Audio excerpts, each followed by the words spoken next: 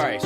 Here I go. Hold on one second. Hi, I'm running in here right out of the garage. I'm dirty. I'm very dirty. I'm dirty. I'm a dirty person. I'm dirty mostly outside. Some inside, I suppose. Aren't we all a little dirty on the inside? Look out. No, I'm literally just like washed my face and ran in here. I've been in my garage for the last like 5 days trying to make my garage life look like something out of an ad for one of those cool garages by myself. And it's a lot of work. It's a difficult endeavor. Although I am making progress, and I will be shooting a couple of upcoming videos in the garage specifically because I want a different background and setup for what I'm going to be calling the call out videos.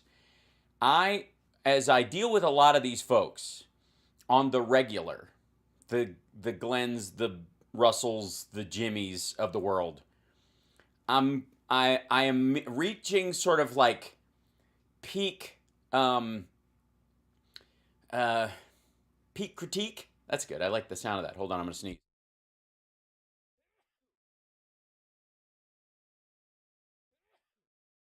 It is also very dusty in the garage. And I've reached peak critique to the point where I'm like, okay, we need to go and do like a fucking review of not only that these folks are wrong, but just how wrong they are. And I can't do that in a live video. It's something I'm going to have to like bag together like clips and then cut, like real YouTubers do or some shit where I'm going to have to like create an edit, and it's something I just got to do at some point, because I'm at a certain point just like covering the lies live doesn't really cover, because it's like a couple of days in between and people go, oh well, I forgot about that, oh he's lying about that thing. Well, they always do. It's constant, it's never ending, and it's garbage. And I also want to do one specifically on the Hunter Biden faux laptop story to kind of once and for all throw my my crank in the ring for heavily on the one side of the ring where I stand alone, saying there is no such fucking thing. Come at me, and nobody does. Everybody stands on the other side of the ring, like punching the air, but none of them will cross the center line and bring their argument to me. And I think it's because they're cowards and they know they're full of shit, but it's a very lucrative lie stream that they've got going on. And so they're not going to, they don't want to kill the golden goose, as it were. But they're also not going to take a genuine challenge to its existence, and they're going to keep selling like fool's gold all this time. So anyways, I want to say first, hi chat room, welcome to the show. Hi guys. Don't forget to like and subscribe, give a thumbs up, support the show, become a Patreon today, patreon.com/HalSparks. Also, thanks. We hit 43K worth of subscribers. I don't know what the fuck was up with 42, but like from 41 to 42 was like good. It was like we were running in mud. And then all of a sudden, 43 happened just like that. And hi, Mark. Yes. Mark and I are going to have lunch on Thursday, I hope. Anyways, so let's go. Oh, and by the way, I will address the I'm going to see if Philip can come on with us tomorrow to address the bombs landing in Poland. I think Malcolm Nance had the best take on the Russian armaments striking inside Poland, and he goes, Russia is why they're called missiles and not hittles. And that, I think that says a lot. I don't think there's going to be like an Article 5, oh my fucking God, but I think there's going to be like a war crime kind of a thing about it more specifically. And it's interesting. I think the one thing that stands out, and I think is a great fuck you to Aaron Mate and Jimmy Dore and Scott Ritter, who could not be more full of shit if he was a balloon attached to a cow's ass, that the idea that we weren't going to give Ukraine 600-kilometer range missiles for fear that they might strike inside of Russia. And they said, cool, We'll take the 300s until you trust us, and then you can give us the 600-kilometer ones once we prove to you we're not going to do anything fucked up. And then who gives a shit? Nobody even asks Russia about this shit. They just like, oops, sorry, Poland. 2 people fucking died. 2 people were killed. So, yeah, she certainly loves Putin stepping on his heels after the Biden talks. Yes, well, and we'll talk about that in the morning, because I really do want to go in depth. And tonight, by the way, if I may, and pardon me, chat room, if I may, tonight is the night we thought would never and always and won't come. And that is supposedly Trump's big announcement, where he makes his, I'm starting my exploratory committee to run for president of the whatever the fuck. And as somebody who does not believe he's running, and I believe he will, if he does announce, it's mostly because he thinks it will protect him from, being indicted or convicted, which it will fucking not. But as soon as that fails and the money starts diving out, he's going to have to pull out, because I can't fight these 2 fronts at once. And oh my God, they stopped me from running for president in the same way that they took away half of my presidency, because they were always after me and I was always having to deal with all these cases against me. And I still had time to golf a lot. But I have to step down right here. It's not, yeah, it's a fucking stupid announcement. It's going to go nowhere. And it will be a beautiful launch of yet another massive Donald Trump fuck up. Because as we know around here, and we've repeated ad nauseum, and I think it's finally catching on to a lot of people, that Trump is a fuck up. I think it goes in terms of the everything Trump touches dies.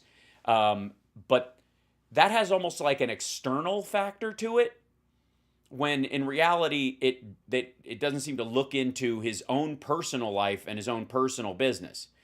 So it's a money grift. It'll be hilarious. I can't wait to watch it. We're gonna watch it live together tonight, and it's yeah. So it's gonna start at. We're gonna have to go long tonight. I hope that's okay with you guys.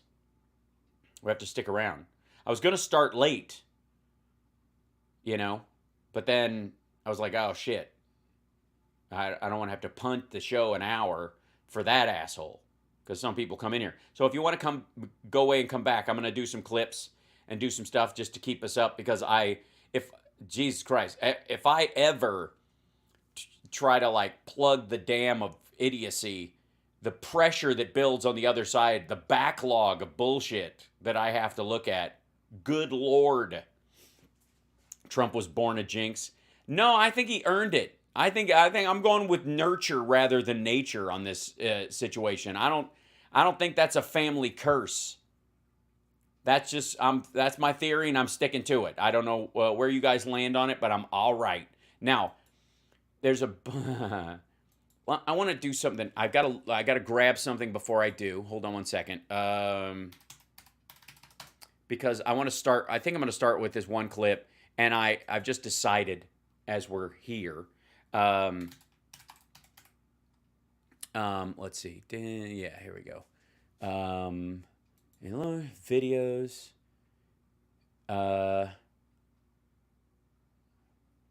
Hold on.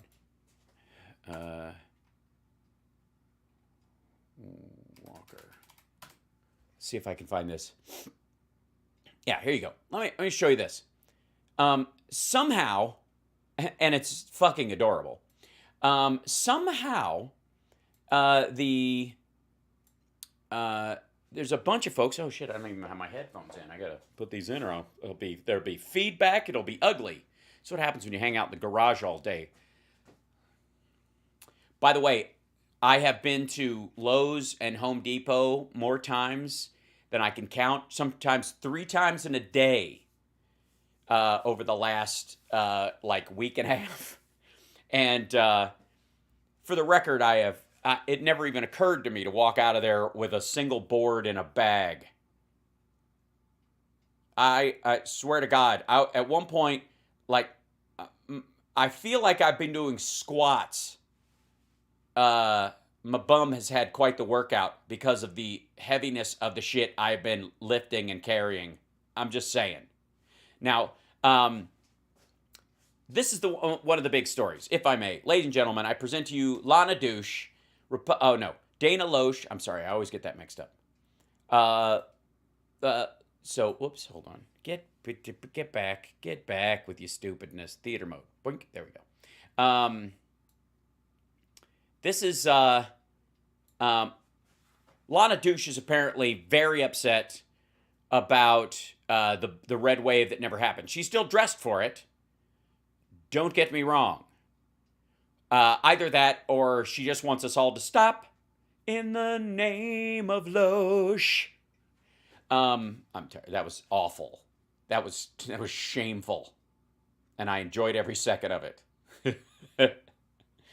I am not ever above goofy jokes. Not ever. All right. So, let's hear what she's all pissed about. Ladies and gentlemen, I present to you Lana Douche, and the wave was, she didn't even have the guts. This is on the first, I guess, whatever the fuck that is, which has way more subscribers than I do. So how dare I even question its greatness?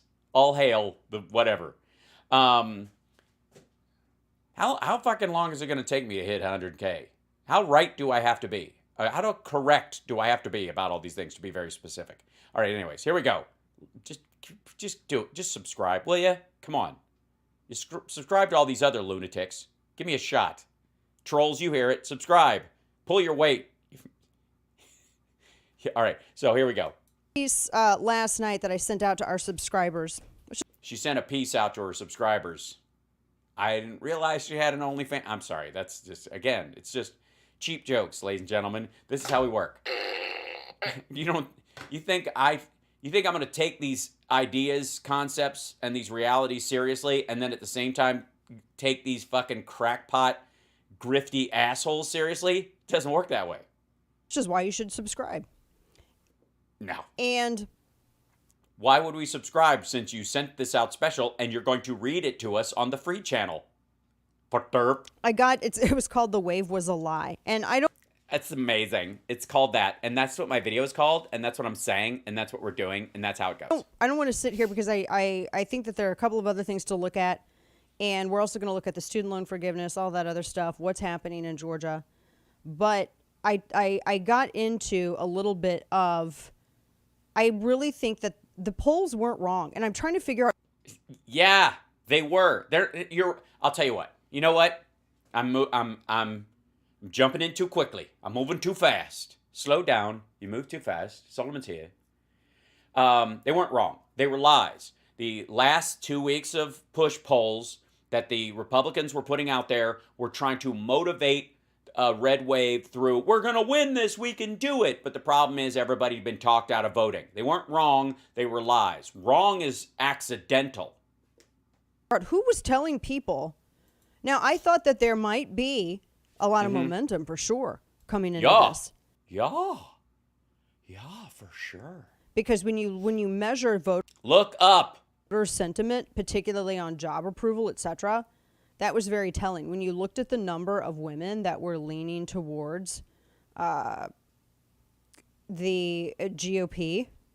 Yeah, that was a lie too. It was all a lie. Also, by the way, Biden's approval rating being low, also a lie. You cannot, my message to the mains and the streams of the medias, you cannot quote the polls leading up to this election and say, oh my God, they were so wrong, and still say the polls about Biden are equally as wrong. Maybe, just maybe, you're full of shit. Maybe. All right. I mean, that is... Get on with it! Incredibly important. I mentioned yesterday all of the building upon the Hispanic vote, the Black American vote, the Asian American vote, the whatever vote. Yeah, the whatever vote. The whatever people. It's a minority, but it's an important underserved minority, the whatevers.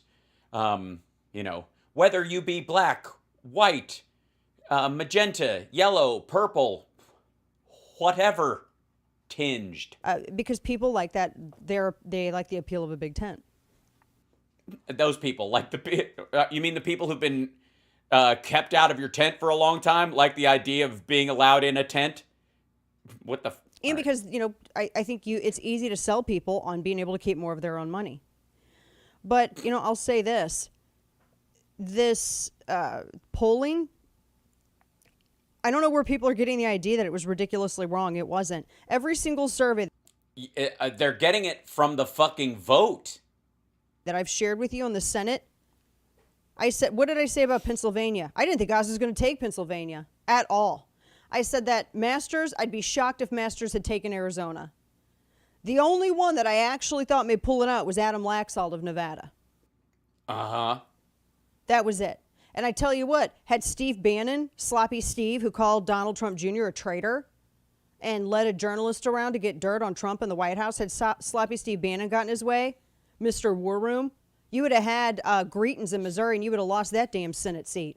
I've never met anyone so politically stupid and strategically dumb in my entire life. And all right, the coattails of everyone else, and people just fall for it. It's amazing. But I can say this having known the guy for over a decade. Yeah. And by the way, huffing his farts for over a decade. You don't get to back away from him after the fucking election when you were on his side and believing the war room bullshit. It's amazing how they'll just like fucking scatter and stiff arm. Now, if I may, can I go back? Can I go to the Wayback Machine while we're talking about like integrity for a second? Can I recall this? Here we go. This is a quote from October 4th. This is the weekend before the election. You guys might have seen this one. So, does this change anything? I mean, do you want my opinion? You're listening. No. By the way, no, we weren't. We only heard this because it was ridiculous. But also, does this change anything? That was the news about the latest abortion. Not a damn thing. Not a damn thing. Abortion. How many times have I said 4 very important words? These 4 words. Winning is a virtue. Okay. So you're lacking virtue right now is what you're saying. What I'm about to say is in no means a contradiction. By no means, not in no means. Or a compromise of a principle. Yeah, because you don't have one. Because winning is the principled aspect of winning or losing is based on how you behaved during the winning and losing. If you cheat to win, that is not virtuous. Therefore, if you consider winning the virtue itself, you don't give a fuck. You don't have any principles. That's the whole point. Who is this smug bimbo? Ladies and gentlemen, this is Lana Douche, Dana Loesch. Sorry, I keep doing that. And please keep in mind that I am concerned about one thing and one thing only at this point. Mm-hmm. So I don't care if Herschel Walker paid to abort endangered baby eagles. I want control of the Senate. Okay. Okay.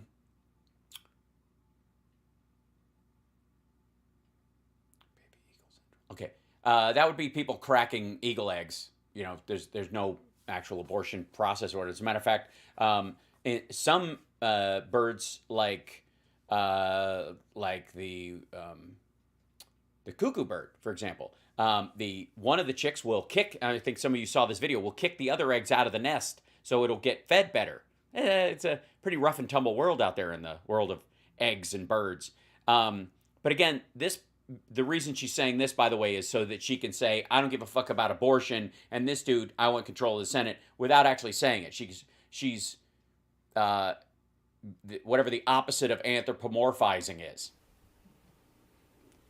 If the Daily Beast story is true, it is. You're telling me Walker used his money to reportedly pay some skank for an abortion. Oh, she's a skank? Was she a skank before she fucked him? Why is she the skank? Because she's the one that... Because it's the receiver that's skanky? Is that how it works? And Warnock wants to use all of our monies to pay a whole bunch of skanks for abortions. Somebody in the background go, oh. And yes, when they're used predominantly over 99% of birth control and it's my taxpayer dollars, you have invited me up in your business and I will use whatever descript. All right. 99% of birth control is not paid for with taxpayer dollars. Not even fucking close. But again, I can feel it. I can feel it in the audience. I can feel you. Can you feel me? I can feel you. You're crossing that line into how the fuck, who the fuck, how dare she, what kind of, how come, put that out of your mind for a second. We don't care. She already stated at the beginning, she is completely sans morals and principles. This is all performative bullshit.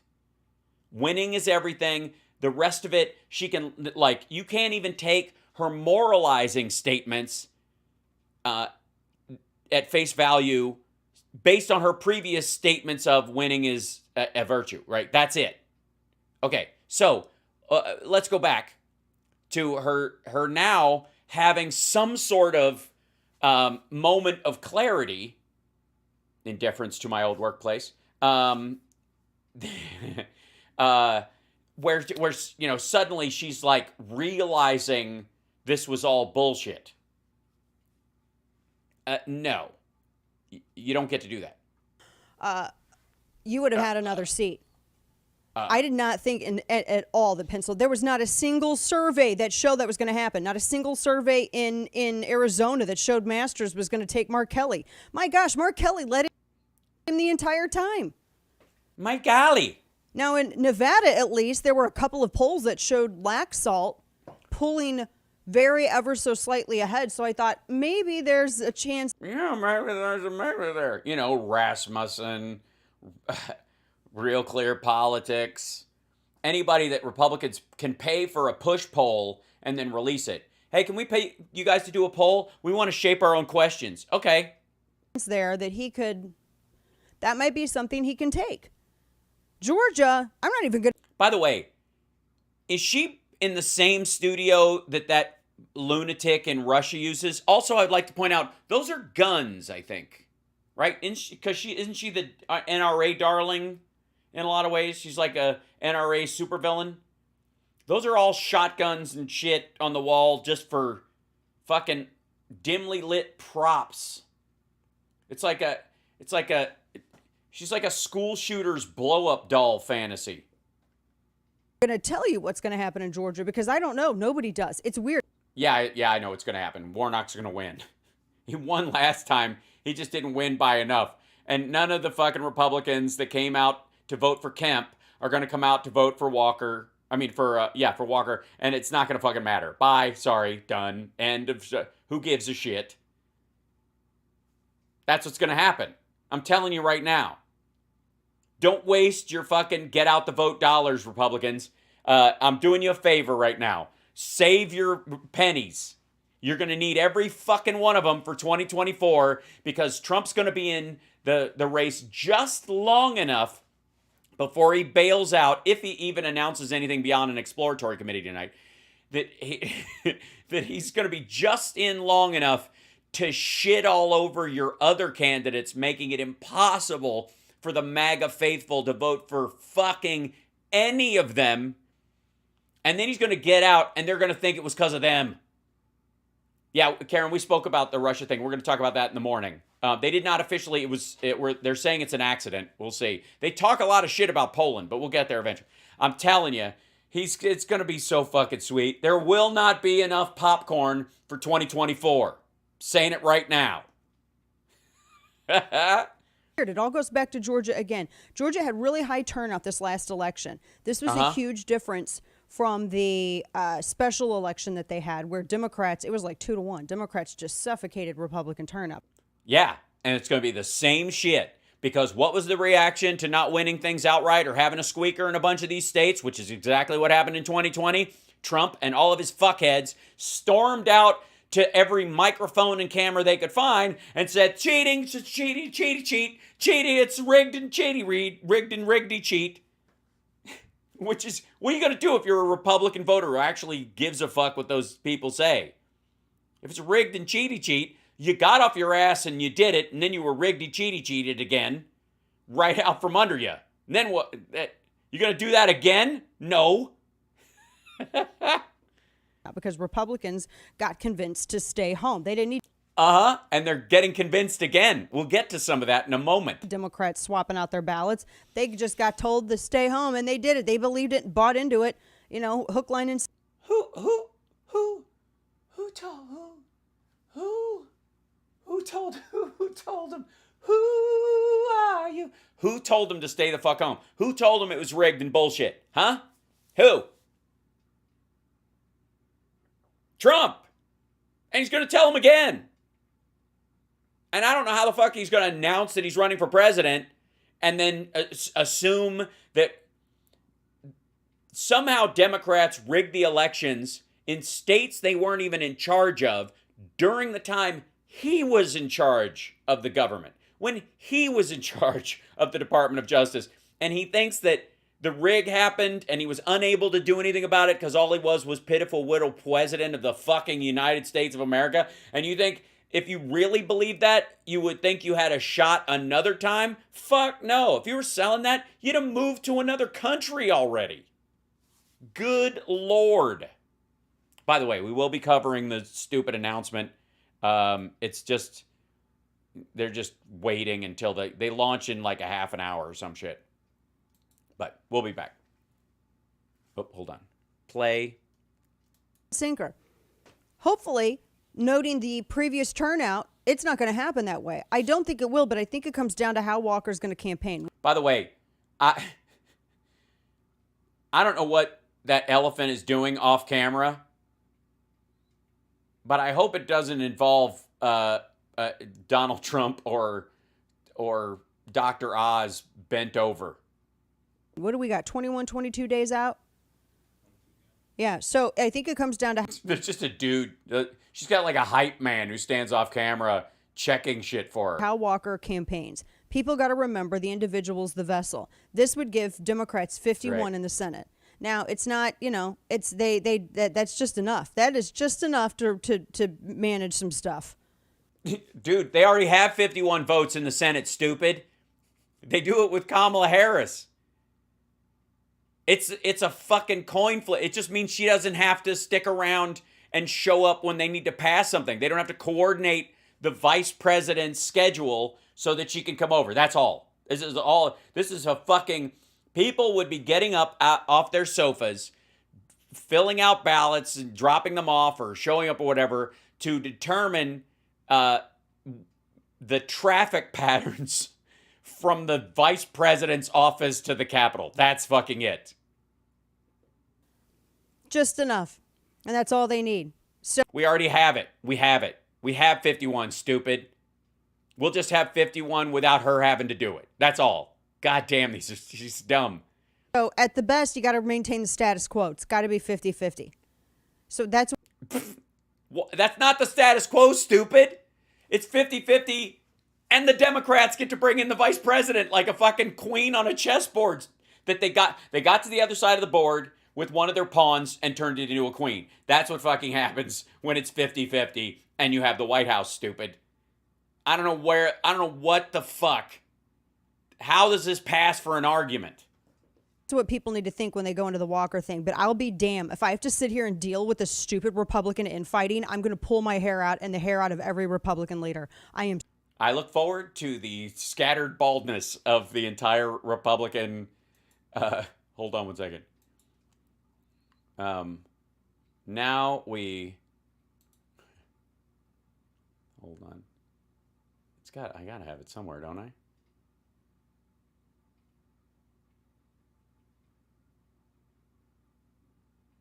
Oh, yeah. Nope. Son of a dog doodle. Who changed my shit around? Okay, hold on. 1 second.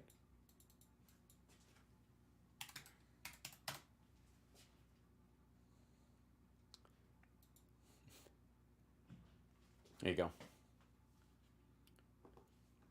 We now go live to Dana Loesch. Well, apparently there is a lot of infighting going on. I wish I had a version of this with red lips, but I don't.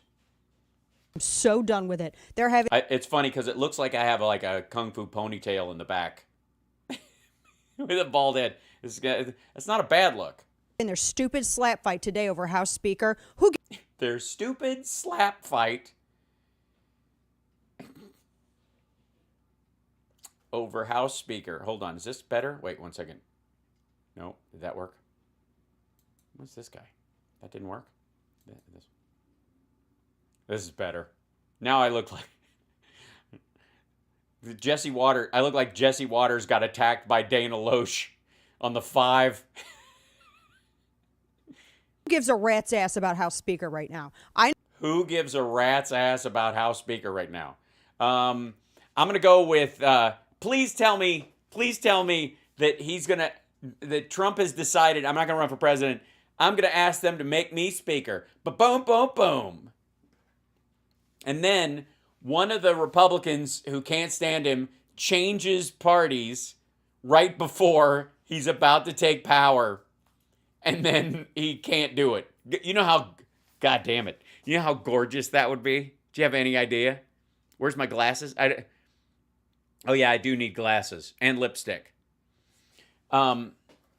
My head is actually bigger than that, so I gotta find a bigger bald head. This is how about this one? Hold on, does this work? That work? Nope. How about this one? Nope. Hi. Oh look, I'm Joe Rogan. There's gonna be a big red wave. There's gonna be goddamn, it's gonna be a red wave. Like, fucking, I've heard this from people. From fucking people, man. All right, I'm saving this one. I have never worked on a Joe Rogan impersonation, but now that I know that I have this, I am going to Shrek Rogan. Oh, god damn, I should have never smoked weed and passed out at Dana Loesch's house. I know I don't. I don't care about RNC chair or anything else. You can have a McRomney Daniel go up there. I don't care. Yeah, we know. Hold on. I can't even do that. I can't even concentrate with my fucking head looking like that. It's hilarious. What people want to know is, what are you going to do about voter integrity? What are you going to do about inflation? What are you going to do about the economy? What are you going to do about taxes? Yeah. Yeah. And we're waiting for Herschel Walker to make that case in the next 3 weeks. Is she just the stupid, it hurts. What are you going to do about all of these things that we're... Nothing. They're not going to do anything. They didn't run on having a plan. They don't want to have a plan. They're not going to get anything through. All they can be is a fucking speed bump on some issues. God knows fucking what. And believe me, if they try anything like we're going to put, we're going to cut Ukrainian funding, I got news for you. The Senate's going to put it into the military budget, and it's going to be such a trickle compared to the rest of the military budget. The Republicans aren't going to stop the fucking military budget and hold up VA checks to stop Ukrainian funding. They're not going to do it, and it won't fucking matter. The Ukrainians are kicking ass. They're going to end this by the spring. The fucking policies of these assholes won't even have time to go into place. Dealing with. Quit navel gazing, because Russell Brand, I think she's talking to you. I have heard more about their power jockeying than... That sounds painful. Is that how they choose leader? All right, it's time for Power Jockey starring Kevin McCarthy. Okay, how does this work? Okay, you take off your pants. I have about solutions to these issues in the past... sorry, that's power jacking, and that's completely different. Past week and a half. I don't know. This looks like winning to me. I don't know about you guys. Didn't this seem like winning? Doesn't it seem like they basically won? They basically won. I mean, they were told they were going to lose, but they were totally going to win, and then they thought they had to win bigger, and then they lost, and then they won some other stuff, and they've kind of got the House right now, we think. Maybe. We'll see. Still haven't got it yet, but, you know. And I think, judging from the comments, judging from the emails, and from everybody who's screaming at me. Judging from the discussion on social media, you're right there with me. Nope. And she went to fucking break, just like a fucking boss. Eat that, Glenn Beck. Dana Lowe, Shalana Douche, Shalana Douche, Lana Douche Show. You're watching Hal Sparks Mega Worldwide. I don't cut these clips out of their show. I don't do that. I don't go watch their show and go, this would be funny. This little chunk right here, they messed up. They said the wrong thing. They misspoke. So I'll just jump on that with both feet and say that's their argument. No. They pull these clips and I react accordingly because they have said, this is the essence of my argument. This is what I'm saying. This is what I stand by.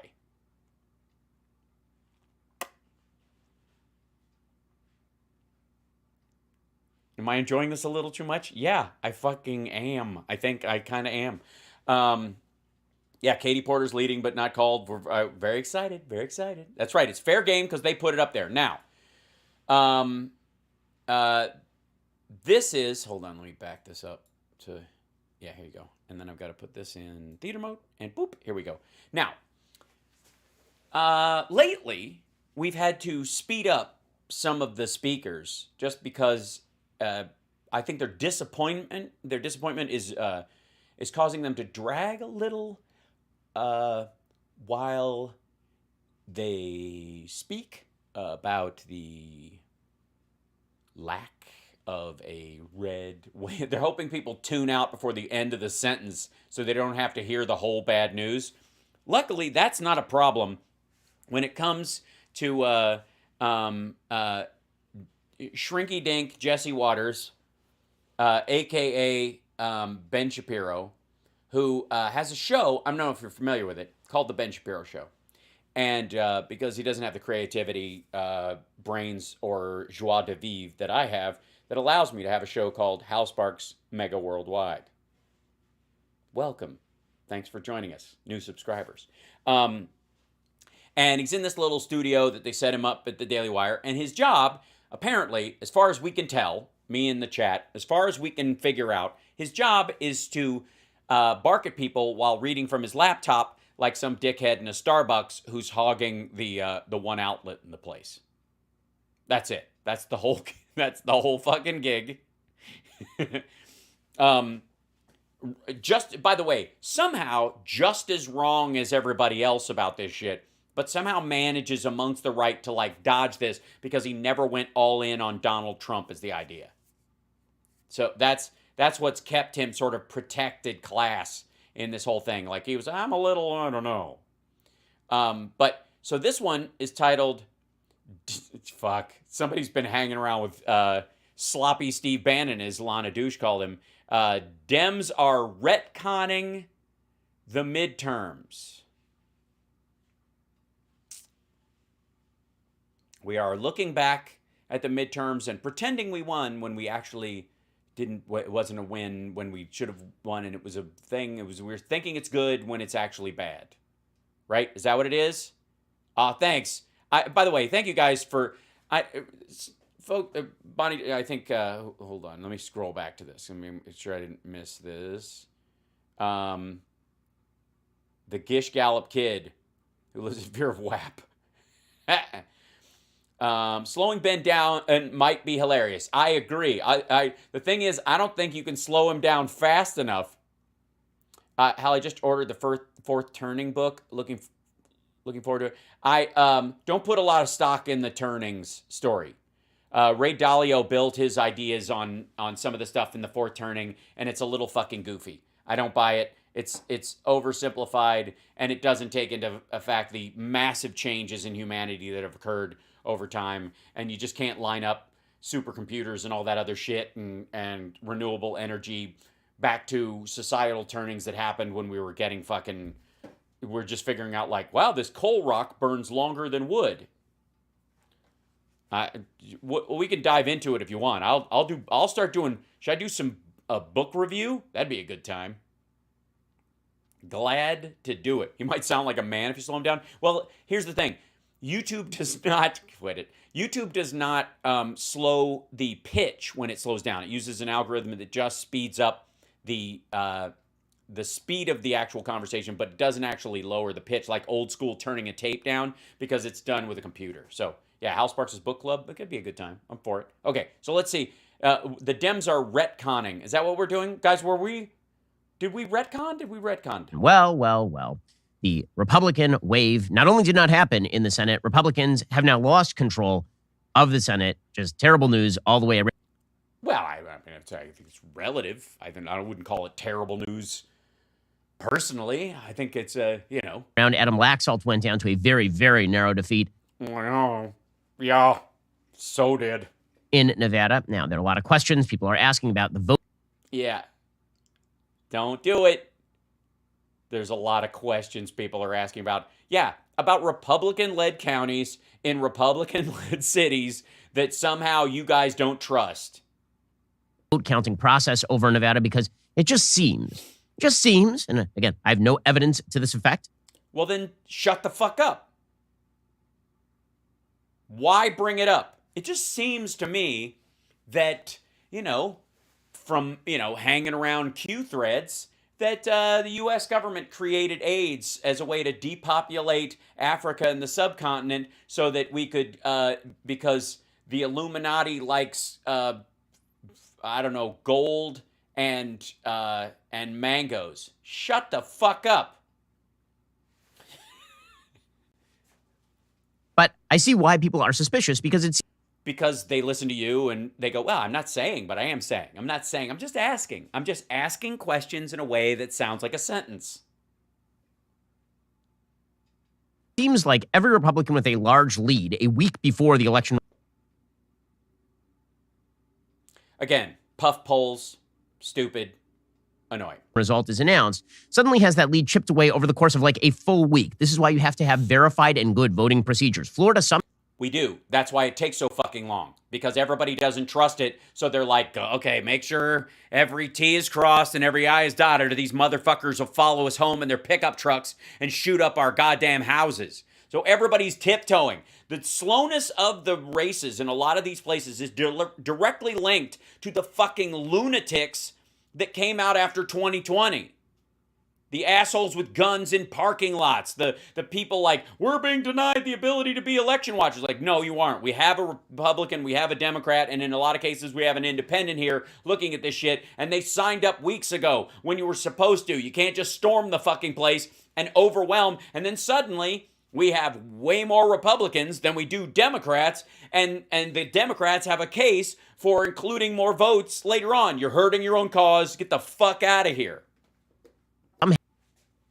Now is able, as the third largest state in America, to count all of its votes night of, but Nevada was still counting votes as of the Sunday after the election, like 5-6 days later. None of this is any good. Laxalt, however, the race has been called. He lost to Catherine Cortez Masto, which means the Democrats now maintain by a margin that was double what Biden won the state as. Control of the Senate with Blake Masters' loss in Arizona to Mark Kelly, and that means that the Herschel Walker runoff over in Georgia is merely for control of a 50th vote. It is not for control of the actual Senate at this point, which means Chuck Schumer remains the majority leader.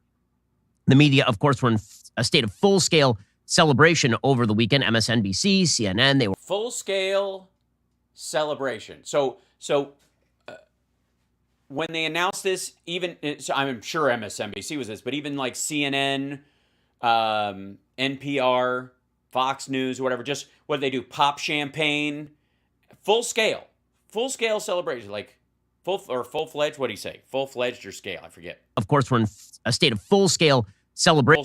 Full scale. All right. Over the weekend, MSNBC, CNN, they were beside themselves with happiness. Well, all right. Here's what it sounded like.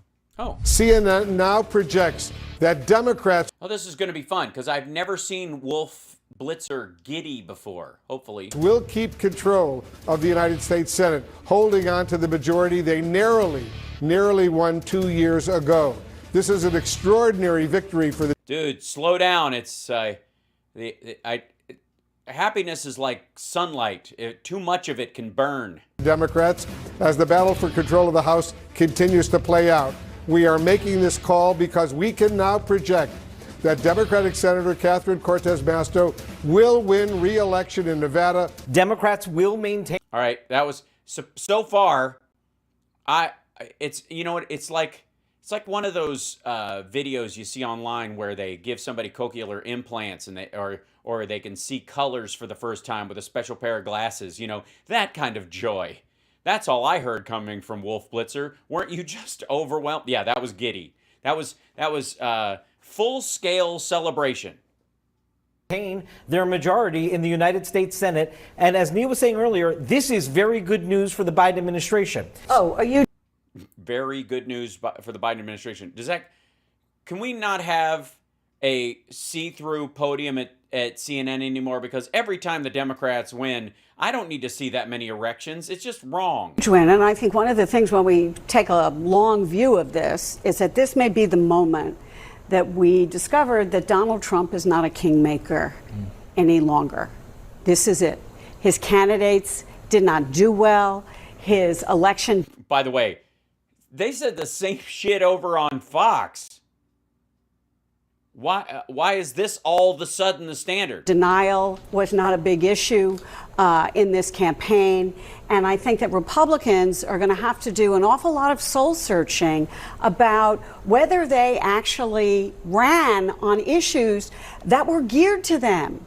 Yeah, that's, well, now we're definitely going to see it. I mean, we've got Ali Velshi, like, leading this off. Obviously, he's going to be, like, he's going to be, like, throwing up confetti and blowing a noisemaker. Democrats have retained control of the United States Senate. This is a remarkable conversation to be having. They have not only defied expectations, they have defied history. That's just true. Again, that's a confused young man. That's what we're all looking at. Man, I mean, orgasmic joy over on MSNBC. Okay, easy there, Sailor. First of all, how would you know? Because judging from your take on things, I don't think you've ever experienced it, and you sure as fuck have never seen it. Orgasmic joy. Ew. NBC and CNN over the Democrats maintaining control of the Senate, as you would expect, since they are an adjunct of the Democratic Party. Why was Fox saying the same thing? Well, one of the fascinating dynamics that's now broken out is how many members of the media are trying to keep Donald Trump front and center of the conversation in terms of 2024, mainly because they love... Motherfucker, he's announcing tonight. What do you mean front and center? The Republican candidates were like, there were two groups of Republicans running. Those who couldn't cling to his nutsack tightly enough during their run, and those that couldn't stiff arm him the hardest, going, fucking back off, dude, I might have this. Him, and he makes them so much money. So you have all the people who have made a living off of Donald Trump being the center of the political, like Mary Trump. Right? No one ever heard of Mary Trump. Mary, yeah, I don't even heard the name Mary or Trump. Mary's a very uncommon name, and Trump is just ridiculous. Nobody ever heard the name of Mary Trump. Yes, she did. Her lawsuit uncovered criminality that led directly to the lawsuit that's going against this. All right. He tried to hide money from her and the rest of the family the same way he did from the banks. And when they looked into his finances because of the lawsuit that they had, that's when they found the stuff that ultimately led to the case that's going against him in New York. Like, I never heard about Eric Trump either, and he's a direct descendant before all this bullshit. As a matter of fact, I feel like I've got a civil case. I want to sue the Trumps for me having to see Eric Trump on the regular. Now people have heard of Mary Trump. So Mary Trump is out there being like, probably Trump will be the nominee in 2024, right? You see all these. Oh, yeah, she's the one. Probably Trump will be the nominee. Democrats have there. DeSantis is even worse than Trump. Maybe we should go with Trump. It's fascinating to watch the political dynamics that break out after a situation like this, in which all of the people who supposedly hate Donald Trump the most are also trying to elevate him to the center of the conversation in order to make him the nominee. Yeah, it's called strategy, fuckhead. I posted this earlier today, and I would like to take a moment philosophical. This is one. Shut up, Ben. I'd like to take a moment philosophically to speak to something. Oftentimes, you hear this phrase, everybody's got a plan till they get punched in the face. You guys have heard this repeatedly. And there is, I noticed that there tends to be a response to that somehow, like, why plan? Why is, yeah, everybody thinks they've got a plan, but plans all fall apart. Best laid plans of mice and men. Like, they equate that statement with the same thing. Okay. That's because planning is not strategy.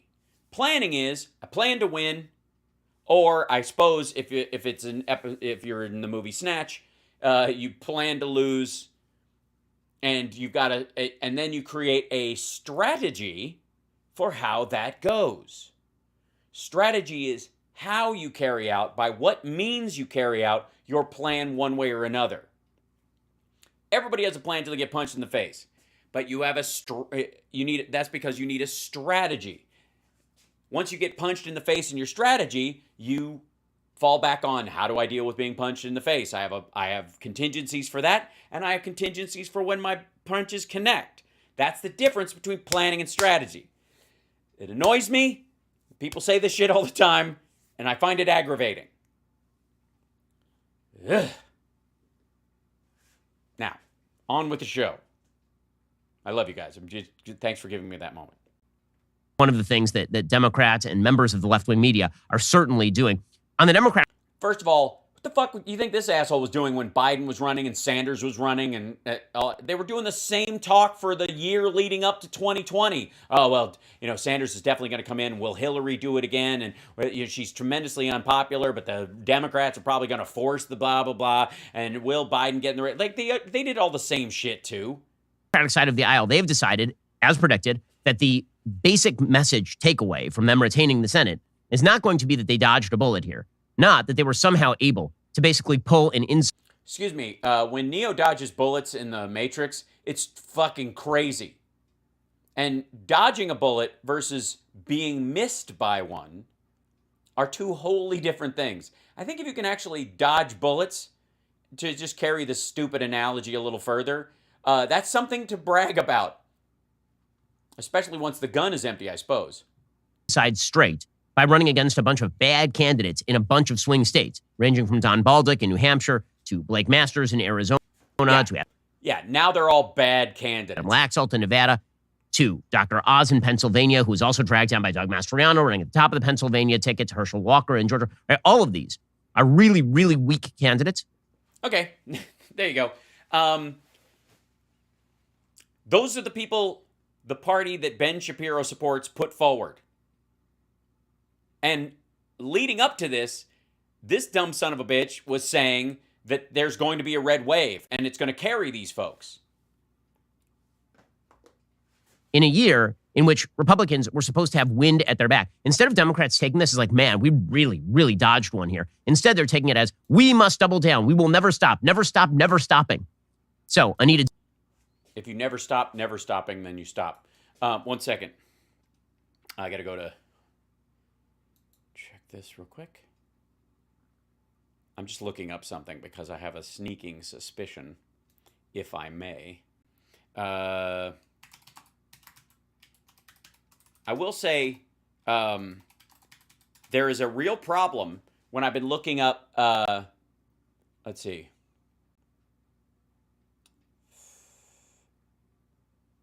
Let's see if this one was it.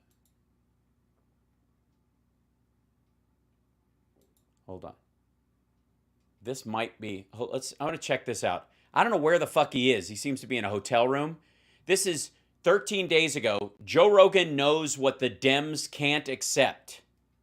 So, Cook Political Report has now shifted 10 more blue districts in the GOP's direction. Uh-huh. This includes a bunch of districts that are really, really blue, actually. Oh, my God. And it's important to know that all of the districts that were shifted into sort of lean D or toss-up in the last election cycle in 2020 actually went in the Republican direction. So it is very likely that a lot of these seats are about to shift in the Republican direction. Narrator. It would turn out not to be the case. A bunch of money is being spent by Democrats in what should be non-competitive districts. There are a bunch of Democrats who right now are up for re-election and are considered sort of iconic in terms of the Democratic Party. who are now going to face down the possibility of losing their seats. Those Cook Political House ratings are very, very ugly for the Democrats. And of course, Cook Political Very, very ugly. is just following the trend lines, because if you look at 538, you remember I said Yeah, look at 538. a couple of weeks ago, 538 had about a 70-30 shot the Democrats were about to take the Senate. And now that is down to a 51% shot that Republicans are going to take the Senate. I had said Whoa. a couple of weeks ago that was going to narrow dramatically, and it would not shock me if by election time, Republicans actually had the upper hand in the Senate polling. Uh-huh. And did they? And how'd that work out in the actual voting? Some of the candidates who are apparently actually now toss-ups, according to Cook Actually? Political, these are Uh-huh. names that you recognize. That includes, Whoa. by the way, Katie Porter. You remember Katie Porter? She's the one who Yeah, she was in red district and she turned it blue. always likes to show up with whiteboards and charts in the House, and everybody online is like, she'll run for president one day. It turns out she might actually lose her seat in California. Not so fast. The 10 districts that were moved by Cook Political were 3 in California, 2 in Illinois, 1 in New Jersey, 3 in New York, and 1 in Oregon. Those are bad news for the Democratic Party. These are solid blue states, and a bunch of these seats have now been moved from By the way, even the solid blue states have red districts. This is just dumb. solidly D to lean D, from likely D to lean D, or Yeah. And by the way, in case you were wondering, he leans little d. I'm just saying. from lean D to toss-up. 3 of those seats moved to toss-up. 1 of those seats, the Oregon 5th District, moved right. from a toss-up to a lean Republican seat. Blah, blah, blah. Okay, And- all the momentum is now moving in one direction. Joe Rogan Yeah. said that the red wave is going to look like the elevator doors opening and the blood pouring out of the elevator in The Shining. That is correct, except Yeah, that's so correct. And it turned out to be, 1 second.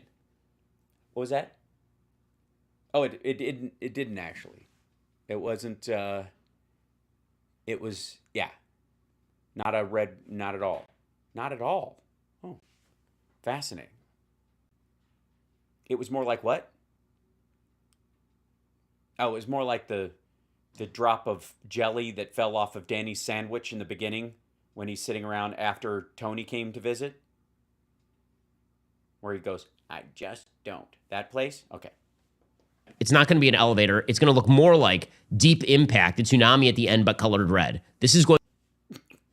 All right. Just can I. A lot of right wingers have broomed these videos either because, holy shit, should you do Joe Rogan the whole segment? I should just throw that up there. Hold on 1 second. I did. Yeah, I did. I said this, and yet I don't know why people listen to me. I'm just a fucking meathead. I don't know. It's not like I smoke weed fucking all day and watch paranoid YouTube videos and it plants seeds in my porous frontal lobe. It's because it's fun to watch these people get happy, man. All right. Joe Brogan. That's a good character name for him. I like it. Going to be a huge year for Republicans by all available data. And Democrats are freaking out. And the reason Are we? Were we? Was I? Was I really? they're freaking out is because they know what is coming. And so the pre-criminations have begun, as they say. Oh, yes. I was already laying blame at this point. Okay, let's skip back to the other video. So, because I wanted to point out just how full of shit and how, like Ben Shapiro using some sort of an extension, I'm assuming, perhaps a bendy straw, was sucking his own dick about this stuff 2 weeks ago, and now all of a sudden he's like, these were weak candidates. I mean, we knew they were weak candidates. We're weak candidates. We're weak candidates. Shut the fuck up. They say the pre-crimination. Hold on. The pre-criminations. Done. Advisor to the President of the United States says Joe Biden is going to keep doubling down and doubling down and doubling. Like, as I said last week, first party to learn the correct lessons of the election, which is that people just want sane legislation. People just want not crazy people in the government. First party to recognize that wins.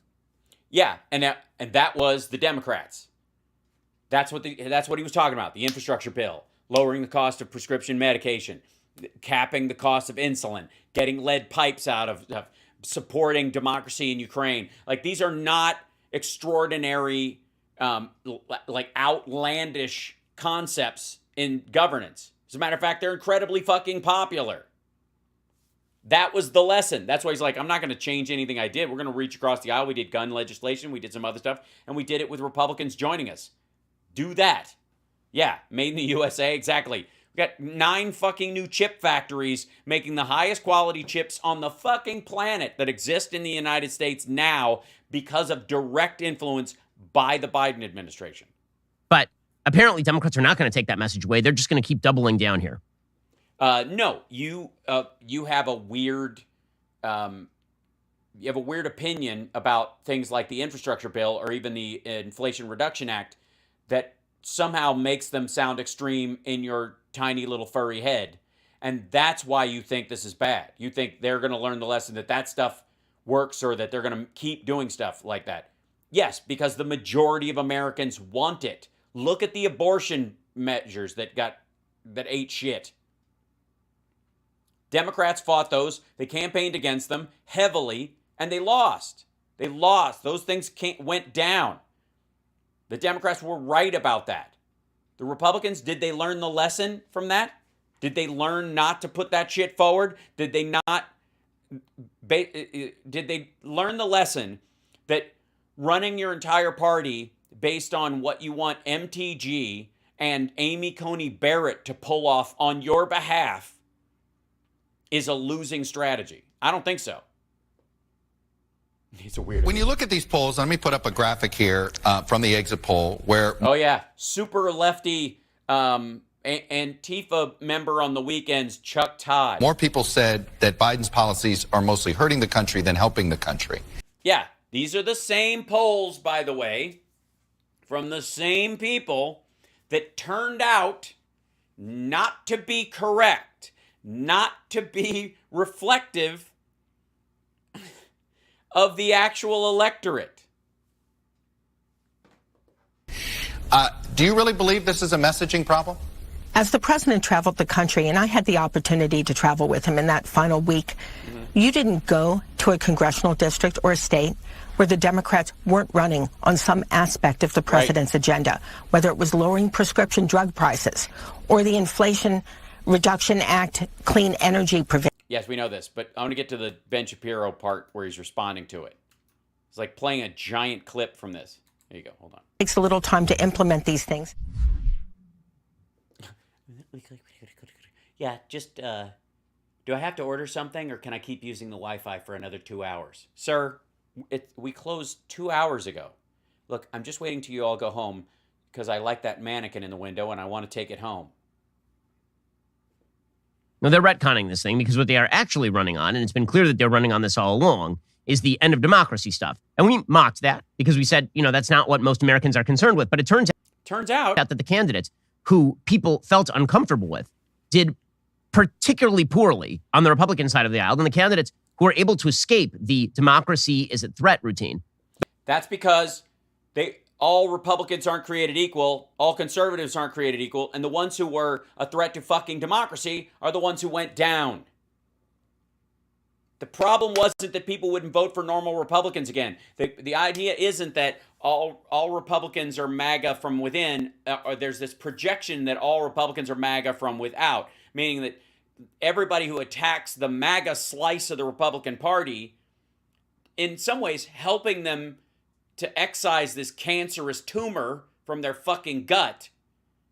Those people, in response to that, the MAGA crowd has to go, no, it's all of us. That's why you hear they hate Biden's speech about MAGA or talking about ultra mega MAGA or any of that shit was reflective of the entire Republican Party. He's attacking 74 million voters. That was the storyline. The voters knew the difference. The voters told the MAGA style governors and the MAGA style secretaries of state especially to fuck off. Those candidates actually did really, really well on the Republican side of the aisle. Any Republican who's perceived as responsible and not a quote-unquote threat to democracy did fine. Right. That's how democracy was on the fucking ballot.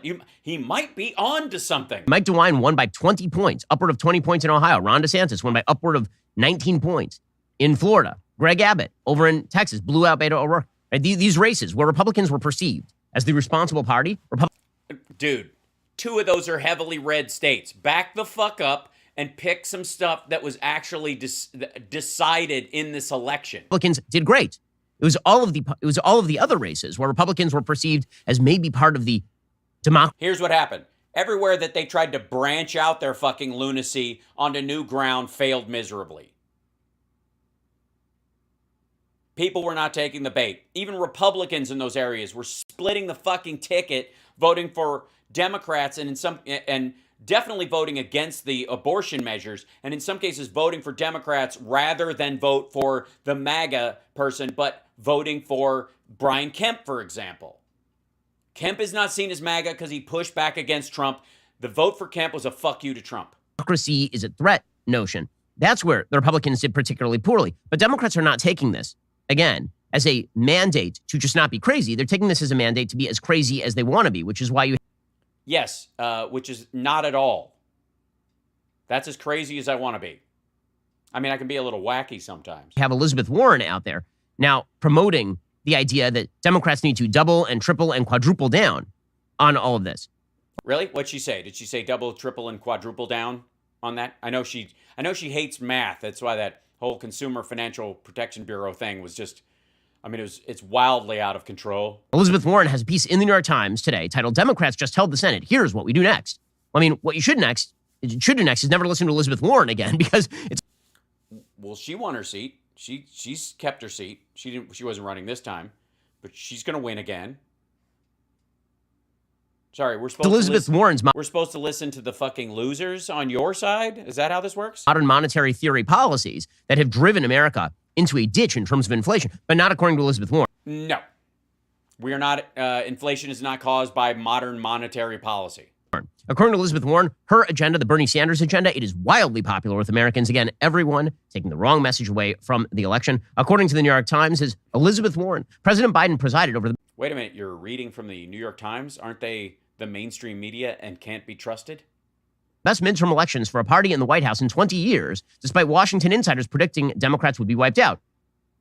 This electoral success belongs to Mr. Biden. So it's not about Trump. It's not about Trump picking bad candidates or Trump not funding those candidates or Trump sending out emails in the last days of the election asking for people to fundraise for the candidates in which there was like an 80-20 or 90-10 split in favor of Trump's super PAC versus the direct candidate spending.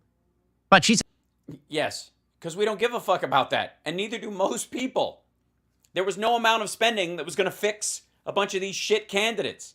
The more they saw, the more people hated them, even if they were ads from those candidates. Says no, it's not about any of that. It's about Biden.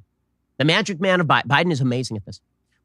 I agree. Ignored ivory tower economists and out-of-touch pundits claiming that bold action to help families was bad politics. Instead, Mr. Biden delivered significant economic progress for working people.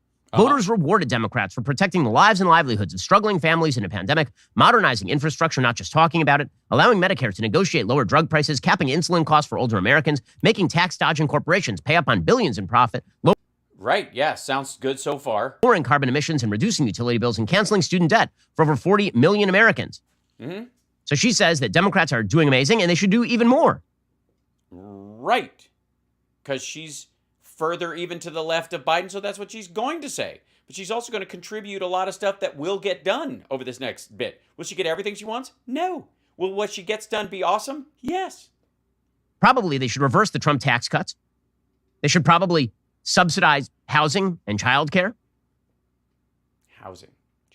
Childcare. Well, I wouldn't call it subsidizing childcare because, quite frankly, that's a limited line. You know, there's human women only have a limited fertile window as far as their years, and children only are toddlers and preschool for a limited amount of time. So that's actually one of the areas where you get the biggest bang for your buck with the lowest amount of long-term fraud because there's a natural bookend on it. Unlike, say, something like welfare or something like that where you could say that somebody could defraud it forever, that's one of the areas where you can help a lot of people, and it's very difficult to defraud the government or the state that pays for it because it's got to end at a certain point. They should... Oh, just FYI, Sam Bushman has been fighting cancer off and on for 40 years. At 1180 announced he's cancer-free. That's fantastic, Jeanette. Not only and by the way, I'm glad he announced it. It's official. We were waiting to hear. My dad and I are friends with Sam Bush. I love Sam. He's one of my favorite people in the whole fucking world. Can I just say for a second, we love you, Sam Bush. Sometimes he peeks in, and I have shirts for you. I'm going to mail them. They're your Christmas present. I got him. I'll show you. Wait 1 second. Are they here? Yeah. Sam saw my NFT joke and he liked it, and he's like, I need a large. So I went and picked him up a couple of them so he could wear them on stage. These are literally for Sam Bush, and we love him, and he's awesome. And can I show you one more thing? Can I show you one more thing real quick?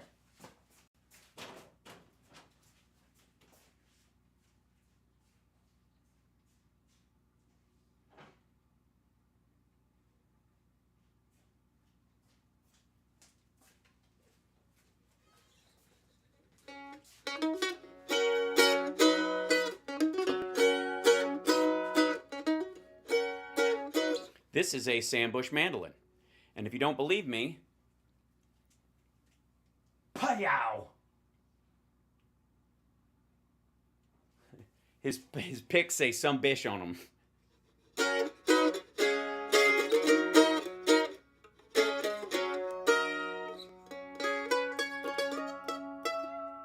There you go. So, just a moment of love and joy and support for our dear friend Sam Bush, who is fantastic and lovely, and it's a very strong possibility. It does need tuning. I just took it off the wall because I detune it so it doesn't bend the neck. So it's a little down-tuned. But anyways, I'll tune it up at some point. Yeah, this is a Sam Bush. Look at this is beautiful. Isn't that beautiful? This thing. So, yeah. Do I play dobro? Yes, I do. I have a lovely dobro that was made by my stepmom.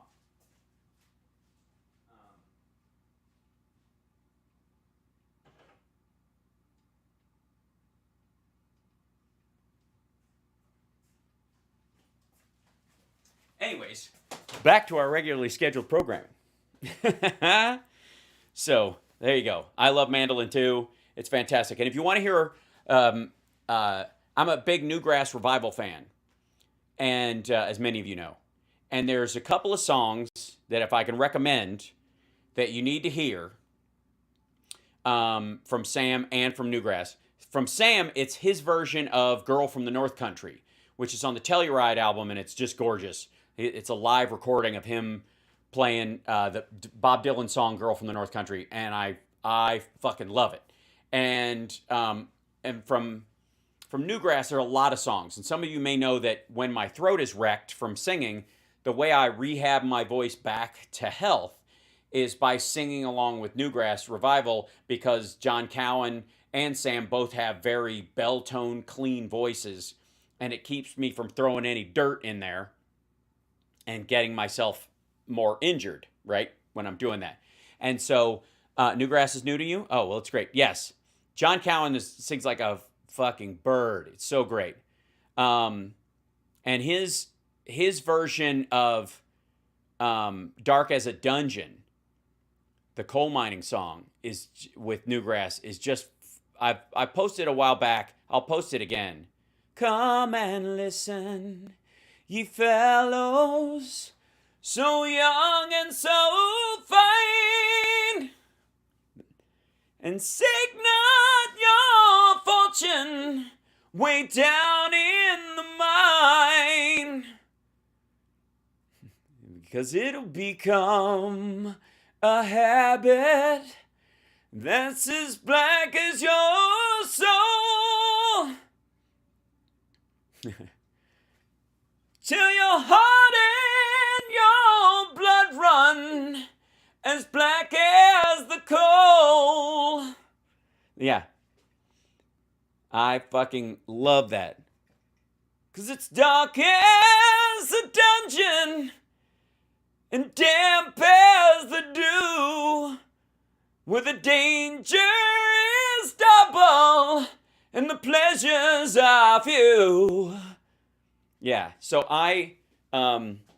what I learned to sing, I'm self-taught through injury and trying to fix myself. Anyway, so when I want to fix my voice, I sing along with John Cowan from Newgrass Revival.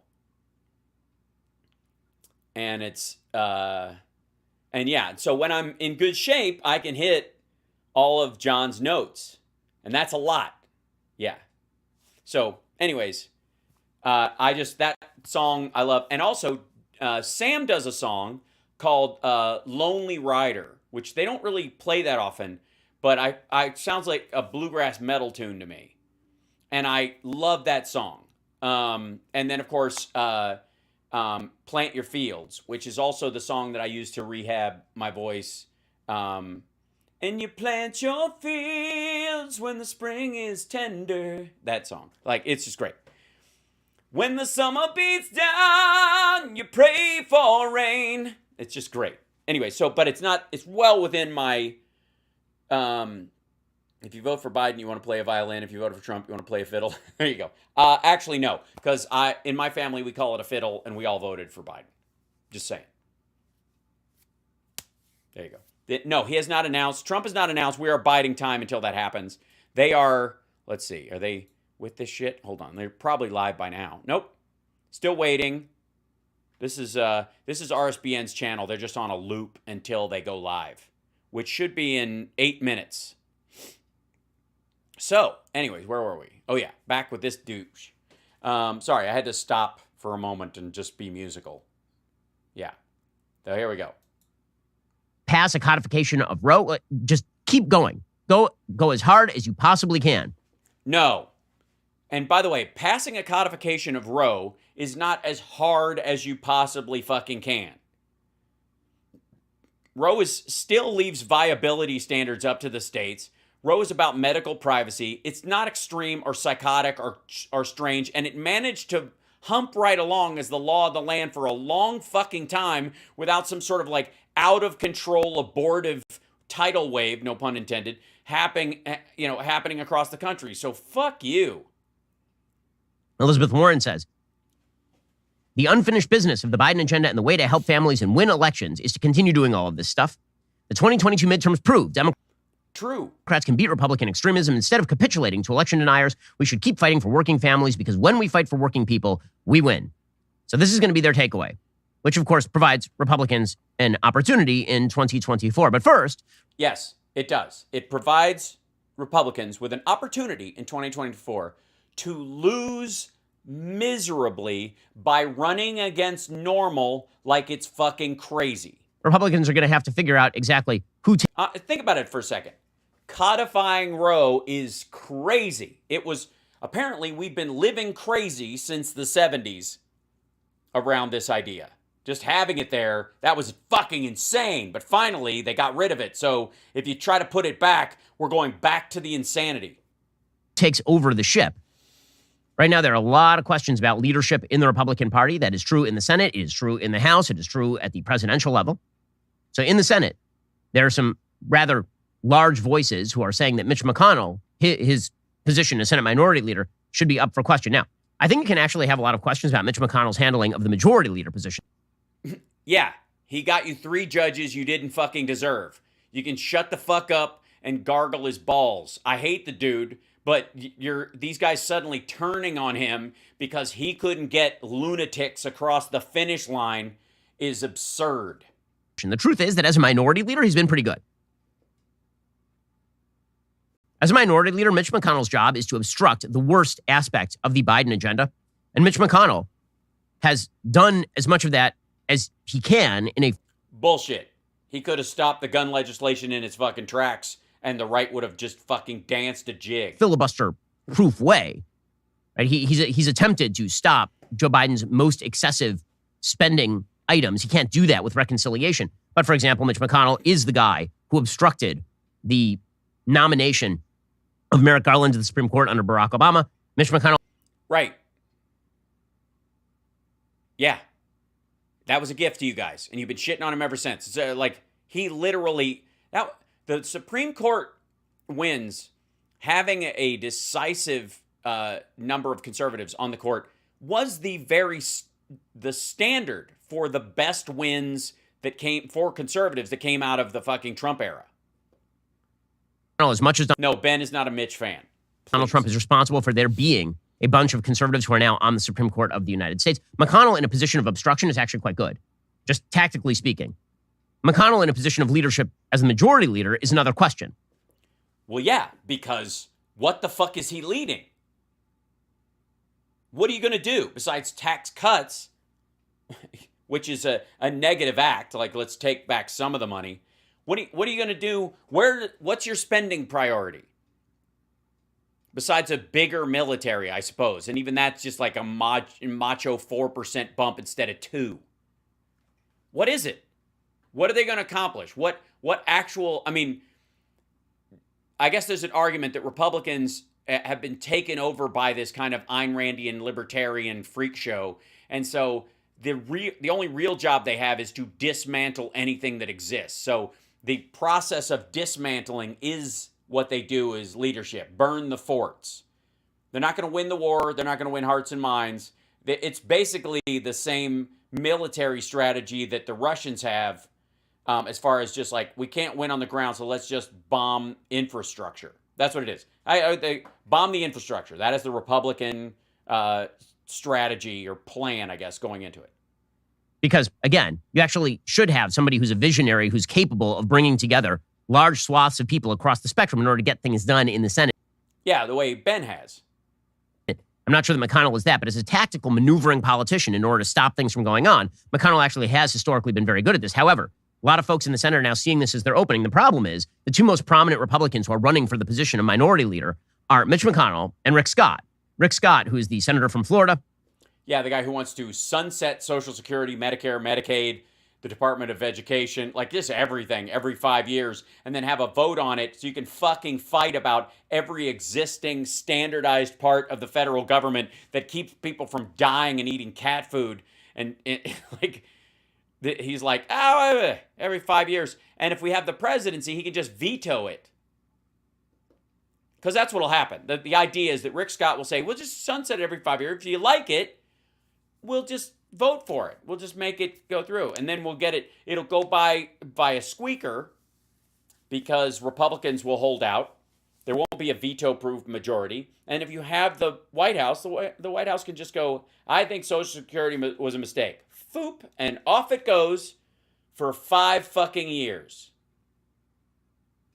2 years of sunsetted payments.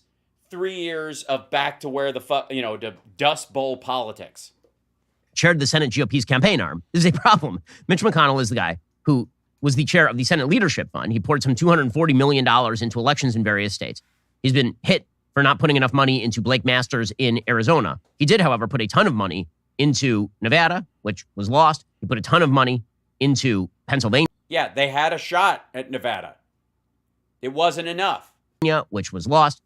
The bottom line is, I don't think there's a question of really spending money so much as it was bad candidate selection. Rick Scott, who's the head of the He didn't select the candidates. Senate spending fund, essentially. He was the person who was allocating money from the Senate funding campaigns. He also did extraordinarily poorly. So I don't know why you wouldn't want to hand over leadership of the most important democracy and the biggest economy in the world over to those guys. At this point, I fail to see how this is a fucking sales pitch for any of these fuckers running anything. Where is it in any of this that these folks know how to run their own shit well enough to prove that they could run our shit? Are you nuts?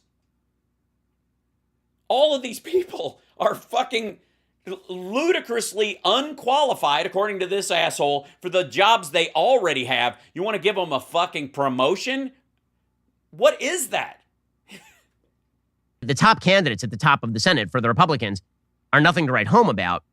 Apparently, they're going to have a Senate fight anyway. Anyway, it's like some dude just yammering in a coffee shop. Now, that is likely to roll. Dude, we're on a date. Could you just keep it fucking down? Like, are you wearing headphones on your Zoom? Oh, you're not even on a Zoom call. You're just talking? Who the fuck are you talking to? Shut the fuck up. Pull out a little bit this week. My guess is that McConnell keeps control. A lot of folks, ranging from Marco Rubio to Ted Cruz to Mike Lee, they've suggested that at the very least, the Senate election in Georgia should happen before there's some sort of vote on the Senate leadership, which makes Yeah, Ginny Thomas said that too. We're listening to her now? some sense. I mean, you want the senator from Georgia, if it's Herschel Walker, to have a vote on that particular matter. It won't be. They know it. They want to get on with it. With that said, do I think that the leadership at the top of the Senate is going to be the main issue going forward? I don't. Right? There are a lot of people who are critical of McConnell. Fuck, man, this is so goddamn boring. Like, I'm glad we addressed some of the arguments here, because you'll see them in their purest form coming out of this bullshit. But this is just, talk about arranging the deck chairs on the Titanic. Fuck me. Just, It's like somebody trying to murder you with a bent butter knife, and you're like, dude, do your worst. Basically, the fight against McConnell for a lot of people has turned into a proxy fight in favor of Trump. One of the things that's happening here is, who do we blame for what just happened in the Senate? I blame you. I blame Ben Shapiro, for the record. Can I just go on record as I blame him? Why not? Since we're not talking about actual voters having an actual say, if we want to pin the blame somewhere, since nobody as a single person deserves the blame, since it doesn't fucking matter, I blame Ben. Ben Shapiro, this is all Ben Shapiro's. Ben Shapiro fucked up the red wave. There, I said it. Can we just settled? Good. Can we go back to talking about shit that actually matters? What a waste of fucking time. A lot of people are looking at candidate quality and the fact that Donald Trump spent almost $0 on the candidates that he chose. And then many of the candidates that he chose that... Oh, no. He spent a lot of money. He just spent it on himself. The candidates who were the most Trumpy did very poorly last week. And a lot of people... The most Trumpy did very poorly. They did poorly. Poor little littleums. People who are anti-Trump are siding with McConnell. And my question is, so why not both? Right? Shut the fuck up. And maybe everybody is bad. Yeah, maybe you're bad. And again, what's the linchpin between the two? Who has been carrying one ball from each in each hand this entire time? Ben Shapiro. Everybody, you're looking for someone to blame instead of your fucking self, maggots. So, and I know you can't blame Trump, and I know you want to blame Mitch McConnell, but the fucking House should have been a bigger win, and he had no effect on that. And you can't, if you have a real conversation, it'll fuck up your whole argument. Just go ahead, do it. Just blame Ben Shapiro. Now, we all know that tomorrow I'll tell you to do the same thing to Glenn Beck, because it's a fucking stupid argument. But since you seem to need someone to throw all your shit at, might as well be Ben. At their jobs. Alrighty, guys, the rest of the show is continuing now. You're not going to want to miss it. We'll be getting into the rest of the Sam Bankman-Fried FTX meltdown. It is a massive political story. Plus, Dennis Prager joins us to discuss the rational... Oh, Jesus Christ. And join us behind the fucking paywall for the real truth. Can I just say, TYT does this shit too. I know you got to make money, but for fuck's sake, one of the complaints I get, because I have a Patreon, patreon.com/HouseSparks, and I'm terrible at creating content just for my patrons. I'm awful at it. Because I can't bring myself to... I keep trying to think, do I do a private podcast or a Q&A or something? But the whole purpose of supporting the show, in theory, is not to get some sort of special access. It's because you appreciate what I have to say and you're hoping I can say it to a bigger crowd, and you help me solve the tech issues that I have and broaden the ability for me to spread the message. And that's why, in theory, people support via Patreon. So what the fuck is the point of creating a members-only paywall where that's where the real truth gets said? It just sounds like a fucking scam. Now, if you have, like Stuttering John has his beer on the balcony thing that he does, which is totally different from his regular show, which is more politically oriented. And then he does his beer on the balcony, and it's just kind of like little conversations, and that's only for patrons. I kind of get that, because it's not related to the truth about politics and the truth about the message and getting the vote out and all that kind of shit, which is arguably what TYT and the Daily Wire are all about. Informing and motivating their side of the political spectrum, right? That's what the fucking thing is for. Well, then why the fuck are you hiding behind a paywall? other than it was a grift to fucking start with. I hate that shit.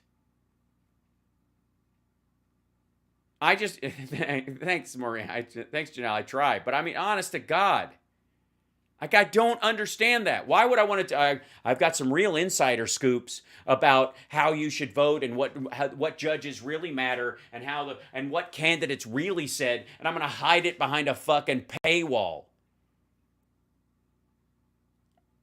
What the fuck for?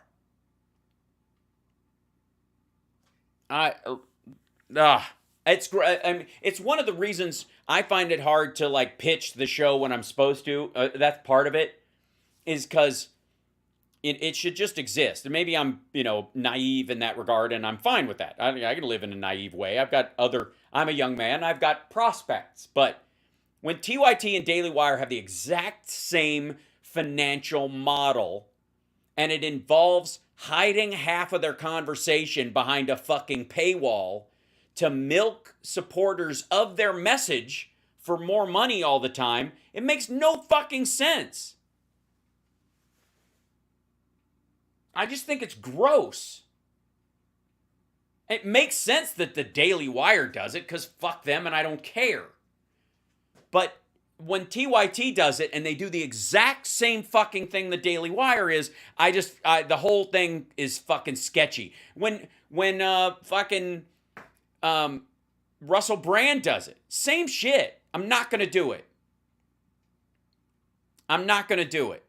I know I'm leaving money on the table. I'm just fucking never going to do it. So if you're a Patreon supporter of mine and you're doing it because someday you hope there'll be stuff that only you see that other people don't see, that's not what I'm in this for. And that's weird to me. I can't do it. And I'm not going to. I mean, that should be abundantly clear from how I've been doing the show. And as I add shows, I didn't make the fucking morning show behind a paywall or any of that stuff. And I can't do it.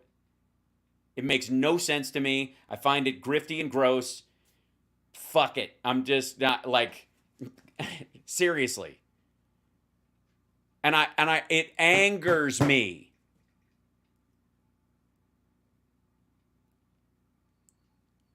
Yeah, and TYT has, they've got, 10,000 more people in their chat than I do because they're a fucking target and they made themselves a target and that's how they make their money. Fuck them. But I'm not going to do it. I'm going to say what I say and stand by what I say. I'm going to do it on this show and, that's it. Yeah, the bonus show or whatever. I'm not doing that kind of stuff. I find it gross. I think it's, and there's no reason why I wouldn't find it gross when he does it, but be okay when other people do it. Just the whole thing is stupid. Fuck that. Yeah. Never mind the fact that they did everything they could to mute the Democratic turnout before the elections, and then ugh. They have the same job as Ben Shapiro. Same fucking job.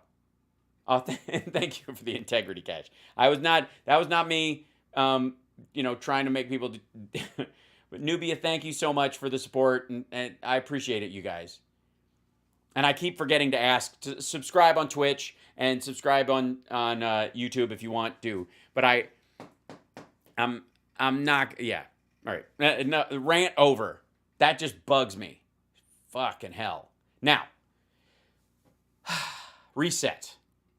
You're watching Hal Sparks Megaworldwide, and I think that shows taste and breeding on your part. Right now, we scan across the interwebs, and there are times when you're flipping through, if you're on YouTube a lot or you're on Twitch, and you're scrolling through the still images and the thumbnails, and you're like, what pulls me into this one?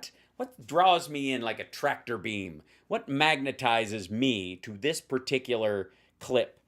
And sometimes it's a title. Sometimes it's I always know this video will be good or this video will be terrible, and therefore I'll milk that lol cow, right? And then sometimes it's just big dumb face. Sometimes there's just occasionally there's someone who, no matter what the fucking clip is, the opening face is derp always, every time. And if it has Devin Nunes in it, that's what we're going to get. Also, I don't know why this woman is wearing a garbage bag with a floral print on Real America Voice. I suppose it's that particular day. But Nunes, let's see, we got to skip this ad. Oh, poor little puppy. Look at the boy. Look at the sweet boy. All right, here we go. Oop, why is their audio off? I don't know, but I like it. Oh, because the other clip. That's why. Hold on. Here we go. Truth Social and Trump Media and Technology Group form. You know what? I recommend turning the lights up a little bit so that you remove, basically, I mean, it's one thing to get rid of all your wrinkles and stuff, but also your cheekbones. Just make your face look like a splotch of paint that Tammy Faye Baker slammed her face into, I think is the goal. Former Congressman Devin Nunes. Nunes, I think. But that's fine. Also, former congressman and current failing social media shitstorm leader in charge of CFOEO. A real stars and stripes kind of a guy. Thank you so much. Real stars and stripes kind of a guy. For being here. Dr. Sheena, great to be with you. Yeah, it's good. Everything's going so well. Well, Trump was right. We should have fixed 2020. Because they didn't. 2 seconds in, and we're already like, why did we even fucking vote? Why did we even do it? I don't even know. Why don't we fucking? Oh, God damn it. Because as far as I can see it, the reports I've had, just the incidental reports, but also incidental. Again, doing math that's pretty simple. In deference to you, Devin. Congressman, it feels like it's happening all over again. We can never escape it. It's always stolen. It's stolen from us. They're stealing our it's the thefty steely steal, and I can't deal, okay, with the thefty steely steal. Tell me what. Hold on. We have to go full on. Is this working? Wait 1 second. I think I froze up my whole fucking computer trying this. Hold on.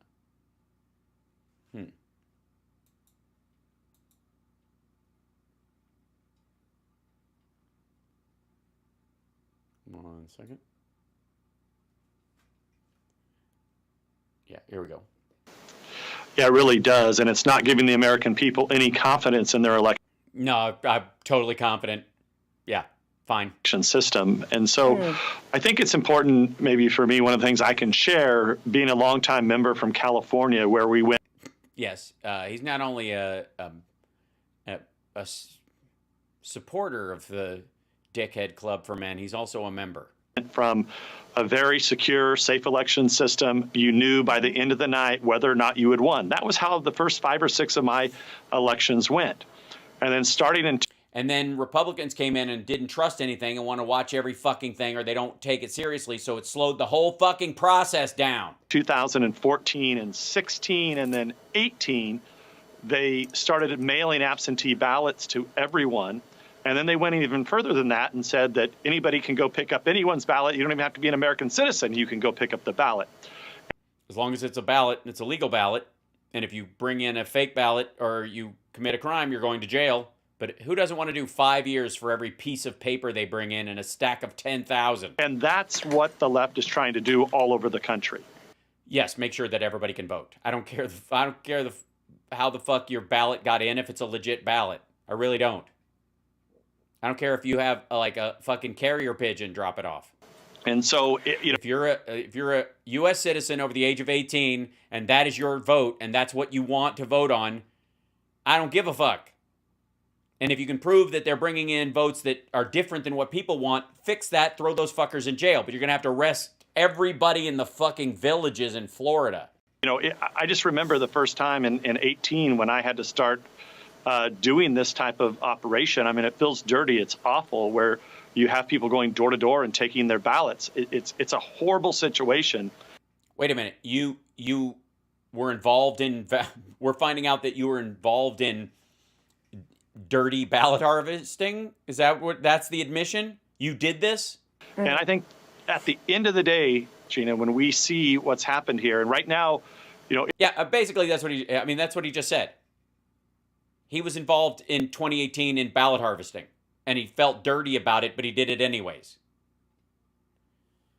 Because he knew he was, I'm thinking because he knew he was committing a crime. He was involved with with the Trump White House. They were obviously engaged in stealing votes and buying votes and printing votes and taking ballots from people. And he was aware of the crime that he was committing, and he was also projecting the fact that he was committing a crime out on, well, if I would commit a crime, everybody would do it because I'm a good guy. And that's what I think.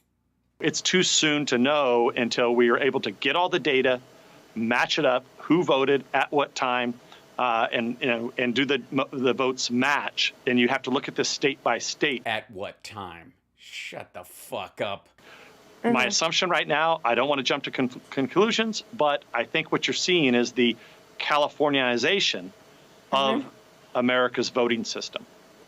Dream of Californiization. Yeah.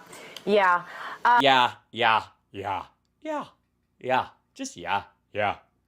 It's interesting because, of course, it's interesting. Yeah, it's interesting. Yeah. I lived in California too. What about Really? What are the odds? 5 or 6 years ago? I still get my California ballot because they probably want me to vote in California as well as in Florida because they probably presume I'm of a Californicated mindset, but I'm not. You don't have a Californicated mindset? David Duchovny is a good dude and a hunka. Burning love. He's a good man. I used to see him come into the boba tea shop on San Vicente that I went to with my kung fu class. After class, we would all go hang out there and have boba tea, and he would come in sometimes with his kids. So did Tay Leone would come in with his kids. They would come in sometimes as a whole family, and then sometimes they would split duty. It was interesting. And Congressman, this all started to look very, for those of us, For those of us that see crime everywhere, this looks very crimey to me.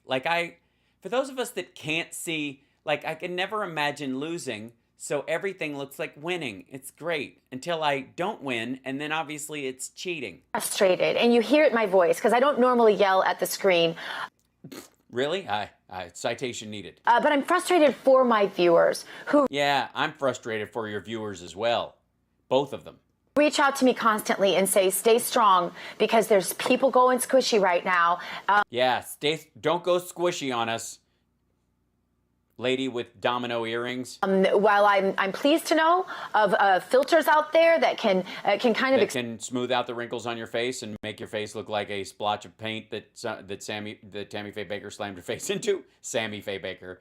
I gotta tell you, I've been married to Jim for a long time. Expose those who maybe hopped on the Trump train when it was real convenient for them and are maybe hopping right off right now. Yeah, well, it's their stop. Honestly, you can't get the conductors. They'll catch you. You can't hide in the turlet like you used to. At the same time. What, Kung Fu style? Kung Fu San Soo.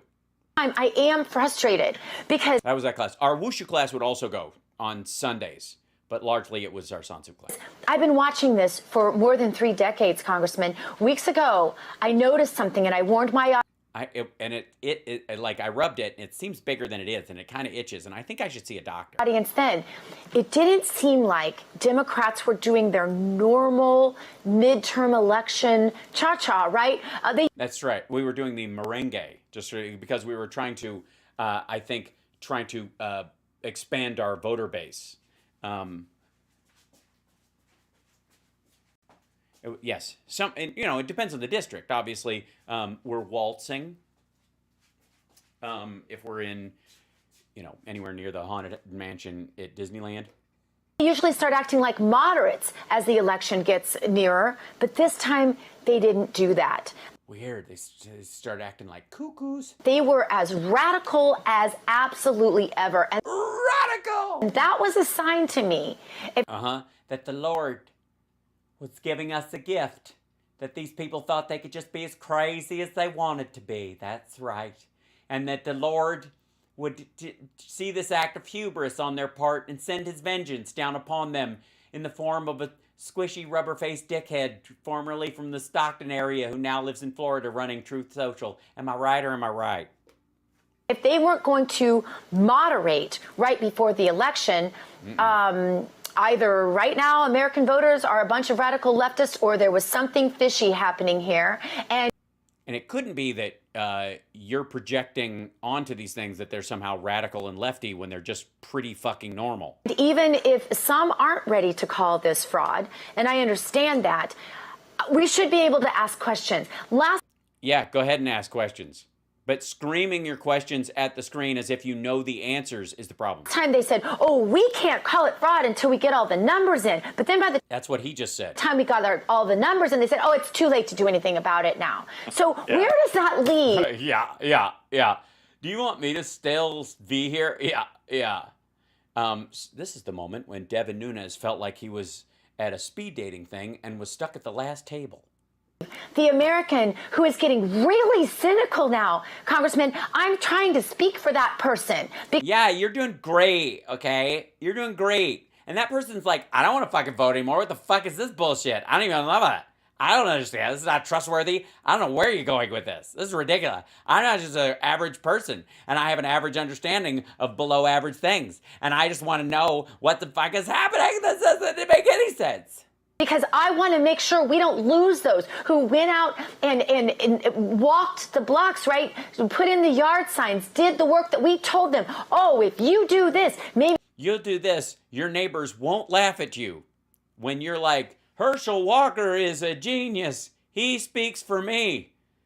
This is Idaho, Sam. Shut up. They contributed some of their retirement money to this election.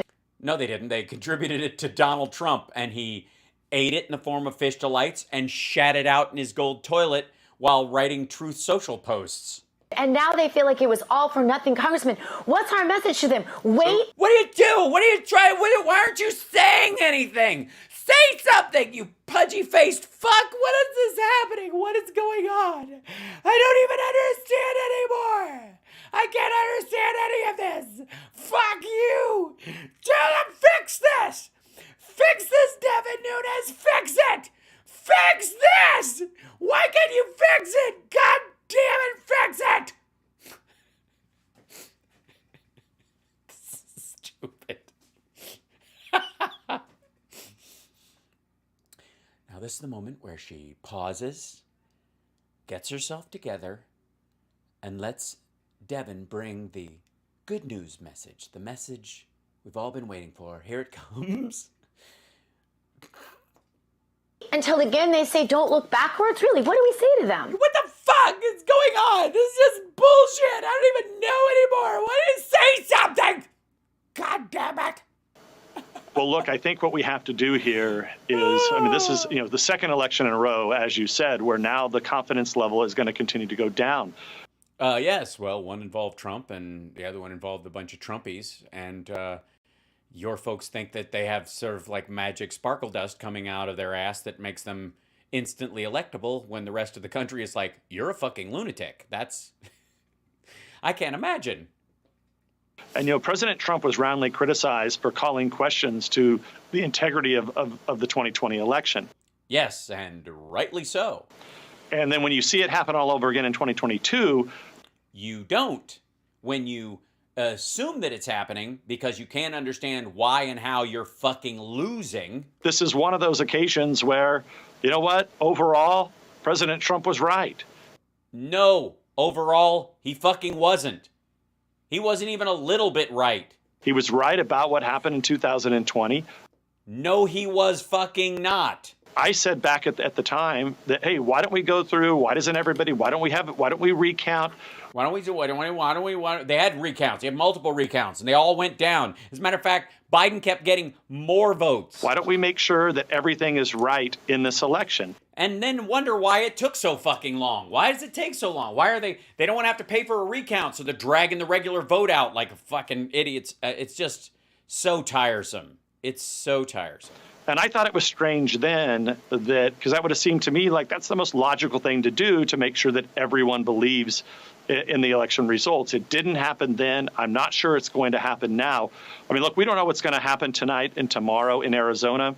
I think that's going to... I don't know what's happening right now. Where the fuck did you go? Hold on. That was weird. A little link on there, like a buried link on that page. That's not creepy or anything. Be a very important case study. And I can just point out, I mean, there are some strange, very strange anomalies in the. Yes, I saw Bigfoot voting. He was just kind of, he did one of these. And I was like, there's no way he's registered here.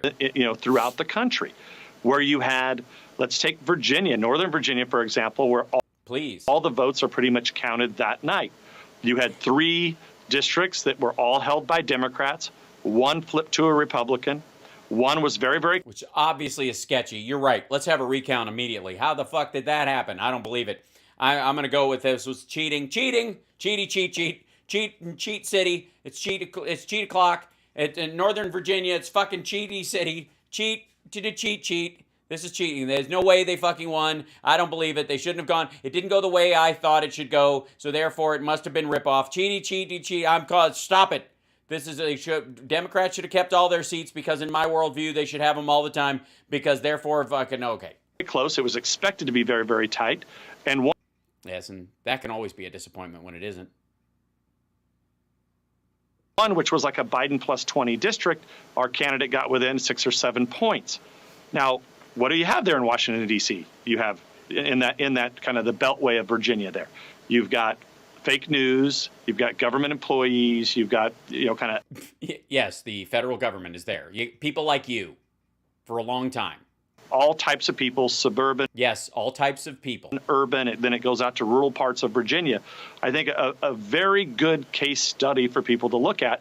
Now, why did those election results end up directly at the polling data? I mean, they were almost dead on.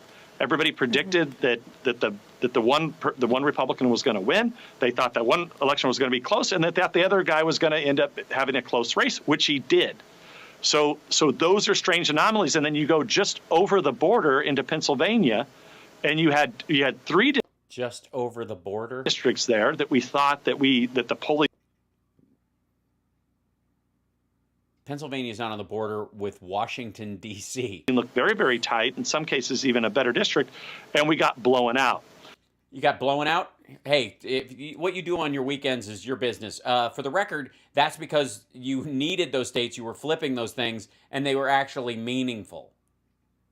You were trying to make an enormous change. You're reaching for that brass ring, and you had to bullshit yourself that you could make the leap. So those are the types of things that this is going to have to be state by state. The RNC is going to have to really buckle down. Now, again, I think one thing we do have that we didn't have this last time is it does seem like the RNC lawyers are more prepared than they were back in 2020. To find nothing? To fight these contests. But look, we just don't know at this time. And look. There is nothing. Nothing at all. I agree with you in Nevada. That's another strange anomaly there. No, it isn't. Where we know, that it wasn't even a state that a lot of people looked at last time, but it was where there was solid evidence of people that voted in the state that didn't even live in the state. And yes, military people. Nobody really. And it was fucking COVID. People were living with their parents or moving back in who were still registered to vote there and just didn't change because they were planning on going back because they didn't know when the fuck the COVID lockdown would be over. And then it went on for months and months and months and months and months. Contested that election last time. So yeah, I'm going to do Trump's thing when it happens. So I think that that's why we're going to go long tonight, kids. Nevada. And look, I guess all in all, let's knock on. Just shut the fuck. Yammer. Wood here, we get control of the House. That should give us investigative power, the Republicans' investigative power. And look, I think the other thing that's good here is that 2 years ago we didn't have Truth Social. Remember what they did 2 years ago? They wiped. Totally. I mean, that was like now. I mean, I don't even know why you brought it up, but glad you did. Away millions of Americans who got kicked off of all the platforms. So. Millions of Americans did not get kicked off of all the platforms. Not even close. Like dozens got kicked off a few. So now we do have Truth Social. We do have Rumble, places where people can go and not be censored for their political beliefs. So I've been censored multiple times for stuff I posted on Truth Social. Just saying. There is look, I don't like this as much as. Yeah, we talked about the Russian missile, not the Hitler that landed in Poland. As anybody else does, but we do at least have a lot more tools at our disposal than we had 2 years ago. Yes. Trump is a tool. You're a tool. There's a lot of tools in there. But not, the good kind of tool. Who are you to wave your finger? You must have been on your head. Sorry.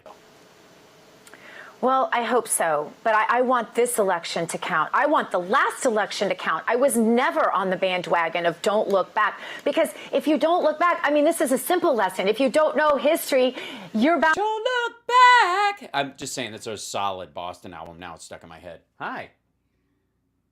Yes? Not totally important. Yes? I bought this for you. Aw. Chip has claimed it. Oh, Chip claimed my sloth ornament as a... Out of the bag, and he's playing with it, so you may lose it. So I just want to show it to you. Excuse me 1 second. To let you know that I bought it for you. Aw. He's like not. I'm like, it's gonna go disappear. He ran off with it. Summer got me a sloth ornament. I presume because it takes me forever to do some things that she wants me to do. It's a warning. But apparently Chip has claimed this as his very own, as a toy, which it is not, but I'll let it slide for the time being in the spirit of Christmas. Putting up a tree in. Yes, it's good. Okay. Just letting you know. All right, thanks. It's so dark outside right now. God damn. Time change is killing me. All right. Let's finish up this idiot. And, should we check in? Just see where they are on this. Have they come out yet? There you go. Something's happening. Hold on. 3, 2, 1. The egg. Are they going to their thing? Oh, it's MTG's side piece. This fucker. And with somebody named Philip Patrick.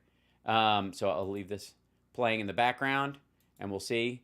Where are we? I'm not watching that. We already watched that. We can close this. We can go to this guy. Hold on. Where are we? Oh, we're with Devin Nunes. Here we go. Sorry. I'll get it. Yes, tools are useful. Right. Did anybody guess that was a Tool song? I missed that part. So, hold on.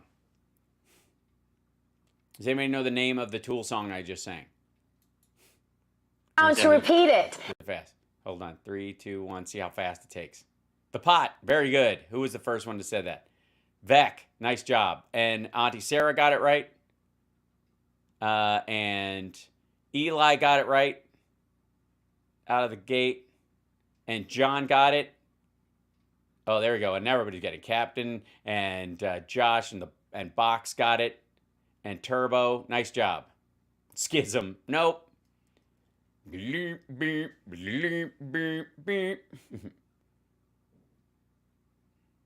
That's Schism. That's always the one I do, 46 and 2. That's a great song. Yes, it was The Pot. And that's precisely what I've been saying on this program. And I feel so much for our viewers who have... Yes, both of them must be exhausted trying to figure out what the fuck you're talking about. Have rejected corporate media and come over to independent media. Independent media? What the fuck are you talking about? You guys are backed by... like Republican mega donors, independent. Jesus Christ. Yeah, these guys, if they're anything short of just being on Fox News, suddenly they're fucking Sundance wannabes who are rejected for being too fucking original. So that they can express themselves. And listen, I respect those who disagree with me. Oh, well, it's nice to have your respect. I just want the actual civil discourse. As you know, Well, you need the vote to count for that, and you need to stop being an asshole when you lose about voting because you think it's that, because that's basically saying that the argument isn't real and that this is all thievery and cheating, and therefore you're up against an evil villainy. Is a big event tomorrow night at Mar-a-Lago, and I'm this is the inside scoop. Let's really hear it. Curious to see. Yeah, to see whether he actually lets you jack off right into his hair, as is seen in this picture. What's going to happen? We will be there to cover it with bells on. I will. Oh, it's a weird outfit, but I mean, it's so close to Christmas. I mean, I've already got some of my decorations up. Be there with my family, and I think with your family. Oh, that's independent journalism right there. We know what he's going to say. What are your thoughts on tomorrow evening? Look, I think all intentions are, it seems like, this being reported, that he's going to make a major announcement. We all assume that he's going to announce that President Trump's going to seek re-election. Yeah, he looks super excited in this picture. It's a good choice. Who has two thumbs and is going to fucking lose again? This guy! To the presidency again. I think what the president's got... That's a terrible picture. That's when he... Isn't that from when he had COVID and he came back from Walter Reed and took his mask off for a second? He's like...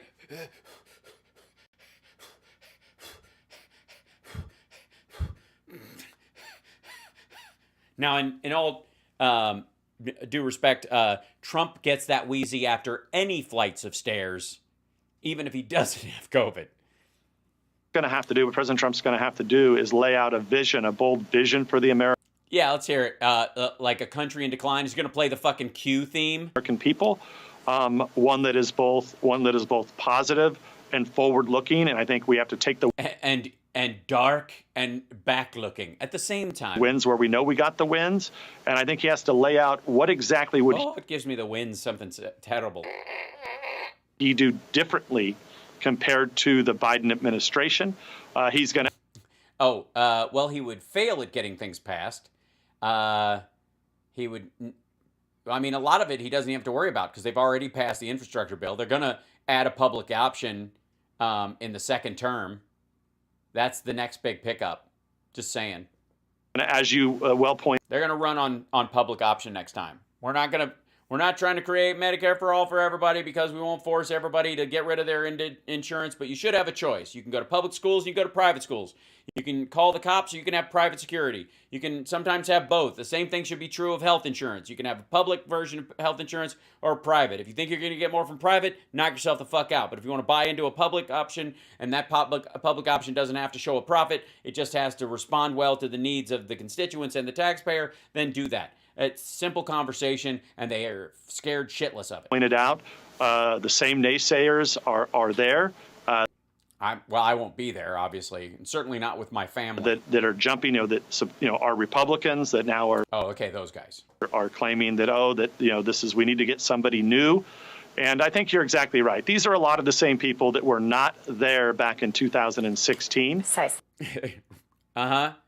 When he won, were they there in 2020 when he left? They did not challenge the 2020 election. And he gets on the background, and now if there is background music, it will be that Q theme. We're very quick. They're gonna play it as soon as he comes down the elevator or whatever the fuck. To throw Please tell me he announces while interrupting a wedding at Mar-a-Lago. President Trump under the bus. They overbooked it. And so wow, there's 2,200 people in the chat room. There's 28 total at the other sites. If you're on Facebook, by the way, hi guys.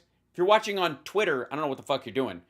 Will you please subscribe someplace so it helps me out with my numbers? I mean, I appreciate it, but Jesus Christ. It's a great opportunity for the president to lay out a big strategic vision for the country. Yeah, he hasn't had the opportunity to with all the rallies and shit and his own fucking social media site where he could post or his own election website or the Save America PAC. He just doesn't have the opportunity to lay out his big, expansive vision. Get the fuck out of here. That we have to go out and we have to continue this movement of Americans to get involved in their government, to get involved. Oh, there's definitely a movement coming. To not lose sight of the fact that let's take these wins, let's move on, let's move forward, and let's fight and go and see what we can get. What wins? I thought it was all thievery and cheatery. Done for the American people because nice. Lord knows not bad, that Carol, thanks. The Biden administration, they feel emboldened now. The fact that I really believed before this election that they were going to be calling for Biden's head on a platter had they lost the Senate, the House, and the Senate both. Yeah, except they didn't lose him largely because of Biden's policies. And now they owe him an apology. And you see now Biden is emboldened. You're not seeing those calls for him to be removed, and that's going to create a big problem because the Democrats know. Yeah, this is. I mean, ladies and gentlemen, it's Devin Nunes auditioning to be the world's next Chuck Todd. The fact that Democrats didn't lose the Senate and it's a squeaker in the House means that Joe Biden, by winning and doing better than any president since fucking Kennedy. That's Democrats in disarray. Dems in disarray. There you go.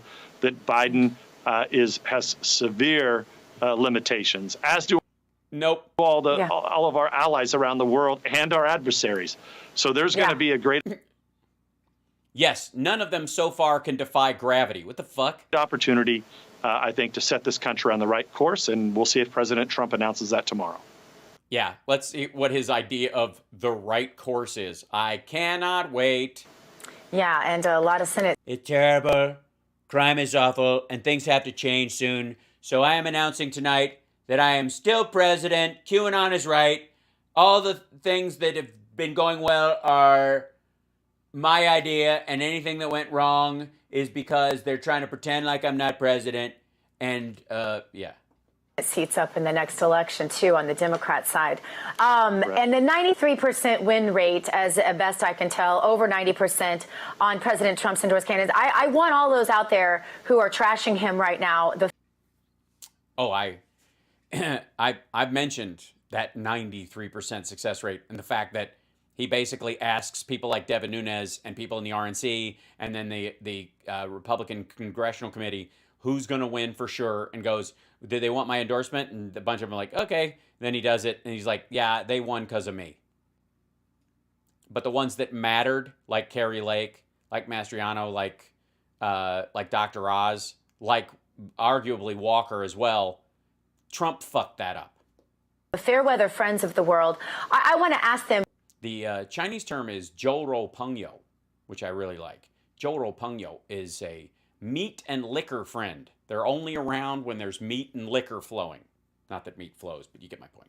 Who they think? Who exactly do they think? Who do you think you fucking are? Am I right? What? Have a win rate higher than that on endorsed candidates. I can't fathom. Before we go, tell us what new great features are coming out soon on Truth Social, because we're all. Yeah. What's the big until they have the fleshlight plug in, I'm not interested. Very excited about it. Well, thank you. Yeah. So well, thank you. Yeah. So look, there's a lot of cool stuff. It's basically like Twitter. You know, the stuff that's happening on Twitter. We're like doing whatever they do. We do that. The big thing that we have coming out that's in testing right now is direct messaging. So now.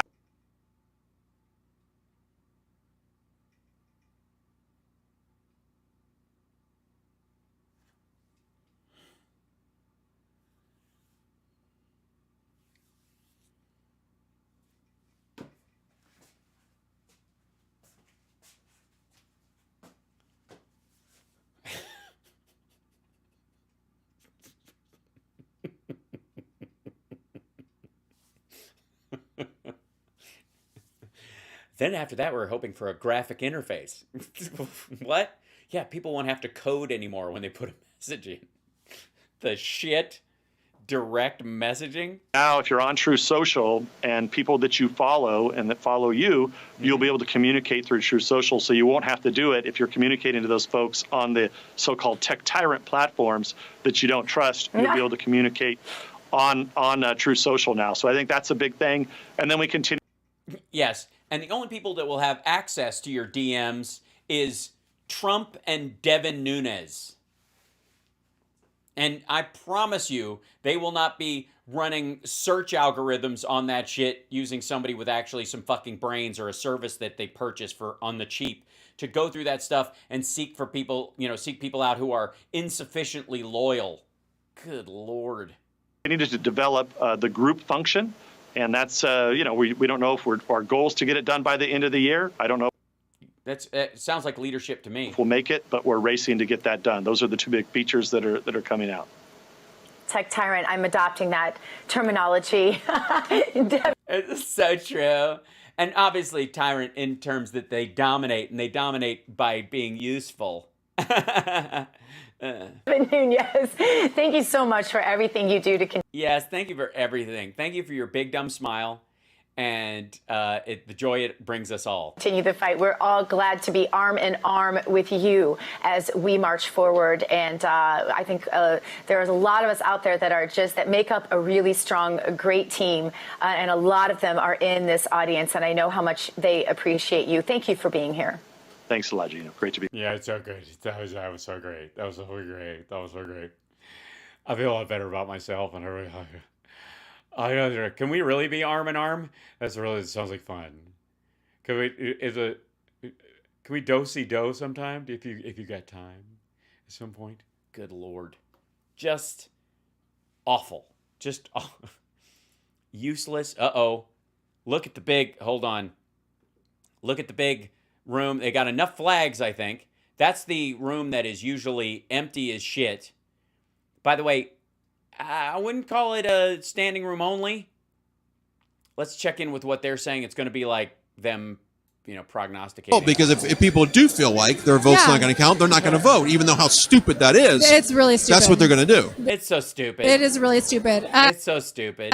But yeah, I mean, people. Yeah, it's stupid. I don't know. The whole thing's stupid. Yeah. People believe their votes aren't going to be counted. So what's the point? We do have. Yeah, this is great. This will be perfect. I'm sure the Walker campaign is so glad they're doing this. To fix that, I would say if you feel that way and you don't want to go vote because you think your vote's not going to be counted. He's got his hair's got that just fucked Marjorie Taylor Greene in a moving car with his head hanging out an open door look. Get involved in the process. Become an election worker. Become a county official. Get involved in grassroots. And you become the person who makes sure that votes count. Because we can't just throw our hands up and go, oh, it's over. Okay, so people in these states, Arizona, Pennsylvania, all 50 states at this point, what can we specifically do? Can Arizona be saved?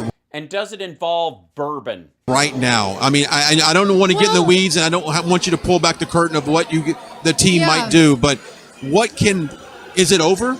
Well, they called the election, but it's up to, Carrie Lake and her campaign team and, quite honestly, Abe Hamadeh and the other candidates as well. That election was so poorly run, and it's up to them. It's not my team. Right. But I think they have a good argument to say the election was so poorly run it shouldn't be certified. So shut the fuck up. Hold on. By the way, if I pause these things, candidates. So yes, I think 100% they need a new election. It needs to be He's going to announce or supposedly come out at the top of the hour. So we'll be back. The video is very loud. Sorry. Let me pop this down. I'll bring it down some. Transparent. There's the way they do the elections are very weird. There's a lot in Maricopa County that people can't really understand. They're cutting out the name of the counties just to legally get them out of trouble. Okay, so let's hop over real quick while we can to we haven't seen Salcido in a little while. You got banned? How'd you get banned? You're still here. I didn't do it. Losers. There's no escalator. There's just nothing. I don't know. Maybe they'll drop him down from the ceiling on strings. Hilarious. So, absolutely. So Salcido, we have not seen in a while, but this one, the title of this one stuck out to me, and we'll do this one until, I want to look into a little bit. I might bail out on it because we'll keep checking in on that. But the title of this one, The GOP No More, Only Varying Degrees of Democrats. This is a shot across the bow. Fart man more. Yeah. Fish delight in a stick. This is one of the areas where it's as easy as click, claim, go. Get $500 cyber cash on select popular Chevy models. Very exciting. Chevy cyber cash to get $1,500 total cash allowance on all 2022 Equinox models. Very exciting. Cool. Find new roads at all right, Salcido says what? Yeah, good afternoon, everybody. Welcome to the Chris. Welcome to the Chris Salcido Show. If you haven't noticed, I got a bunch of the signs behind me, and basically this is like we couldn't figure out what a look for the show would look like, so we just put up a bunch of things that looked like there's a bunch of TV screens, and they all have my name on it. Oh, sorry, I gotta push play on this one because we're watching that. Salcido Show here on Newsmax. Americans are frustrated, angry, and fed up with the course you've got. That our elections are on, and I get it. No, we aren't. Some Americans are, so you might want to say some. You could say some. You could say some. Moves being made by both political parties have done little to reinforce our confidence in the voting process. You gotta have the moves, baby. Processes. But we can't ignore another obvious issue. The growing problem presented by the ruling class. The Skilluminati. It's the Pentaveret people. They run everything. The GOP. Hold on. Dun dun dun dun.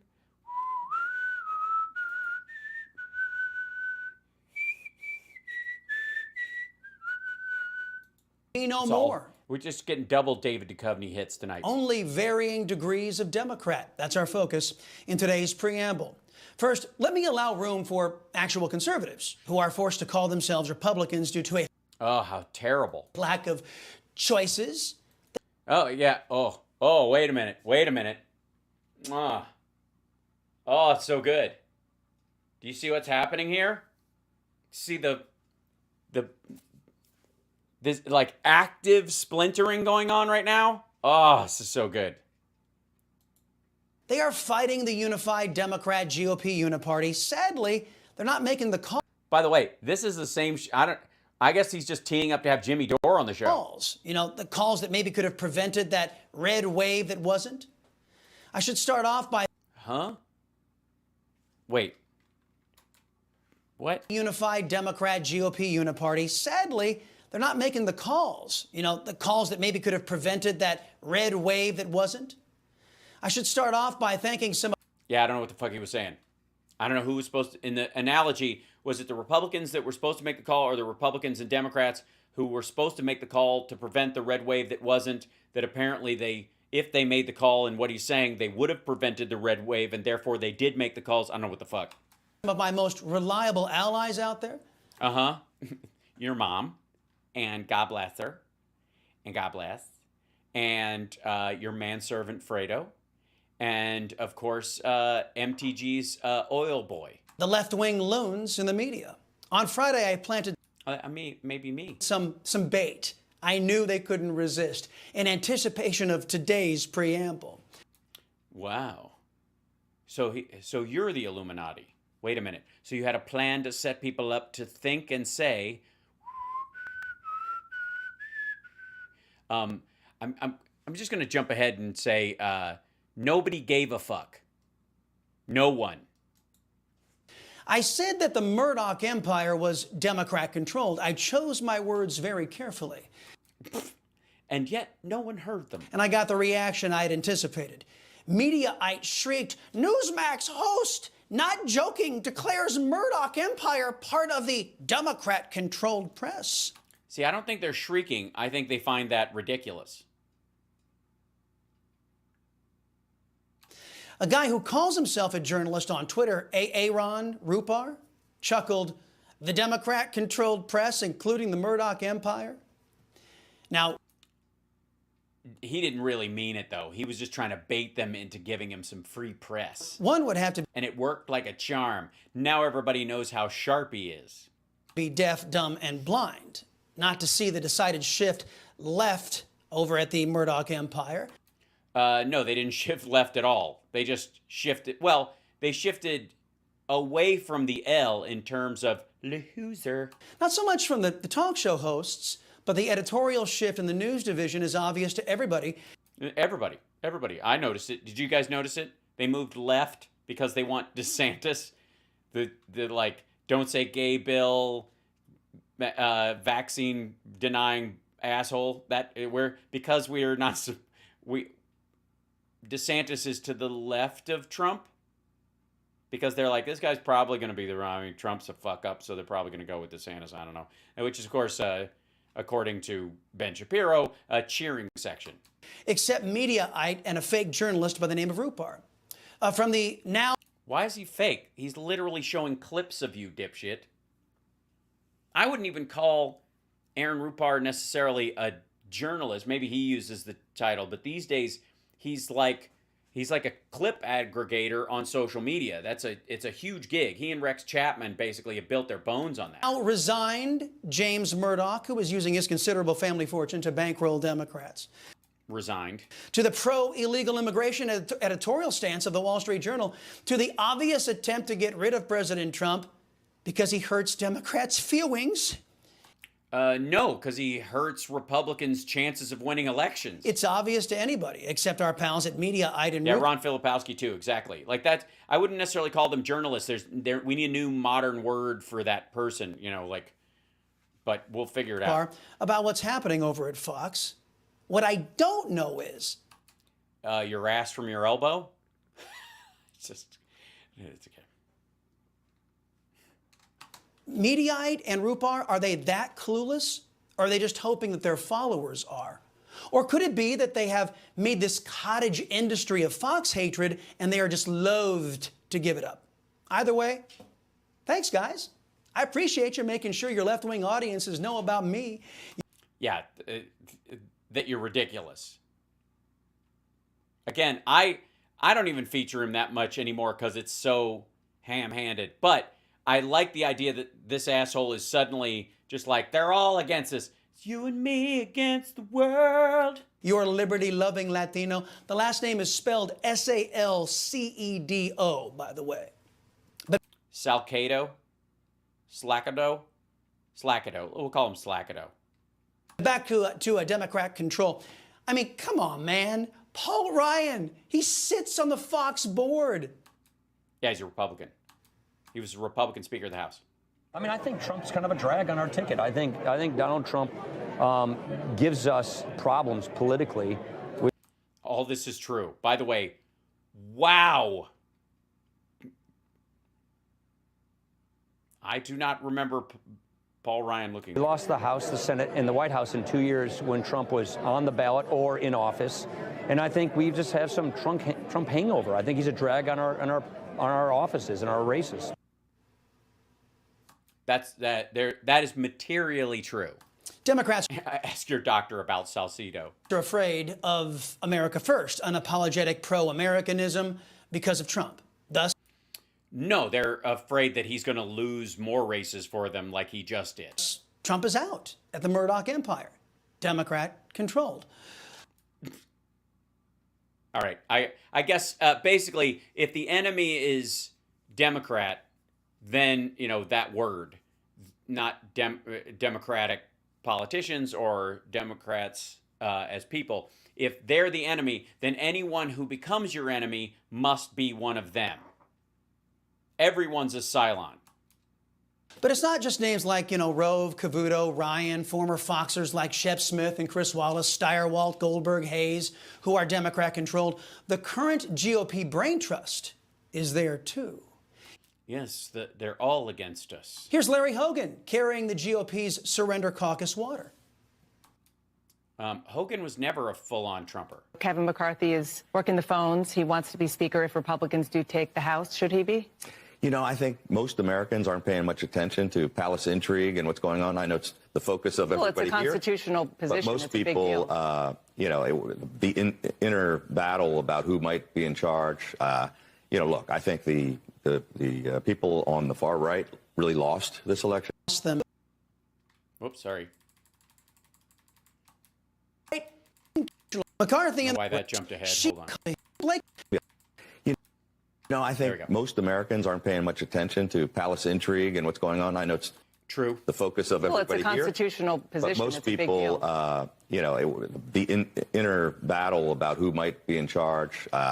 Look, I think the people on the far right really lost this election, and now they want to try to take that over. But it's going to be a very slim margin. Kevin McCarthy's got work to do. There's no question about it. Yeah, that sounds really radical and crazy. Also went on to say that Trump cost them the third election. Why didn't you play that clip then? Never mind the fact that the only people out there talking about, election denial was actually the vast majority of the biased press. Every Republican, including Trump-endorsed candidates, even Blake Masters, was talking about the economy, crime, inflation, gas prices, open borders, and every other... Yeah, but they were using talking points from, January. ...catastrophe that has befallen this country since the Democrats assumed control. But what was the... We didn't assume control. Our party won everything. GOP leadership doing, Mitch and Kev.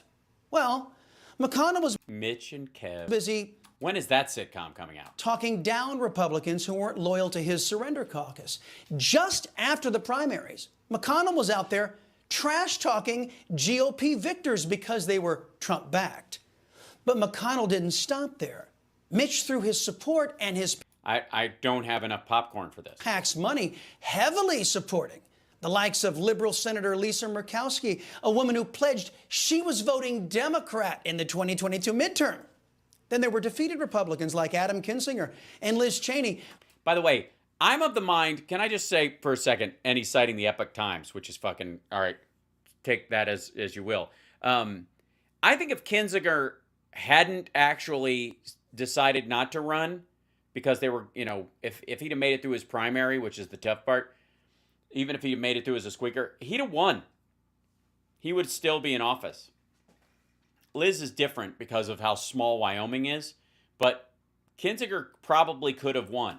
Mitch was a full-throated supporter of Liz Cheney, a woman who endorsed and campaigned against Republicans in support of Democrats, even the racist Democrat running in Arizona's gubernatorial race.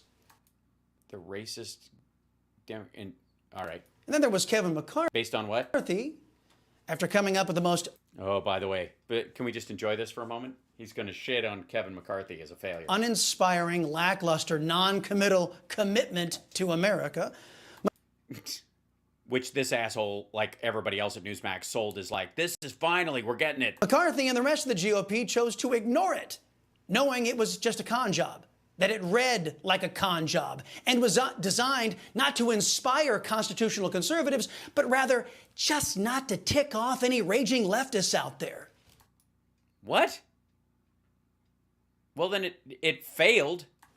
Then McCarthy wandered around the country telling folks that he had no interest in impeaching Joe Biden for doing exactly what President Trump was accused of doing by Democrats. What did we... I don't think that Biden has tried to manipulate Ukraine and denied them weapons that the Congress has already signed off on to get an investigation against Don Jr. McCarthy went further, saying he this is so stupid. Wouldn't even impeach Biden cabinet members, you know, like Alejandro Mayorkas, a man who has lied to the country and to the Congress under oath about the border. Mayorkas... Because it's not a crisis? Knowingly lied about Latino border agents, saying they whipped illegal aliens, even though he knew they didn't. No, they didn't use whips. They whipped them with their horse bridles. Yeah, okay. I'm bored by this dude. Can we check in on assholes at Trump, at MAGA Town? Fair to anyone here, and if you line up 100 people, 100 of them would say the same thing. They want us to focus on our southern border, not the border over in Russia. I want to talk. Well, then Trump should call those folks and have them get the fuck out. Apparently, he has power over them. I want to grab something real quick that's kind of fun. Yeah. It figures, hold on. Let me show you. Let's see. Go back to here. Look who's calling from his telephone. Here we are live at Mar-a-Lago. Look at all the fake news from around the world. I just had a ball with them, talking to almost all of them. They asked me about Ron DeSantis running against Donald Trump, and I said, after tonight, Ron will just endorse him in the morning. You got to believe that. Why would you want to waste all that time, energy, money, and everything else? So very exciting here, and I'm in my element with all the fake news, doing interviews, and the main thing is what? Melt down the machines and turn them into prison bars. And it's been pretty amazing. They've all listened. Now we'll see if they print these things about our stolen midterms, elections, and primaries. No. Everything that was taken from us. And it was funny because I was talking to a lot of them from overseas. One of them is in London, and one of them's France here. And then he showed you his underpants. They're not in London. You're at Mar-a-Lago. They're there. That means they're in Florida. Jesus. They told me that they do paper ballots, hand counted, and they don't have any problems. I'm going, wow, what a concept. I said, the rest of you journalists, are you listening to this? I said, you guys should learn from this and start printing what we have to do to save our country. So anyway, everybody, we'll check in a little bit later. Here we are live. Yeah, we'll see what he has to say when this is all done. Mar-a-Lago, God bless you all. Yeah, I'm doing Trump live. Here we are live at Mar-a-Lago. So, and then live stream with RSBN in Mar-a-Lago. According to him, let's see if this brings up on here. Is this happening currently? Oh, this is what's happening on live at. Who the fuck is that guy? Yikes. Side. So most of your viewers probably by now know about Sam Bankman-Fried. He sometimes goes by his initials SBF, but he's 30 years old, MIT educated. He's the founder and former CEO of FTX, a cryptocurrency exchange. Oh, this is the story that they're pushing is that Ukraine and a bunch of other countries invested in crypto through FTX because it was on the rise. They were like, a lot of countries did this, but they're putting it in that apparently FTX, one of the guys donated to Democrats, and therefore they crashed it on purpose. Even though it would help Ukraine pay back some of the money that America has given them, in theory. But they did it on purpose. Yeah, fuck crypto, it's garbage. But that Democrats, again, crashed crypto for political reasons on their fucking own. That's just amazing to me. So hold on one second. Let me shrink this down if I can. Whoop, like that. And I'll bring this over here, and I guess they're going to go live to this dickhead later. So let's check in on whatever their blather is. Talk about the has lost their mind and gone crazy. Yeah. Oh, they were just talking about me, and I fucking missed it again. They have gone crazy. Christina Bobb, Save America, joining us here on the pre-show, building up to 9 o'clock. In about 4 minutes, we're going to take a break. We have Margie Taylor Greene, who is going to... Oh, really? How did you get her number? Video in to our studios. Liz Willis is live there. He hasn't announced yet. He's going to announce it in a half hour. Not only about control of the House and what that means, but subpoena power. You know a little something about subpoena power. Subpoena power, and also, it's a real thing. It's a real thing, and also the battle in the House as far as Speaker of the House and who should take over. Yeah, Speaker of the House, absolutely. It's a scary title, but it's necessary. Over from Nancy Pelosi, and there's been a lot of a lot of battles there as far as like who should be in control and why someone shouldn't be in there and why the other person should be in there. So she's going to talk about. My question is he going to do this like a big fucking long drawn out piece of shit conversation, or is he going to? Sorry, another like not wave in the momentum of where this country needs to go. So what is the left media? Oh God, whatever. My question is, does he make a big giant speech out of this, or is it a short thing that's basically like a reboot of his first escalator speech, and everybody's like, what? They do it like, they're sending crime, they're rapists, and some of them I assume are good people, I guess. I don't know. Do I have that? Hold on. There we go. And American smarmage. After mentioning drug started student loan forgiveness, right? Blah, blah, blah. Let me drag this down. I'm going to separate this out, close the other pages because they're going to take up a lot of shit. And then I'm going to get this last one out of there and get this one out of here. Hold on. Like that. I'm doing some housekeeping while these idiots yammer. Close that down because I got a lot of pages open and it's going to take up a lot of computer power and it's making things very choppy. You can tell, considering how many ads they've got going on this shit.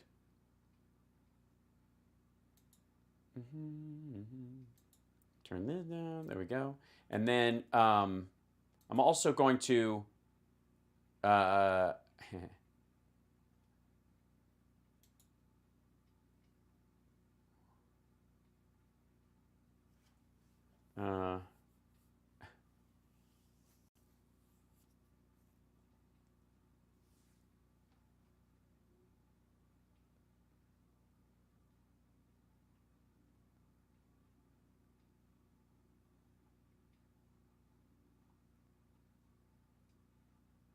what?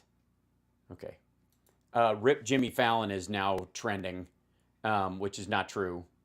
Trump or death is now trending.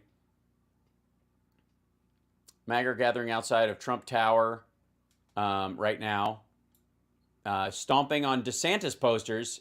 Ron has got too big for his britches. He's out. He has plenty of time to gain wisdom. Trump or death. Let him stay in Florida for a while. Remember when they did the The Saddam Hussein statue came down. That's right, yes. Remember when the Saddam statue came down? Hey. It's like my father used to say to me, he used to say, son, I brought you into this world, I can take you out. Everything We're taking him out. Everything he's got is the Trump. Wait, your dad was Bill Cosby? It's Trump or death. But I want to give a message. I want to send a message. You think Oh, we got the message. Razors are freedom. Nancy Pelosi might watch this?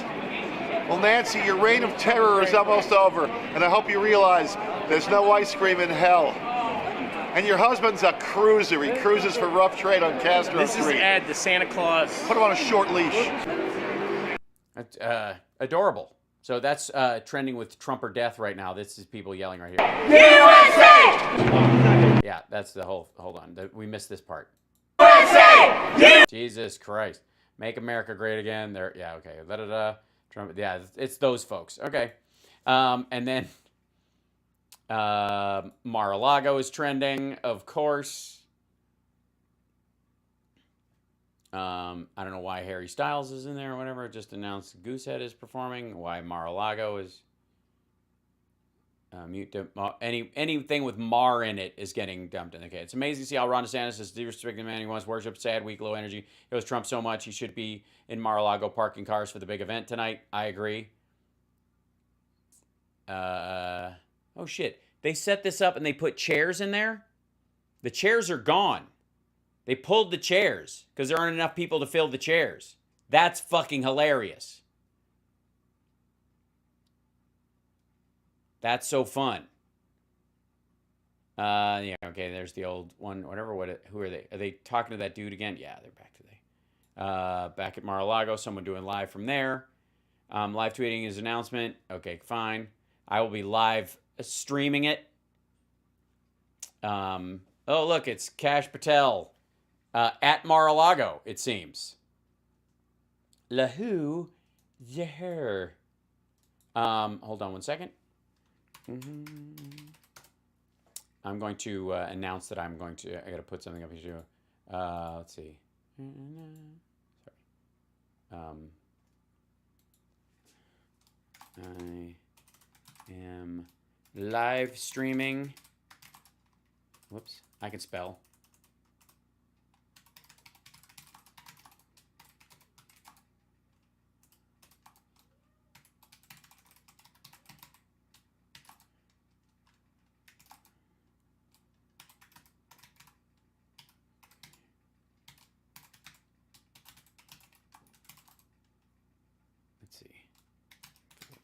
Whoops. Gotcha.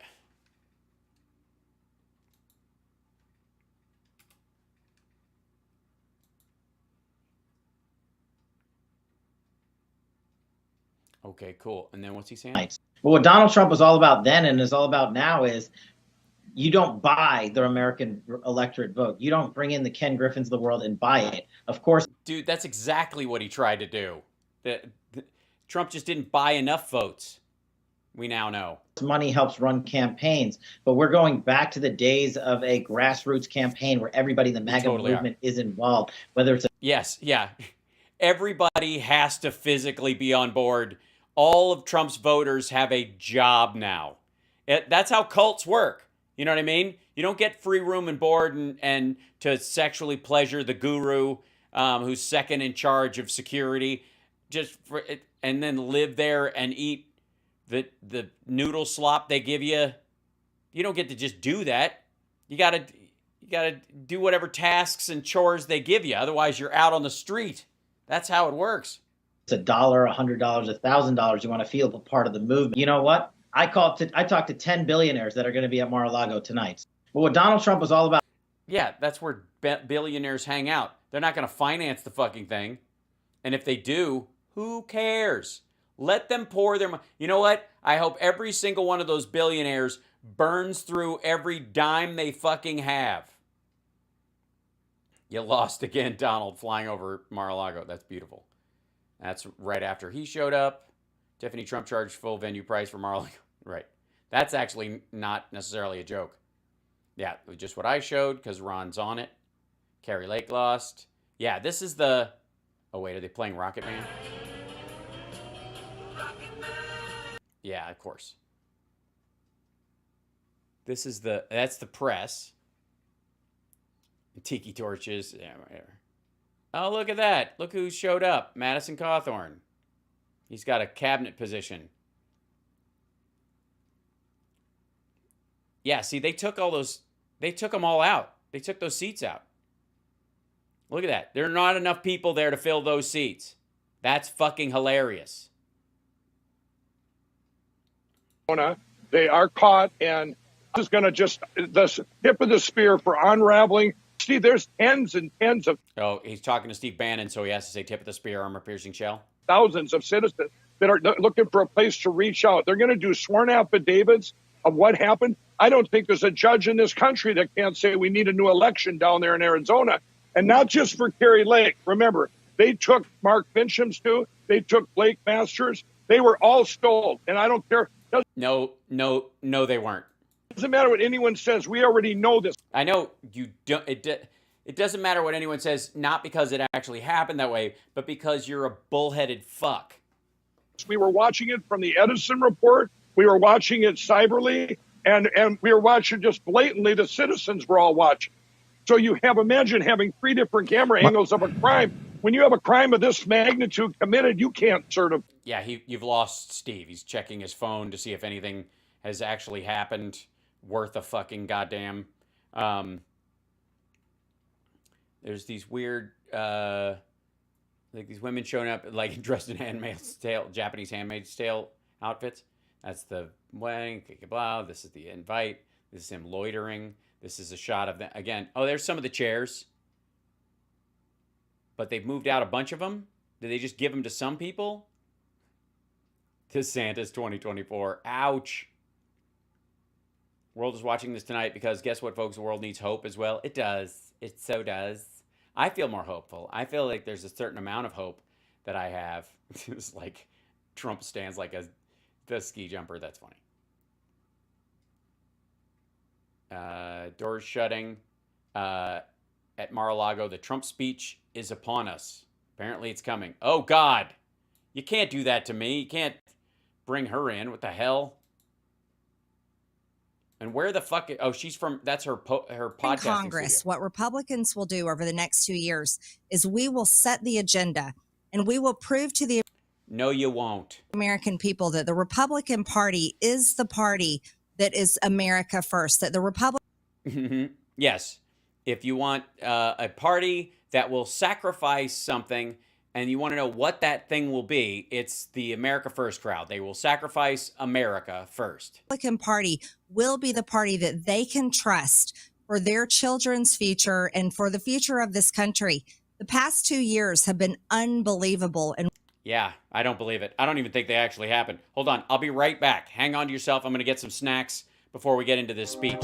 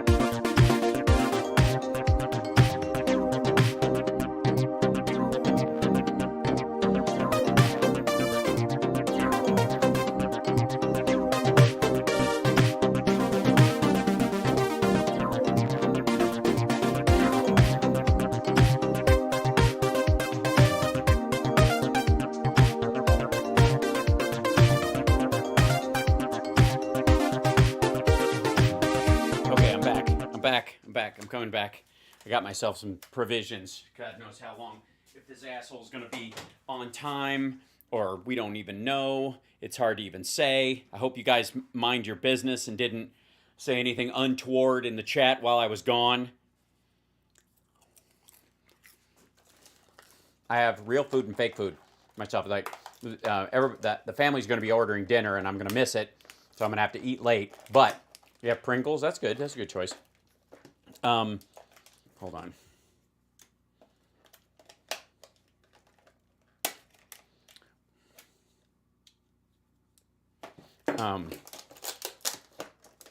In this, and by the way, how you guys doing tonight? How you feeling? Let me know, chat room. I didn't get to see when you guys were chit-chatting amongst yourself, and I'm curious. Welcome back. Let me put this over here. And yeah, they're still on Marge right now. So no doubt they're going to have as much fucking filler as they can. Who knows if this asshole's even going to be on time. But they have apparently locked the doors in there. And I'm going to see if I can bring the chat in and actually talk to you guys. See this 1 second if it reloads. It's being very slow. There you go. Playing Walk the Dinosaur. Is that what happened? Or is that what mine sounds like?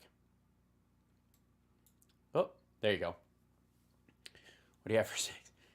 Thanks. Hi, welcome. Glad you could be here. I'll be live streaming this. I'm having medjool dates because they're delicious. And I got popcorn for when he starts shit-talking rhinos.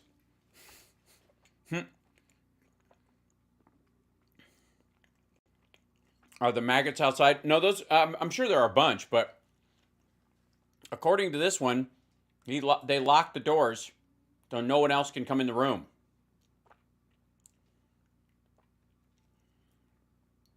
Yeah. And I think they put out more chairs than they have guests, and they were like, oh, shit. Yeah. Oh, you blocked the spammer? Thank you. Appreciate it. Oh, we're well armed. I got you covered. How some in the chat would sorry, hold on. Slow-mo in the chat. You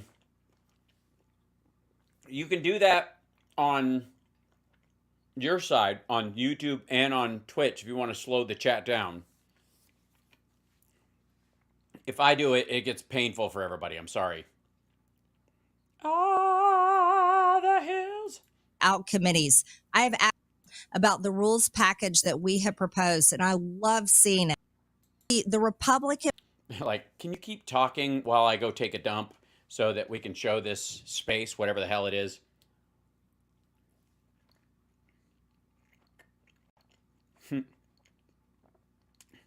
Again, it's like a gaudy bunch of shit. I'm ready.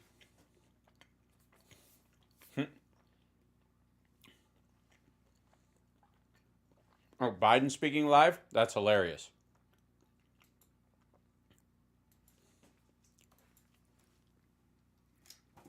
I think Liz Cheney should speak too.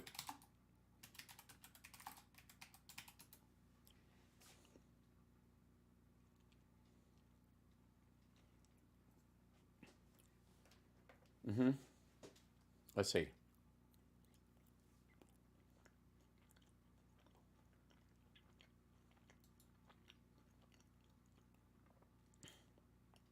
Oh, yeah, here he is. He's actually talking to world leaders. People were killed, and then we're going to collectively determine our next step as we investigate and proceed. There was total unanimity among the folks at the table. And we also discussed the latest series of Russian missile attacks, which are continuing the brutality and inhumanity that they've demonstrated throughout this war against Ukrainian cities and civilian infrastructures. And they've been totally unconscionable, what they're doing. Totally unconscionable. And the moment when the world had come together at the G20 to urge de-escalation, Russia continues to has chosen to escalate in Ukraine while we're meeting. I mean, there were scores and scores of attacks, missile attacks into western Ukraine. Right. We support Ukraine fully in this moment, and we have since the start of this conflict. We're going to continue to do whatever it takes to give them the capacity to defend themselves. Mr. President, is it too early to say whether this missile was fired from Russia? There is preliminary information that contests that. I don't want to say that till we completely investigate, but it is. It's unlikely in the minds of the trajectory that it was fired from Russia, but we'll see. Belarus. Thanks, everybody. Thank you. Mr. President, is Poland suggested invoking Article 4 or 5 from NATO, sir? Or 2. Yes, we're going to probably have a meeting of the ambassadors. So that looks like we're going to go to next. Thank you. Okay, thank you, guys.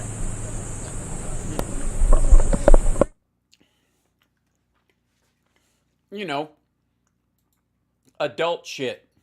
Meanwhile, we're going to make sure that the American people get exactly what they want, which is Hunter Biden laptop stories and no bills of substance. Also, are they playing those numbers alone? The support for Kari Lake as governor and the rest of the America First endorsed candidates was over. Jesus Christ, is that what their regular studios look like? It's like a school station from like 1990. So that's this shit. I have that on-air sign. They sell it at World Market. Doesn't work. They're still waiting for Trump. And I'm just watching this bullshit with you eating dates. And checking the chat. Hold on. All right, I'm going to kill this live stream. Remind everybody, like and subscribe. Give a thumbs up. Support the show if you can, if you want to. You can also subscribe on Twitch if you have Amazon Prime. It doesn't cost you a dime. That's a beautiful thing. You have to re-up it, so if you've forgotten or you haven't subscribed in a while, now's the time. And if you want to gift a subscription because you're already subscribed, you can do that. Same thing is true of YouTube memberships, I think, now. Yeah, I turned the sound off on their end. So, yeah. I'm speed dating. Eating dates really fast. Oh, Roger Stone. It's the same assholes. Like, who cares? Just the same group of sycophants, same, like, I don't care if fucking 8 billionaires are there. Who gives a shit? 2,400 in the chat. Look at that. We got a good crowd gathering. So, for those of you just joining us, Marge is talking to the, I think one of the hosts on RSBN she isn't having sex with, allegedly. I have no evidence that she isn't having sex with this other woman, but it's entirely possible that she isn't having sex with this one, just as much as it is likely that she is fucking the dude. It's just up here. And everybody's waiting for Trump to come out in a minute, I guess, in theory.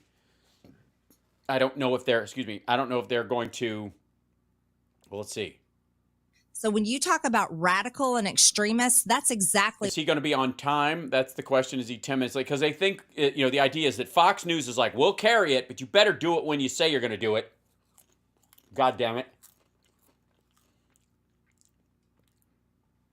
And everybody's, on the right, there were a bunch of people going, announcing this early is a sign of weakness. Like I said, it means he drops out early. He's not, can you imagine the joy we're all going to watch as his fundraising takes a giant shit? Oh, it's going to be so good. I did say dates. Medjool dates, actually, which are my favorite. I fell in love with eating dates on my trip to Dubai, which was very scary. This is crazy because I got busted by the religious police, and I almost didn't go free.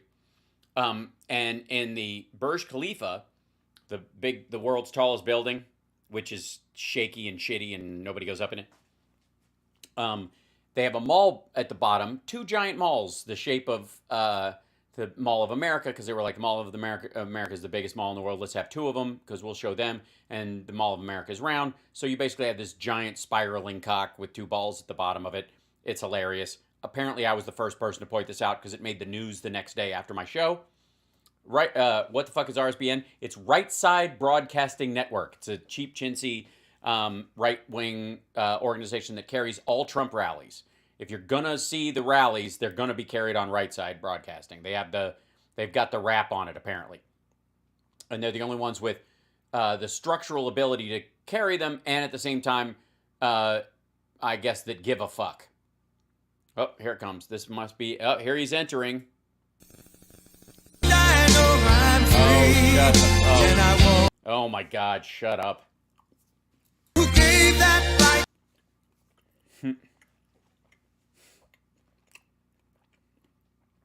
Look, there's Melania. Exactly. He made her come. This is one of her legally binding appearances. Mm-hmm. I have to stop the music because the fucking thing, like, I get a copyright strike. And then they from the lakes of really fucking play. He's got this deal with Lee Greenwood that he like the whole song has to play or he has to pay for it or something. So they just stand there like a dickhead. Where are they going? Where up? And he's leaving. He's just decided to leave. He's leaving. He's going back. Yeah, they're just leaving. You know what? Fuck it. I changed my mind. I got to take a shit. No, okay, I'll do it.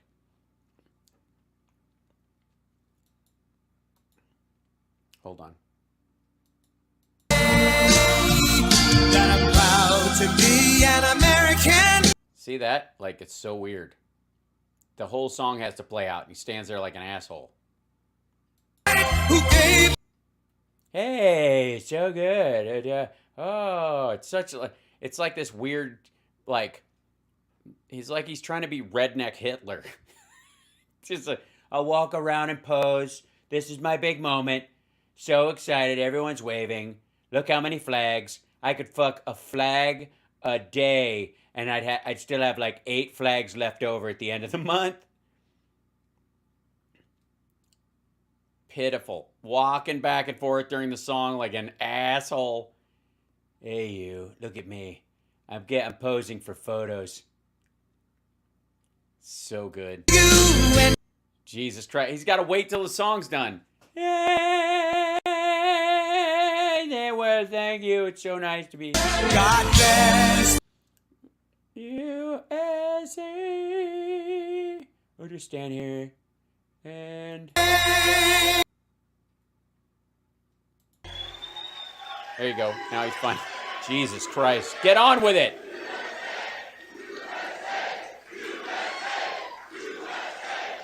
Douche SA. Right. Well, thank you very much. And on behalf of Melania, myself, and our entire family, only one of which could be here tonight, and that's her. I want to thank you all for being here tonight. It's a very special occasion. It is. I'm announcing that I am transitioning. Very special place.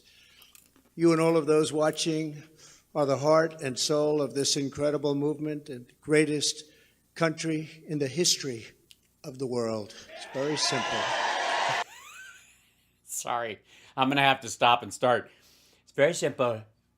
Best, and I'm glad he includes me in being the heart and soul of this movement, which I agree is a movement. There's never been anything like it. This great movement of ours. Never been anything like it, and perhaps there will never be anything like it again. There's yes, it's over, and it was so sad to see it go. Never been anything to compete with what we have all done. Yes, we're very special. Ladies and gentlemen, distinguished guests, and my fellow citizens, America's comeback starts right now. I don't know. He doesn't seem that excited about this. Maybe it's because he's trying to look tough. 2 years ago, when I left office, the United States stood ready for its golden age. Yes, now that you were gone. Our nation was at the pinnacle of power, prosperity, and prestige, towering the 3 Ps, like PPP, like the loans that Marge Taylor Greene got forgiven. above all rivals, vanquishing all enemies, and striding into the future, confident and so strong. So strong, mainly because we had vanquished you, and in 4 short years, everybody was doing great. Men, women, African Americans, Asian Americans, Hispanic Americans, everybody was thriving. Tito Americans, shortish Americans. Thriving like never before. Except for that whole COVID thing, but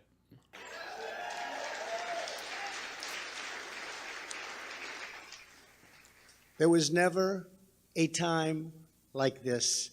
We turned the page on decades of globalist sellouts and one-sided trade deals, lifted millions out of poverty, and together we built the greatest economy in the history of the world.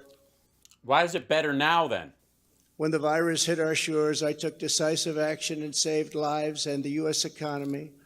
And by October of the same year, America was roaring back with the #1 fastest economic recovery ever recorded. How about that? Yeah, and then went down again because you judged too early and you just wanted to get back. And everybody's like, oh, they're back. Oh, they're back. It's fine. All of the incoming administration and all they had to do was just sit back and watch. Inflation was non-existent. Our southern border was by far the strongest ever. Because of COVID. And because the border was so tight, drugs were coming into our country at the lowest level in many, many years. Don Jr. was down there checking every day. He was really pissed that the dude wouldn't show. He wouldn't fucking show. Bruh. Importantly, after decades of rising energy costs, the United States had finally attained the impossible dream of American energy independence, which started during the Obama administration and was the result of the shale oil revolution. Which soon would have turned into energy dominance.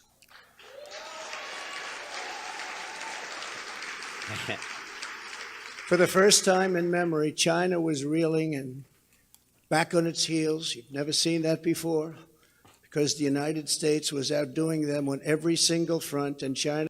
No, you sold them the largest order of pork, corn, soybeans, and beef in our nation's history during COVID, which you said they sent over as a bioweapon. Was paying billions and billions of dollars in taxes billions. And tariffs.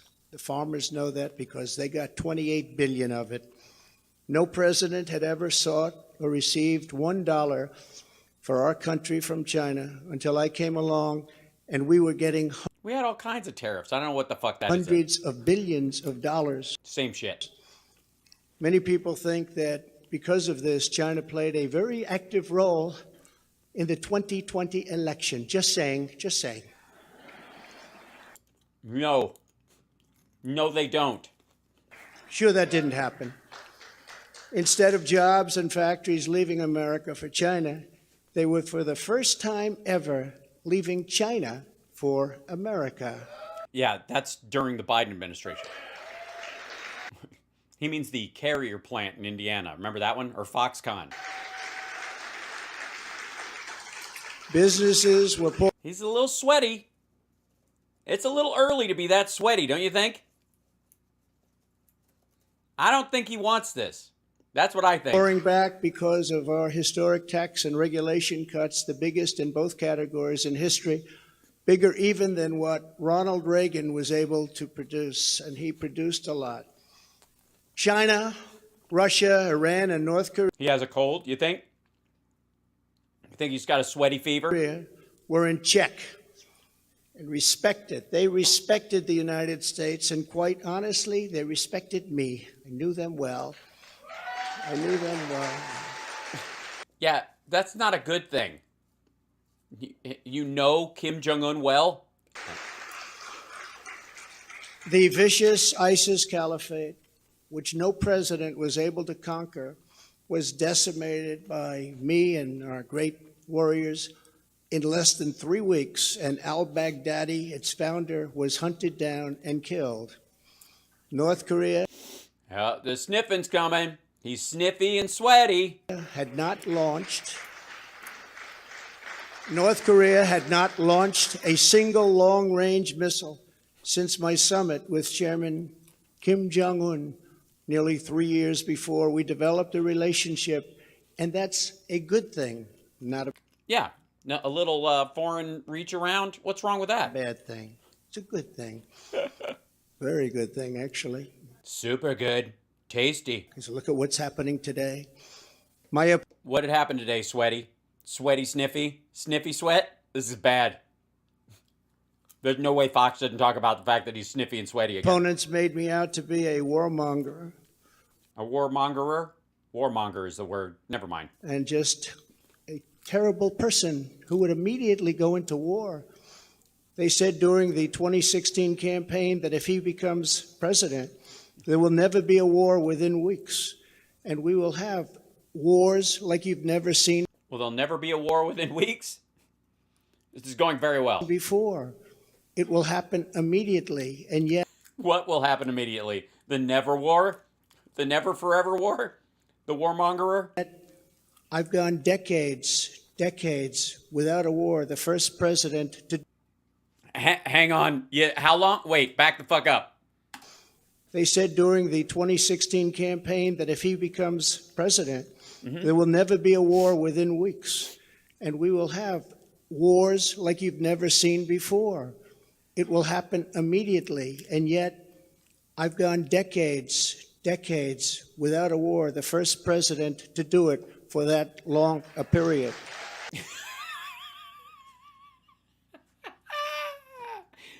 It feels like a lot. Oh, he fucked that up, didn't he? Look at his face. Look at his stupid, sweaty face. There it is, ladies and gentlemen.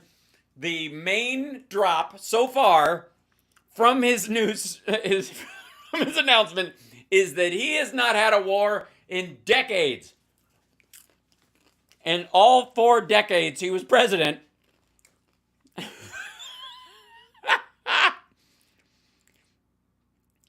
this was supposed to go so much better.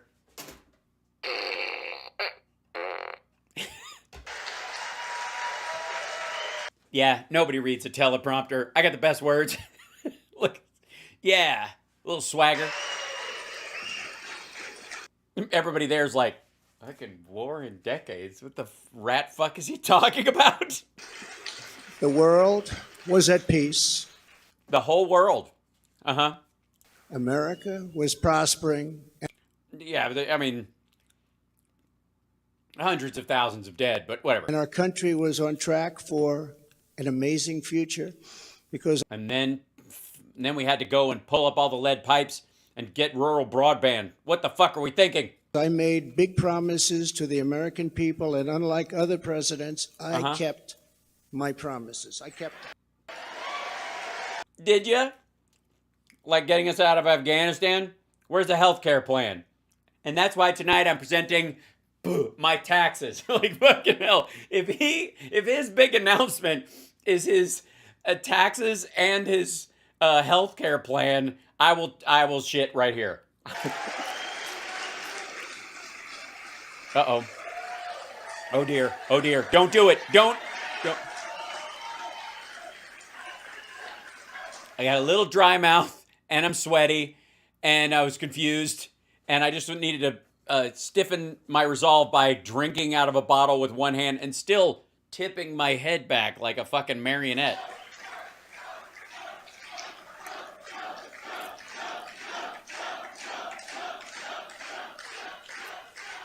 Like 9 people doing that in the room. That's fucking awful. His infrastructure plan. That's what he's doing. He's announcing in 2 weeks my healthcare plan. Thank you very much. Under our leadership, we were a great and glorious nation.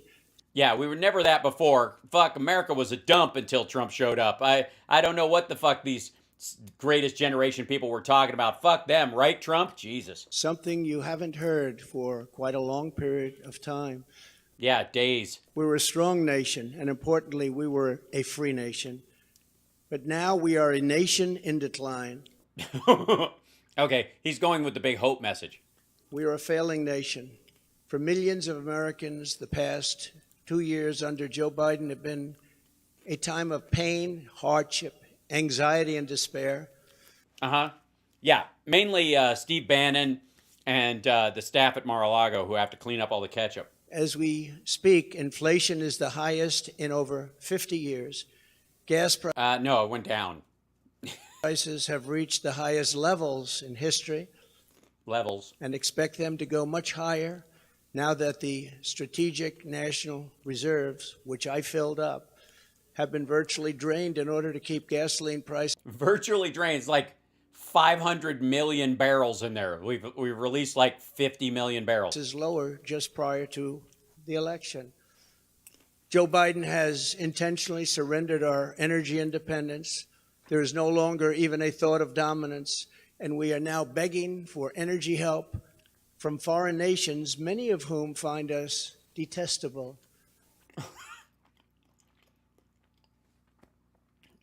Well, now, they liked us a lot before when, you were making real estate deals with them under the table. They find us detestable? How will we ever recover?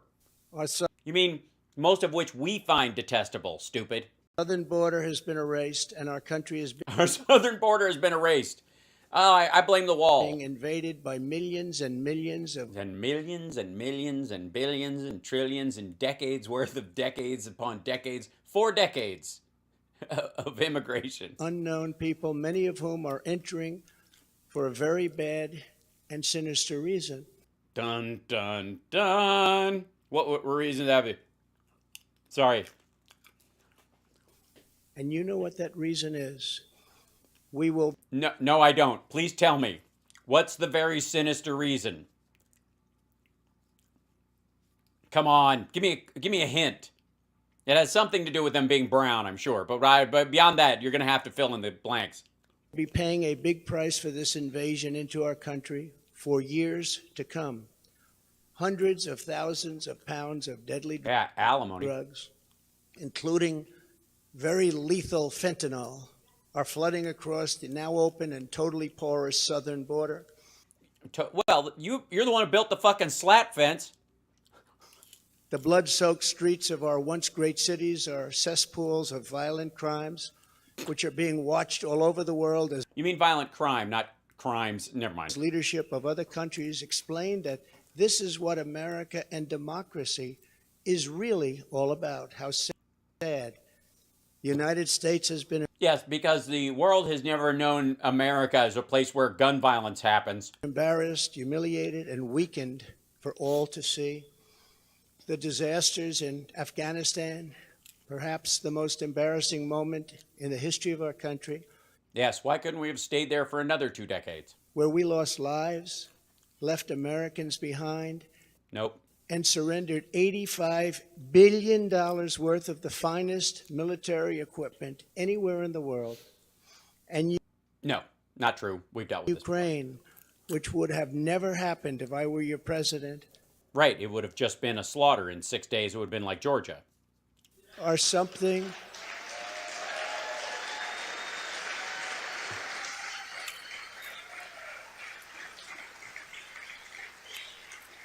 Why? What would you have done if he attacked Kiev?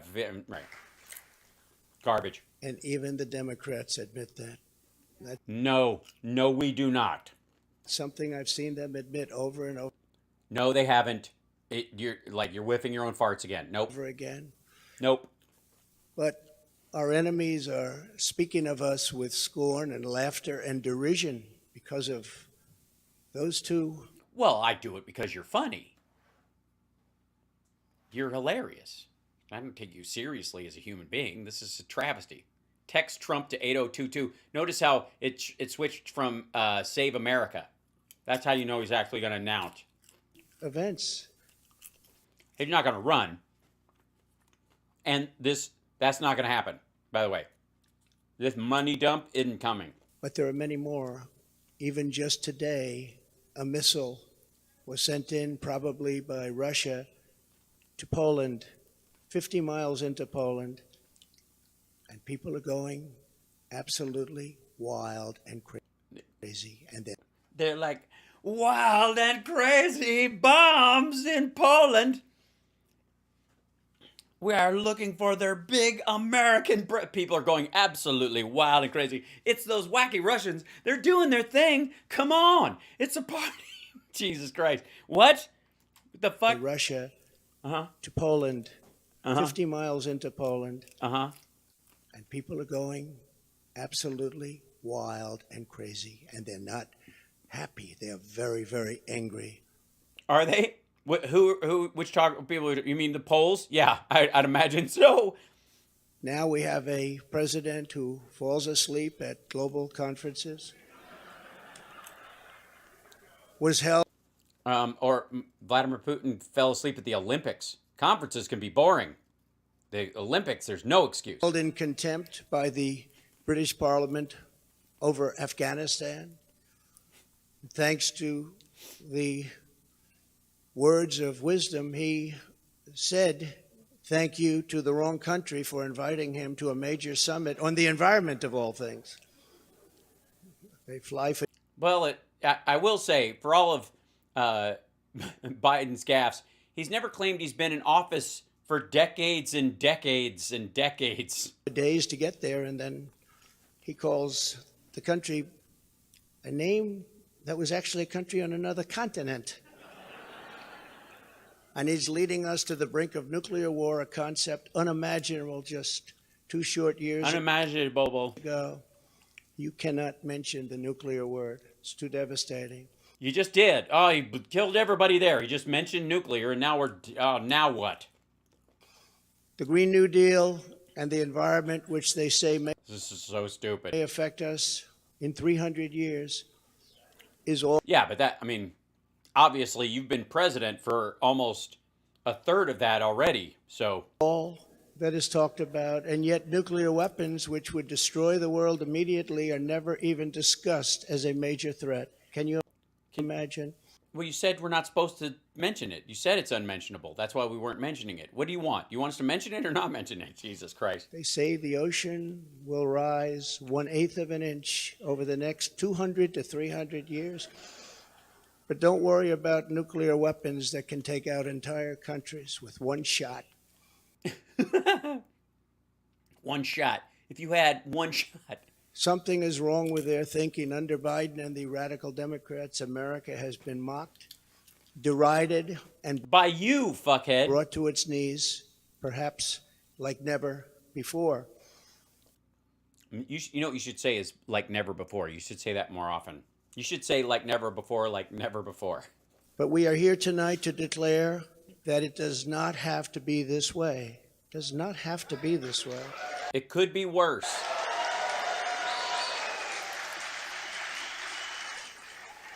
Look at the... He's going Roger Stone on us. Look at the... Be this way. Does not have to be this way. I gotta do it. My ego's on it. I gotta do it. That's not good. 2 years ago, we were a great nation, and soon we will be a great nation again.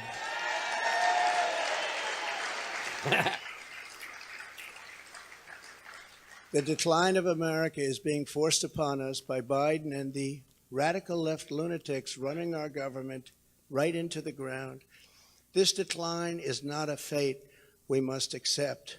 When given the choice, boldly, clearly, and directly, I believe the American people... Boy, he is fucking locked to that teleprompter. ...will overwhelmingly reject the left's platform of national ruin, and they will embrace our platform of national greatness and glory to America. Glory.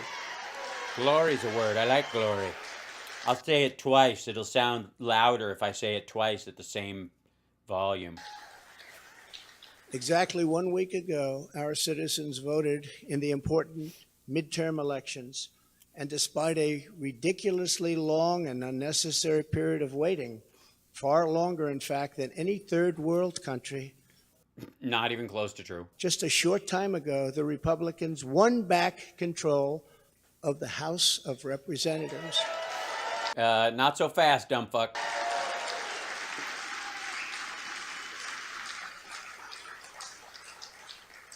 And it was with a great Trump-endorsed candidate, Congressman-elect Kevin Kiley, who is a fantastic person. A fantastic person. Yeah, he was the one that flipped it. And I'm very happy it was his vote that did it. But what? What do you mean it was his vote, dumbass? You mean his voters? I don't know. Honestly, it was decades ago, so I can't even remember. So we now won back. This happened just an hour ago. Much criticism is being placed on the fact that the Republican Party should have done better, and frankly, much of this blame is correct. But the citizens of our country have not yet realized the full extent and gravity of the pain our nation is going through and the total effect. Yes, it's your fault, voters. You don't realize how bad it is, or you would have voted against Democrats harder. You're just too busy doing stuff and enjoying life. You fuckers are probably going to try and have a good Christmas or a good Thanksgiving with your families, you ingrates. Of the suffering is just starting to take hold. They don't... Well, yeah, and you want to get in on it early. ...quite feel it yet, but they will very soon. I have no doubt... Here's hoping. Fuck you. ...doubt that by 2024, it will sadly be much worse. Well, and well, I mean, obviously there's one thing that's bad. The House is now run by Republicans, so, I mean, it's just not a good sales pitch for you guys taking over the House. And they will see much more clearly what happened and what is happening to our country, and the voting will be much different. You think? 2024. Yeah, have another drink of water, sweaty. Dry mouth. Are you getting ready?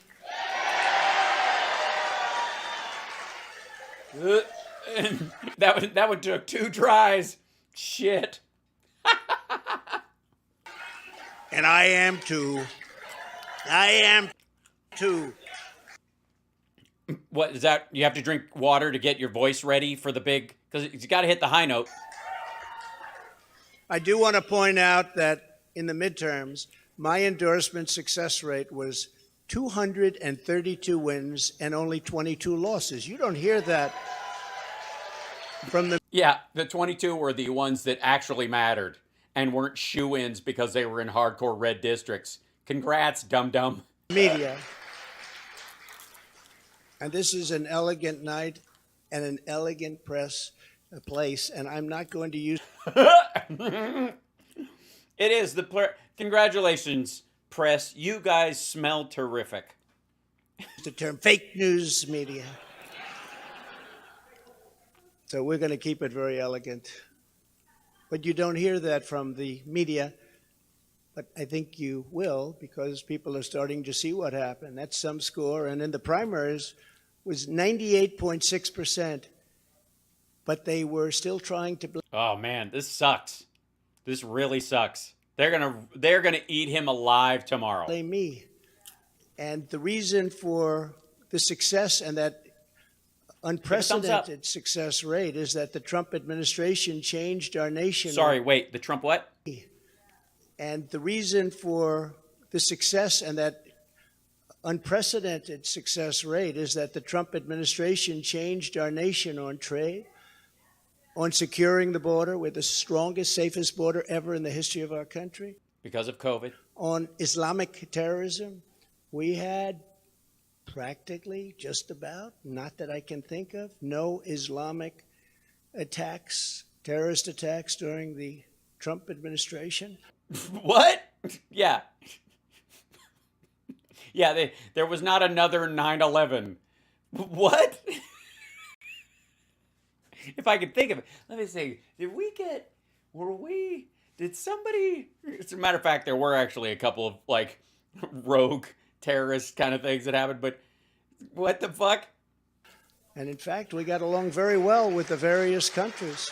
Yeah, especially the big terroristy ones. Jesus.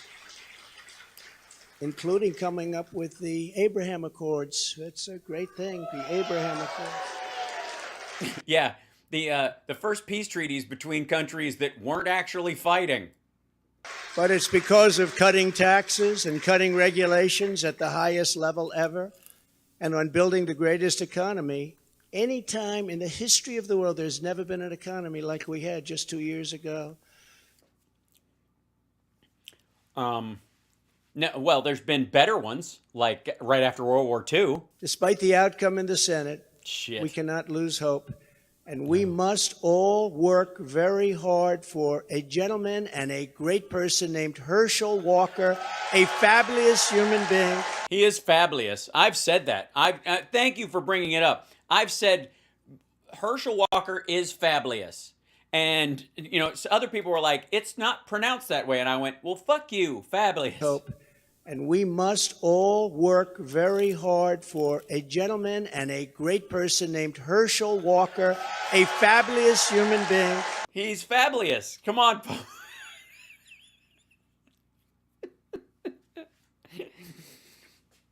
Shit, what did he start this speech about? I can't remember. It's been decades. Who loves our country and will be a great United States Senator. Herschel Walker, get out and vote for Herschel, and he deserves it. He was an incredible athlete. He'll be an even better senator. Get out. No, I don't think so. I don't think those equate at all. And vote for Herschel Walker. The fabulousest. We elected a group of incredibly talented America First leaders who will be stars of our party for many years to come. Yeah, and also we lost Carrie Lake, who was supposed to be my running mate, and fuckity fuck. In the popular vote, another thing that's not discussed for the House, we must remember that Republicans won 5 million more votes, the largest margin in many, many years, over the Democrats. 5 million more votes. That's a big thing. Yeah, it didn't happen when you were on the ballot, did it? Breaking the radical Democrats' grip on Congress was crucial. So in other words... Yeah, explain it, because I'm not really getting it. You lost me at fabulous. Because of our great congressmen and all of our great congressmen and congresswomen. Also congressmen. We have taken over Congress. Nancy Pelosi has been fired. Isn't that nice? Well, no, she's still a representative and she could be minority leader. And, all right. But please praise Kevin McCarthy. We'll see. Yeah, it's not over yet either.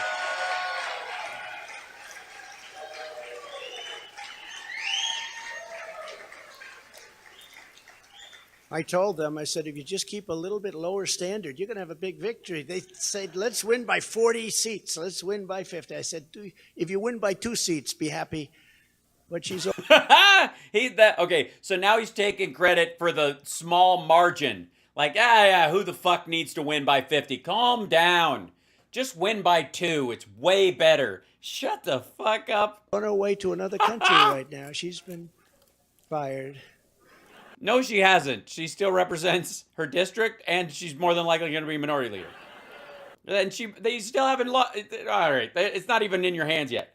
Calm the fuck down. But we always have known that this was not the end. It was only the beginning of our... We've only just begun. ...fight to rescue the American dream.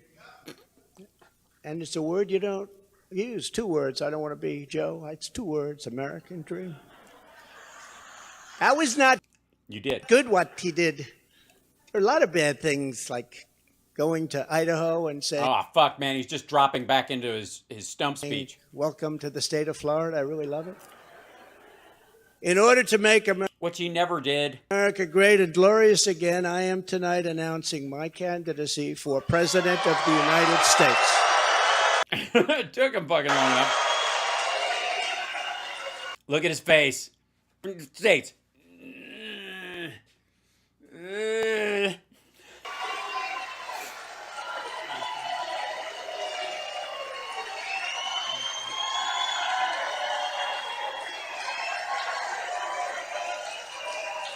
Play the music. I don't have anything else to say. Thank you, kids. Thank you. All of you. Thank you. Yeah, they needed to pull back so we could see the whole crowd and how excited they are. The hands, the people, the phones. The fact that he's apparently doing it from inside a fucking wedding cake. So many incredible friends and family here tonight. It's such a beautiful thing. Oh, shit. That was all that's in the teleprompter. The rest of it's going to be off the cuff. Some people say, how do you speak before so many people all the time? When there's love in the room, it's really easy, if you want to know. Yeah, you fill the room with sycophants and they have to like what you're saying. What the fuck? It really is. You ought to try it sometime. They can't. They're not cult leaders. Together we will be taking on the most corrupt forces and entrenched interests imaginable. And I'm going to need a lot of your money. Our country is in a lot of it. All of it, actually. Horrible state. We're in grave trouble. This is not a task for a politician or a conventional candidate. This is a You're a returning president. You're a politician. That's what you've done. Task for a great movement that embodies the courage, confidence, and the spirit of the American people. This is a movement. This is not for any one individual. This is a job for tens of millions of Yes, I'm announcing tonight that tens of millions of people are running for president of the United States. And I might be one of them. About people working together from all across the land and from all walks of life, young and old, black and white, Hispanic and Asian, many of whom we have brought together for the very, very first time. If you look at the numbers, if you look at what's happened with Hispanic, with African American, with Asian, and just look at what's happening. This is a party that has become much bigger, much stronger, much more powerful, can do much more good for our country. This is a job for grandmothers and construction workers. People with an extra $5. I mean, sure, you might have to eat cat food once a week, but firefighters, builders, teachers, doctors, and farmers who cannot stay quiet any longer. You can't stay quiet any longer. You can't do it. Stop being quiet. God damn it. Angry about what's happening to our. You're angry. Don't you know you're angry? You should shout. Country. Our country is being destroyed before your very eyes. No, this gaudy room was always like this. It's a job for every aspiring young person and every hard-working parent, for every entrepreneur and underappreciated police officer who is ready to shout for safety in America. The police are being treated so badly. These are great people. They can straighten out the crime. They're the ones that know how to do it. We have to. Oh, shit. If he calls for, like, the execution of drug dealers in the tail end of his fucking speech. Give them back their respect and their dignity.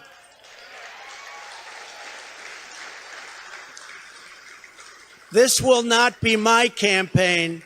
This will be our campaign all together. Yeah, I mean, you guys are going to pay for it, but I'll do my part by showing up and spending your money. I'm not dropping out, you're all dropping out. That'll be that's the message in March. Because the only force strong enough to defeat the massive corruption we are up against is an equal force of massive corruption. Just we need to outnumber them with our corruption. You, the American people. It's true. The American people, the greatest people on earth. We love Thanks very much. I feel seen. Them all. And we love both sides. We're going to bring people together. We're going to unify people. And it was happening in... You're going to unify people? What, are you going to sew us back together? The previous administration, previous to the previous. The previous to the previous. And what was bringing them together was success. Prior to COVID coming in. Current, previous. I mean, it was decades ago. Who gives a shit? The people were calling me, were calling me. You wouldn't believe it. You're right, I don't. People that were so far left, I figured they'd never speak to me and I would never speak to them. But our success was so incredible, like never before. And then COVID started coming in from China. Yeah, it did. Tell us how that happened. Break it down for us. We call it the China virus. Some people call it other things. but it was devastating, and we built it back and did an incredible job. But You built back the China virus? How did you do that? when people say Republicans or Democrats or liberals or conservatives, I say we can all get together. And we were doing that. That was happening just prior because the Yes, we were all getting together. Homes, relatives that were, arguing about politics were suddenly trapped in their homes because of COVID. success was greater than this country has ever had. We were leapfrogging China and leapfrogging everybody else, and everybody wanted a piece of it. A piece of the frog? But just as I promised in 2016, I am your voice. I am your voice. Yes, everything is a reboot. The Washington establishment wants to silence us, but we will not let them do that. No? What we have built together over the past 6 years is the greatest movement in history because Oh, it's a movement. It's the greatest movement ever. it is not about politics. It's No. about our love for this great country, America, and we're not going to let it fail. I mean, we won't do anything for 2 years, but whatever. I am running because I believe the world has not yet seen the true glory of what this nation can be. We have not reached that pinnacle, believe it or not. Believe it or not, I don't believe it. I feel like we peaked in the early 90s when we still had some hair metal left and grunge was coming in, and the early parts of it weren't kind of braggadocious. It was just solid music, Pearl Jam 10 and the first Alice in Chains record. That wasn't a hard divergence from, never mind. In fact, we can go very far. We're going to have to go far. First, we have to get out of this ditch. And once we're out, you'll see things that nobody imagined for any country. It's called the United States of America, and it's an... Jesus Christ. He's talking like SNL, you got it easy this week. Again, it's an incredible place. I mean, it's a dump, and it's in decline, and the airports suck, and the roads are terrible, and there's blood-soaked streets and stuff, but it's beautiful. It's a great place. It's so great. We are Americans, and we do not have to endure what has taken place in Washington, D.C. You kind of do, though. I mean, the rest of us do when the party doesn't go our way. This is our country, our government, and the corridors of power, or their corridors, unless you mean Jimmy Carter. The what? Have to endure what has taken place in Washington, D.C. This is our country, our government, and the corridors of power, or they're our corridors. They're not their corridors. These aren't their corridors. These are my corridors and your corridors. We can share a corridor, okay? You say on one side of your corridor, and I'll say on the other side of corridor, and you take Jimmy Carter, and I'll take Jimmy Carter, and you take the corridor. Our corridors. This is our country, our government, and the corridors of power, or they're our corridors. They're not their corridors. These are our corridors. And we... Fuck, man, the QAnon people are going to go fucking nuts that he mentioned the word corridors 3 times for some fucking reason. Watch it. It's going to be like, there's a Telegram channel. I'll do it after he's done. I'll show you the Telegram channel after. We are Remind me. Coming to take those corridors back.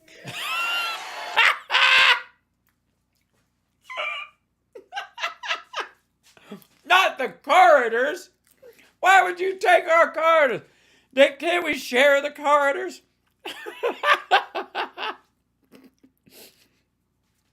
What? That's so bad. Wait, 1 second. Taking place in Washington, D.C. This is our country, our government, and the corridors of power, or they're our corridors. They're not their corridors. These are our corridors. And we are coming to take those corridors back. They're coming to take our corridors. They're coming to Jesus fucking Christ. They're coming for Jimmy Carter. You can't have him. He's a national treasure, and I love him.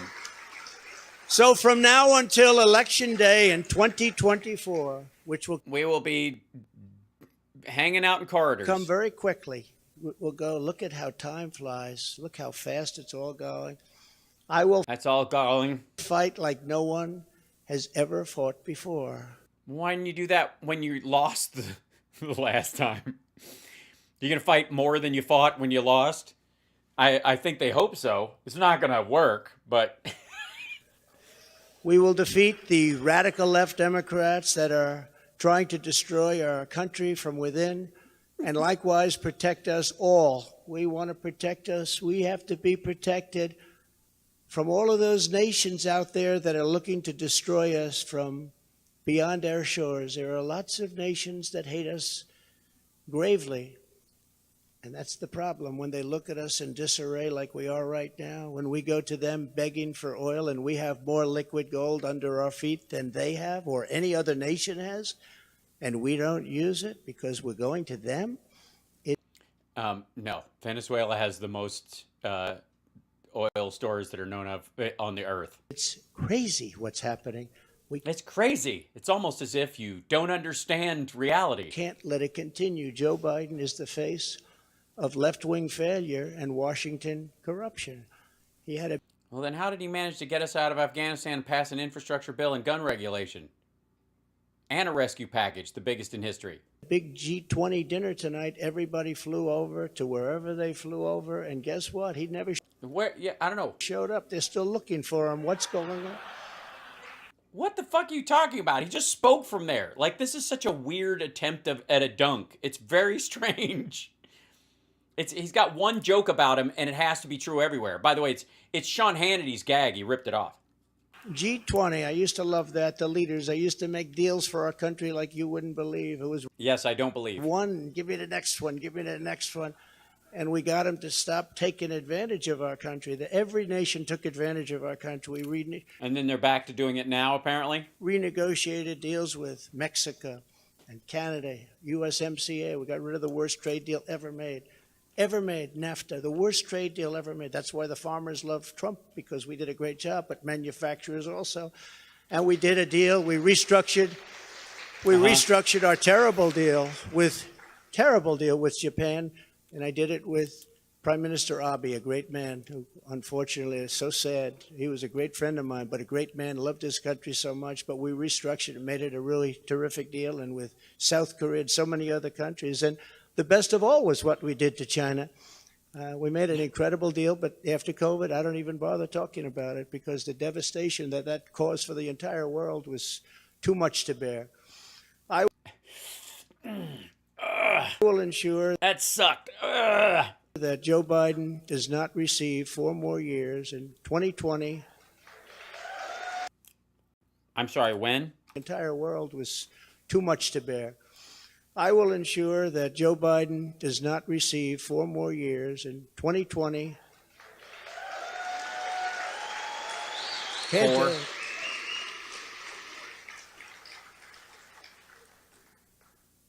Our country. Yeah, okay. Sorry. He missed that one. I thought he was going to fix it. And is he just going to back up and try that sentence again? Yeah, he said 2020. But I mean, again, 2020 was like 4 decades ago. Could not take that. No, apparently we are. We're halfway through it. And I say that not in laughter. I say that in tears. Yes, I know. I thought it was sweat, but I think your face is just crying. Country could not take 4 more years. It can only take so much. Yeah, it takes 6 years, maybe 8, all total. It's all very fragile to start off with. No, it is fucking not. It can only take so much. Yes, America is so weak that it can't take Biden winning in 2020. It won't survive 2 years. Oh. In 2020, I received the largest number of votes of any sitting president in history. And Biden still kicked your ass, sweaty, sweaty, snort, snort. By a lot. By a lot. But that's, of course, because you bought a lot of votes. You just didn't buy enough to get you across the finish line. So. And we will do it again, but no, with even more votes this time.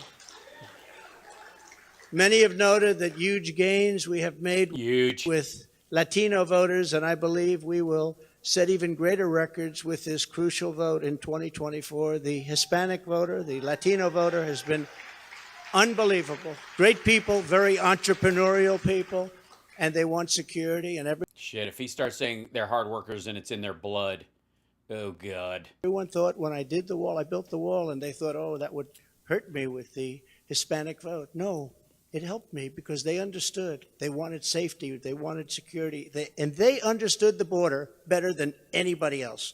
Well, they'd come across it apparently, and what are you talking about?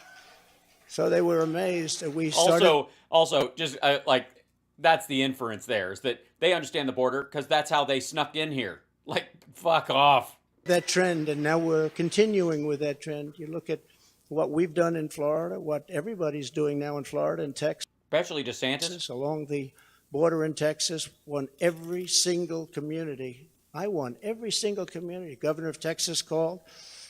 Great gentleman, just got reelected. And said, you got to show up in 3 counties because they wrote you in and there was only like 1,000 vote turnout, but you won the write-in candidate in a bunch of these really, really right-wing areas, and now you got to report there or pay a fine because that's Texas rules. And he said to me, I'd like to talk to you for a second. What? Did he? He said, you've done something that nobody else has done. You've tweeted from a gold toilet with diarrhea at the same time that you were losing. Like, You've won every single area along the border. It's the longest since Reconstruction. I said, Reconstruction. I guess you call that the Civil War? That's what I call it. He calls it the Civil War. It's post-Civil War, but also, no, he did not. That's what I call it. Governor Abbott, very good man, and he's working. You call Governor Abbott the Civil War? Working hard, but it's horrible because what's happening is they're just sending hundreds of thousands of people right through his state, right through Arizona, right through all of the states. Why is Texas not stopping these people? They get federal funds. What's happening is they're coming up all of the states. That's what is happening, and they just kind of serpentine around. And we can't have it anymore. This campaign. Yeah, we can't have it anymore because they might vote for me in the future. Will be about issues, vision, and success, and we will not stop. We will not quit until we've achieved the highest goals and made our country greater than it has ever been before, and we can do that. We can do it. Yeah, we'll just build off of what Biden did and then pretend and take credit for it, like the VA Choice Act of 2014. Why are you upset, Gonzo? This dickhead's not going anywhere. Our victory will be built upon big ideas, bold ambitions. Look, this is America. Any dickhead can come up and stand on the stage if they can manage it. If they want to pay for the microphone, just like Reagan said, they can say whatever the fuck they want. It's not going to change anything. It's not going to make him impervious to indictment or anything. This is what he's hoping it will do. And daring dreams for America's future. Daring to dreamy dream. We need daring dreams. We do. We need some daring dreams. And not these bullshit ones where we're just late for a test and buck naked in our old high school. It's just wrong. It is not enough merely to complain or oppose. We don't want to be critics. We don't want to be complainers. What would you call this? I never wanted to be a critic. I never. But America sucks. Respected critics. They tell people what's wrong, but they can't do it themselves. We will win because we will fight with every measure of our strength and with. Who brings the tape measure? I just need to know before we leave. Is there also going to be a weigh-in? Every ounce of our energy to. Ew. Lift up. Well, you're losing a few ounces right now while we're watching you. The working men and working women of America, and to restore the fabric of this nation. The radical left Democrats have embraced an extreme ideology of government domination and control. Our approach is the opposite, one based on freedom, values, individual responsibility. Which is why we're going to nationally outlaw abortion, even in the case of rape, incest, and the life of the mother. And just plain common sense. It's common sense. Well, if it's common, then the average person would have voted for you en masse, and they didn't. In 2 years, the Biden administration has destroyed the U.S. economy. Just destroyed it. I don't know if you've seen it. It's terrible. Hold on one second. U.S. economy. Let me check. Let's see.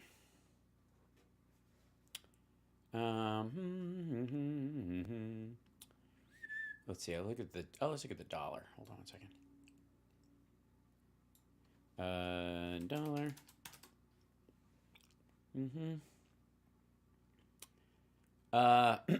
Go to the news. Yeah. Let's see. The U.S. dollar peaked. Hold on. EM outperforms the Fed's final rate 2-year high. Blah blah blah. Dollars expected to peak as uncertainty around the Fed rate and tights. There we go. This is the current dollar. This is even with a dip. Here's the dollar.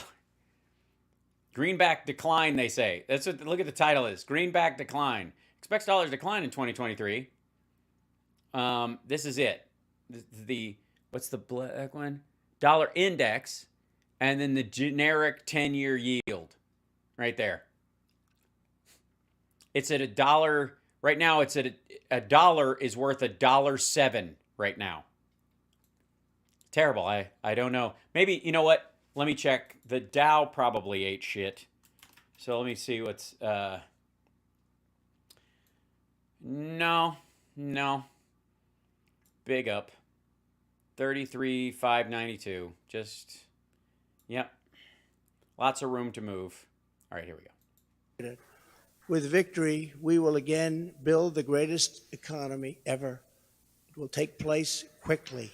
Yeah, just by me standing there, it'll get awesome. We'll build the greatest economy ever. We'll build it quickly. It'll be built on a house of cards because we're building it quickly, and it will probably collapse. But I'll be fucking gone by the time you suckers catch the bill. Ever. And if you remember, right I did it twice. Shameless. I did it before COVID and then handed off something where the stock market was higher than just prior to COVID coming in. And we did it twice. He's getting a lot of dry mouth. That lying is really having an impact on his salivary glands. And he gacked up he's got a fresh scoop of Adderall before he came out there. And we will do it again, but this time we'll do it bigger, stronger, better than anybody can even imagine. Well, if you can't imagine it, how can you make it happen? Does it just happen accidentally?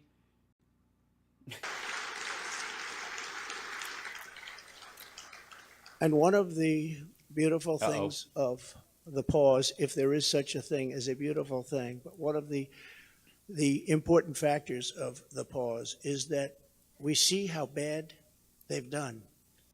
The pause? Does he mean between Trump? Like, he's calling this period between Trump presidencies the pause. I got news for you, dude. It's going to be a long fucking pause.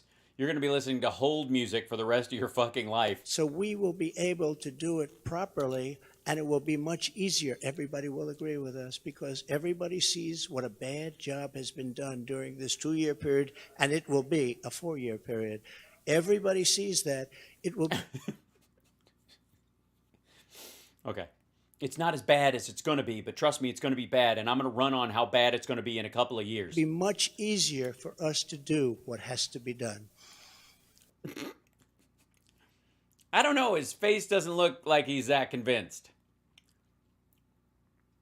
This looks like a Sour Grapes CYA announcement.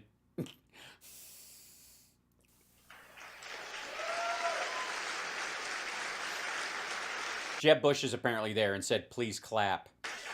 We will immediately tackle inflation and bring down to a level that it was. You know, we were at 0, but actually the best number is 1%. Do you know that?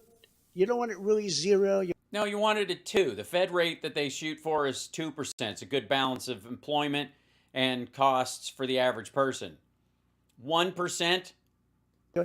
But we were at 0. We actually got it to exactly 1%, the perfect number. One thing every... Yeah, if we could just get COVID back. Economist agrees. Don't have it 0, have it like at 1%. They even say 1 to 2, but I said, listen.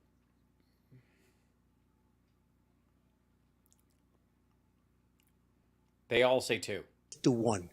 And we had it at... 2 is 2. Cut it down. It should be less. Whatever. People like it when inflation's low, so be lower than what is right. 1%, and we had it there for a long period of time, and we had... Yeah, about 10 months during COVID. The value of the dollar, we had it so that this country could make a lot of money, and I fought other countries where they devalued their dollar, they devalued their currency, whether it was the pound or whether it was the yuan or the yen, and I used to fight like cats and dogs with the leaders of other countries because... Really? Which one were you? Because they were stealing from us when they did. We fought like coyotes and wolverines. We fought like oil and water. They had artificial devaluation. They had artificial? Sorry, say that again. And I used to fight like cats and dogs with the leaders of other countries because they were stealing from us when they did that. They had artificial devaluations of their artificial devaluation currency. It's a very important thing. I haven't even heard it mentioned in 2 years. That's a very... Hi, stupid. That's because post-COVID, everybody's currencies have been taking a giant shit, and the dollar is worth more than $1. Very important thing. It's very hard for us to compete when they do that artificially. And they had to pay a big price when they did it. And they never really did it for very long. I said, we're not going to do business with you anymore as a country. And they believed me. And then we still did. And they let it go back up. Instead of... Jesus. Putting America... He has no idea where the pound is right now. The pound is fucked. The yuan is fucked. The yen is fucked. They're not artificially devaluing their currencies. Their currencies are shitting the bed. Like he picked the 3 worst examples. Last, as the Biden administration has done very, very openly and bravely, because I can't imagine saying, let's put America last. I think it takes courage. We will... You mean brazenly, you shithead. Again, put America first. On the chopping block, you know, on the poker table. We get it. Every policy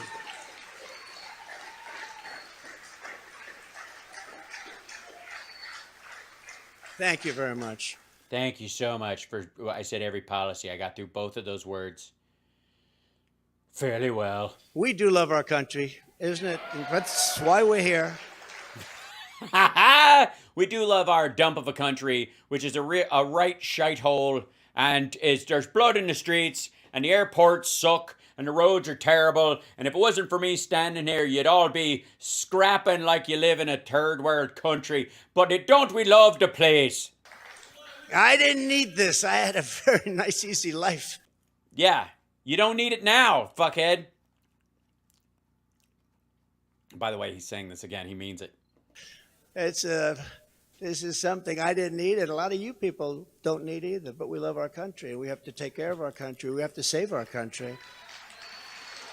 Every policy. By the way, for whatever vibe him coming down this in the fucking escalator gave off that gave people the idea that he should actually run and making it through, there is a very distinct Pat Robertson vibe from this one. Oh, and you're right, Julia. This is fucking boring. It's gloriously boring. Must be geared toward... It feels like it's been going on for decades and decades. That which supports the American worker, the American family. Wait a minute. Claim your Trump mystery box. Isn't that what this whole announcement is? This is both large and small and allows our country to compete with other nations on a very level playing field, which we never had until I came along and the Trump administration. People are leaving. There's a line for the shitter. Came along, and now we're losing it. A lot of waddling. A lot of people like, all right, how much longer is this shit? They're moving back into China. They're moving back into these other countries. It's horrible. Who is? Nobody is. What are you talking about? That means low taxes, low regulations, and fair trade, much of which I've already completed, but now will even greatly enhance. Other countries should pay for the privilege of coming into the American marketplace. They have to pay to come into our country and make all of that money. Okay, then put your fucking dick on the chopping block, asshole, and call out real estate. Because foreign investment in U.S. real estate is the one, like, red line that these motherfuckers never touch. They allow... like oligarchs from all over the world to buy big swaths of American real estate, own rental properties, own corporate parks, own like mansions, and leave them empty and off the market, driving up the prices of the other ones. That's the one area where you could actually make a huge difference everywhere. And he's literally the worst person to go after it. Take it away from us. Oh, he already announced it. He said it, I'm running a few minutes ago. And thanks to the Trump administration, still the best and the biggest country in the world is what we have. We have the best. Best and the biggest. If you remember, for many years, you can look in your projection books. I do. I have my. Do you guys wait? Hold on. Everybody, pull out your projection books. Our what? Our projection books. Is this going to be about China was supposed to overtake the United States? China was going to take over from us as the. I mean, I fucking at this point. I mean, who's your boy?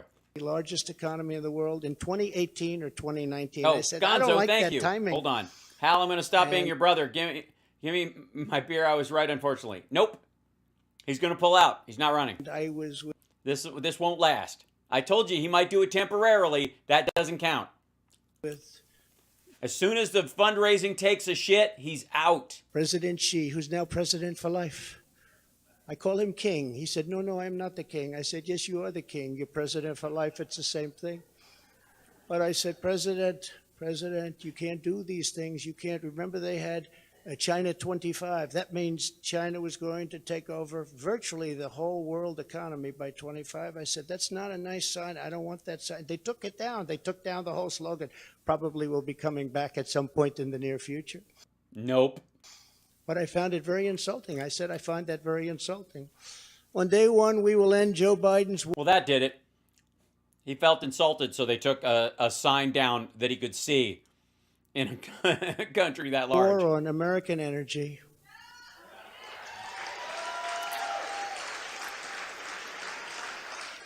And you will see, when that happens, you will see energy costs come down. And because energy is so big and so important, you will see inflation dropping. You will see dropping for decades and decades. Come down. It's a thing of beauty. And you wouldn't think it's that complicated. Now, what has been complicated a little bit is what's happened to so many other things. I believe originally started by this energy disaster. We were $1.80. All right, now he's just rambling. 7 a gallon for gasoline, and now it's hitting $5, $6, $7, and even $8, and it's going to go really bad. The socialist disaster known as the Green New Deal, which is destroying our country, and the many crippling regulations that it has spawned, will be immediately... He means carbon taxes. He's trying to... There's like, if there's billionaires in that audience that he's speaking for, it's people who don't want to pay carbon taxes. By the way, Tesla is solvent largely because it sells carbon credits. Did you know that? It's bigger than its car sales. It sells because it's so green, allegedly, in how it builds the cars, and because it's building these zero-emission cars, it can sell carbon credits. Terminated so that our country can... Yeah, there is, right, and there is no Green New Deal. It was a PR statement. It's like a statement of purpose. Again, breathe and grow and thrive like it should.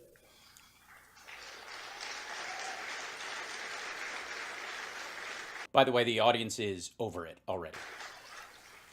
It's very, very much hurting our country. Germany tried it, Germany tried it. Oh, shit. He's going to go into... How many Chevys are in Berlin? They were up for about a year. Remember I sent to Angela.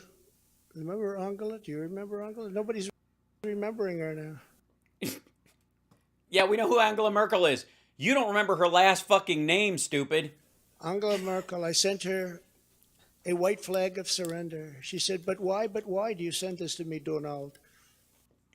Donald. Also, but why is exactly the same phrase that Xi Jinping used about, but why do you ask me this? I said, Angela, I sent it to you because this is a flag of surrender. You are getting 78% of your energy from Russia. And when that happens, history has proven that it's not good for Germany.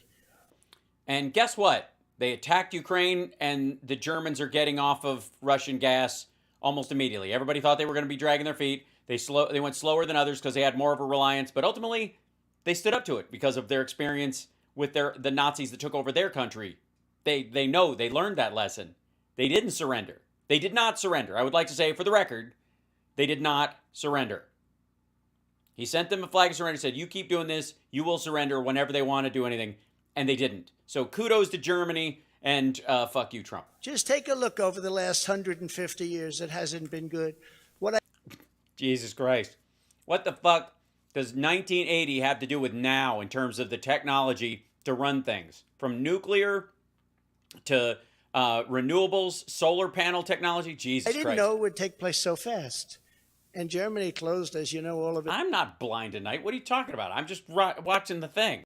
Just not reading the chat while it happens. Give me a break. It's coal-powered plants and it's nuclear plants. They closed everything, and now they did not. They're building coal plants, and they're building them fast. And China's building a coal plant every week. Every week they open up another, and then they talk about all of the things that they do environmentally. By the way, that is a talking point from, I want to say, 3 years ago that's carried forward. They're watching us die with the Green New Deal, with our windmills and with our solar that doesn't have the power to fire up our great factories and our great plants. Hi, stupid. We don't run our plants off of wind and solar. We use less fossil fuels because we run smaller parts of our electrical grid, our consumer grid, off of it. They are watching us die, and they're laughing. No, they aren't. As it happens. Remember, Melania he left her on the side of the stage. She was going to come up there with him or something, and then she didn't. We didn't, she walked down there with him, or one of the lookalikes came along, but he went up by himself. There's nobody else on that stage. Economic security is national security, and that's what it is. We need. Yeah, that's why we're getting away from fossil fuels entirely, because even though we produce a lot, they're still sold at whatever the going rate is. Economic security. That is why we will launch an all-out campaign to eliminate America's dependence on China. We will bring Too late. Bring our supply chains, which are a disaster right now. You can't. Too late. Can't get anything, and good. I can't. You can't get anything. Can you get anything? I can't get anything. I've been to the store. There's no store there. It's like the whole world's turned into Portland. Good luck getting a turkey for Thanksgiving. Number one, you won't get it. And if you do, you're going to pay 3 to 4 times more than you paid last year. Because China has all the turkeys. But we will bring our supply chains and manufacturing base back home, as we were strongly doing during the Trump administration, and we will systematically bring back wealth, health, and success to the American middle class and to... Sorry, we do that on our own, asshole. America itself. Please. Please, continue to woo. Please woo. Yeah, please sit down. I feel so guilty having you stand. This is just going to go on and on and on. No. They took out a lot of the chairs, stupid. Oh. Now you've been standing for the whole event. I feel very guilty. I don't want that to happen. Yeah, because these aren't his regular rally goers. These are people that are rich, for real, not fake rich like him. To every worker and family struggling to survive in the Biden economy with inflation destroying your family and your life. Inflation did destroy my family. It did. It tore my family to pieces. Venmo, thanks so much, Mark. What? With 3,300 plus in the chat at peak. Look at that. Nice. We got 3,500 in my Restream chat alone right now. It's crazy. It's just like, brrr. So I'm not ignoring anybody. I just couldn't see it. It's like running through a cornfield with your eyes open. This campaign will be for you. Help is on the way. Joe Biden has abolished America's borders. We are going to restore and secure America's borders. America's borders? But will he handle America's borders? I mean, honestly. Sorry. Go back here because I looked at my chat. Hold on. Will be for you. Mm-hmm. Help is on the way. Joe Biden has abolished America's borders. We are going to restore and secure America's borders, just like America's borders, like we had them before. Best ever. We built the wall. But why, oh why? And now we will add. Oh yeah, right. He said it to the Taliban. But why, oh, but why do you show me a picture of my house? Yeah. Add to it now. We built the wall. We completed the wall. And then we said, let's do more. And we did a And the border's never been worse. Again, I blame the wall. lot more. And as we were doing it, we had an election that came up. And you lost. And when they came in, they had 3 more weeks to complete the additions to the wall, which The part that wasn't necessary, the addition to the addition of the wall, because he can't let people believe that he didn't finish the wall. would have been great. And they said, no, we're not going to do that. And that's when I realized that they actually want to have this disaster known as open borders. Hard to believe, isn't it? Yes, I don't believe it. It's fucking ridiculous. But one of the reasons we had so much success at the border was because of the fact that COVID was rampant here, and we had more cases than Mexico did. So even though people were desperate in Mexico and in South America for financial reasons, they didn't want to come into America and have a higher chance of catching COVID while you were president. 2 things. We got Mexico to give us free of charge 28,000 soldiers. That helps. And President of Mexico is a great gentleman, by the way. He said, but why do you want 28,000? Socialist, but that's okay. Can't have everything. But he's a great man and a great friend of mine. But 28,000. It's a great friendly socialist. Soldiers. So you're friends with socialists. Interesting. While we were building the wall. And then when the wall was finished, that's how we set all these records. We have records that nobody can even compete with. Right now, it's a disaster. I believe it's 10 million people coming in, not 3 or 4 million people. They're and it's not even 1.5. pouring into our country. We have no idea who they are and where they come from. Well, largely because they're invisible and no one can touch or see them. We have no idea what's happening to our country. Jesus. We're being poisoned. Exactly, Stacey. Within moments of my inauguration, catch and release will be gone forever. Remain in Mexico. Remain in Mexico, which was so important. Everybody came in here, they remained here, and they never left. And you couldn't get them, you couldn't find them. I had a policy. You couldn't, you just poof. To remain in Mexico. And if you think it was easy for me to get the president of Mexico to agree to that, it wasn't. But we got it. And they terminated it. Can you believe? So now they come in here, they stay, and we have no idea where they are. They get lost.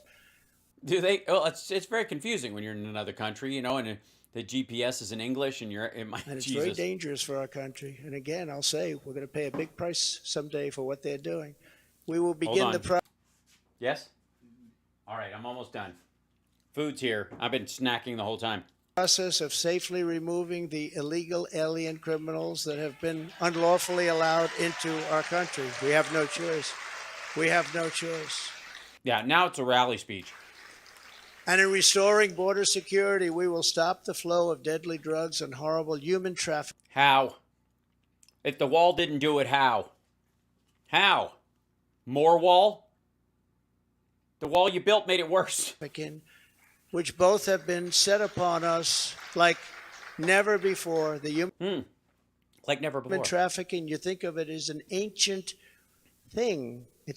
No, I don't. It's not ancient. Because of the internet, human trafficking is worse. Oh, it's the fucking internet, man. I blame the internet for slavery, too. Worse than it's ever been in history.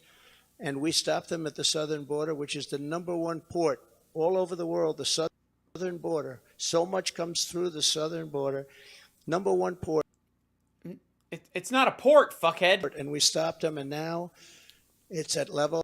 The southern border is the #1 port. Jesus Christ.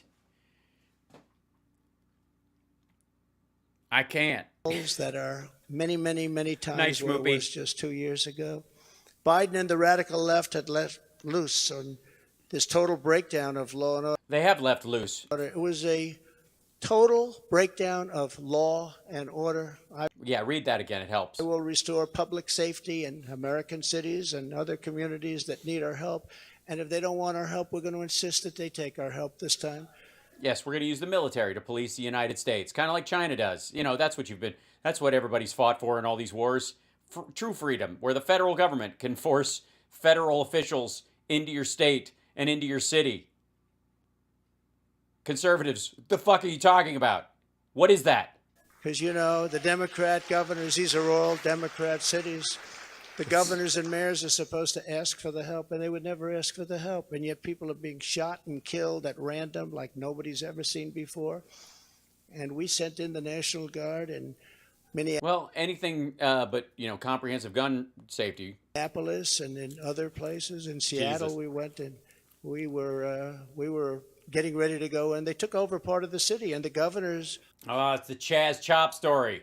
The Democrats don't want to ever ask to do anything because they don't want to shake things up. In the meantime, the cities are rotting, and they are indeed cesspools of blood. But it can wait 2 years. It can be a cesspool of blood for another couple of decades.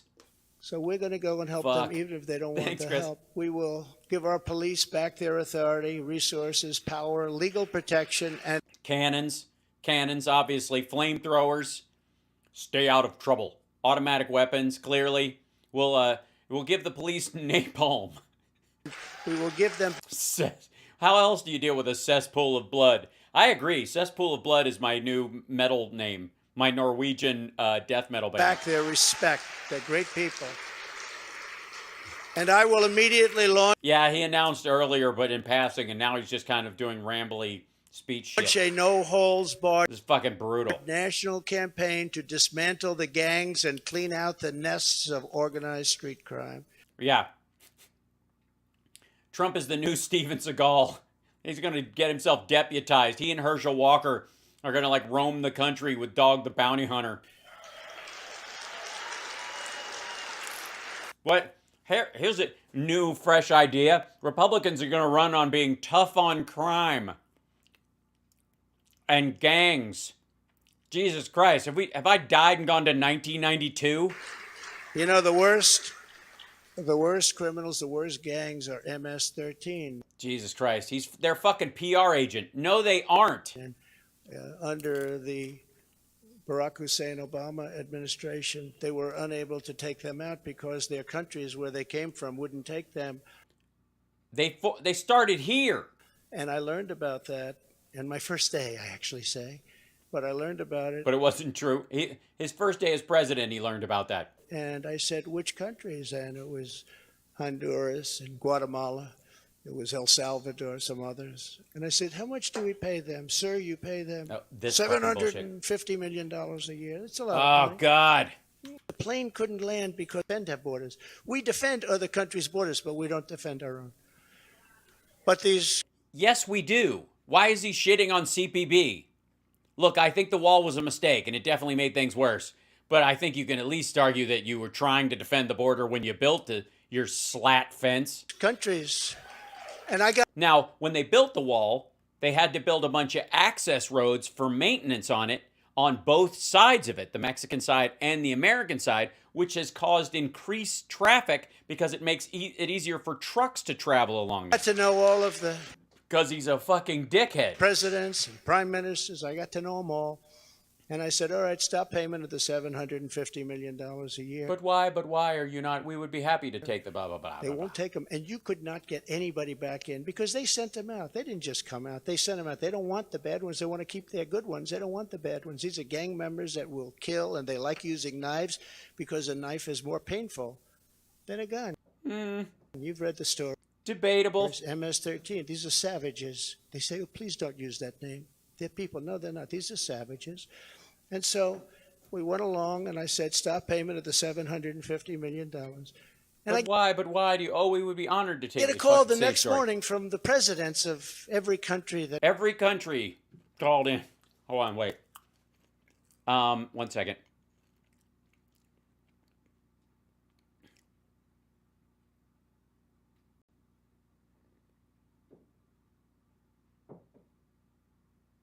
The fuck? Hold on.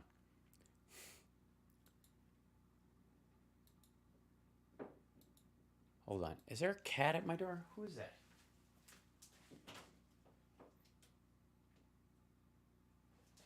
All right, I have a haunted house. All right, go ahead.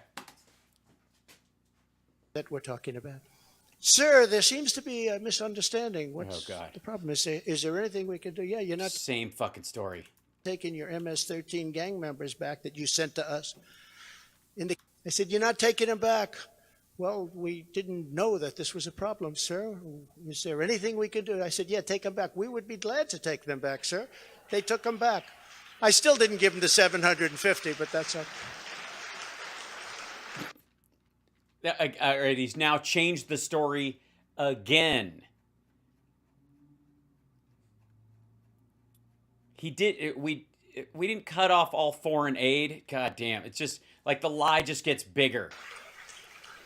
And by the way, now Biden wants to give them $4 billion. They were happy with $750, and now they want to give them $4 billion. Somebody someday is going to explain that one to me. Okay, I'd be glad to. It actually makes you rage with anger when you hear that. They want to. Does it? Oh, I didn't realize. I thought I heard. Did I hear that? Yeah. 750 so badly, and now they're getting $4 billion. We will wage war upon the cartels. And it's like $750 a year or something like that, and like they're spreading it out over time, and they allocate $4 billion to give them the same amount over the next few years, and it's a 10-year budget, so it's so fucking stupid. Stop the fentanyl and deadly drugs from killing 200,000 Americans per year.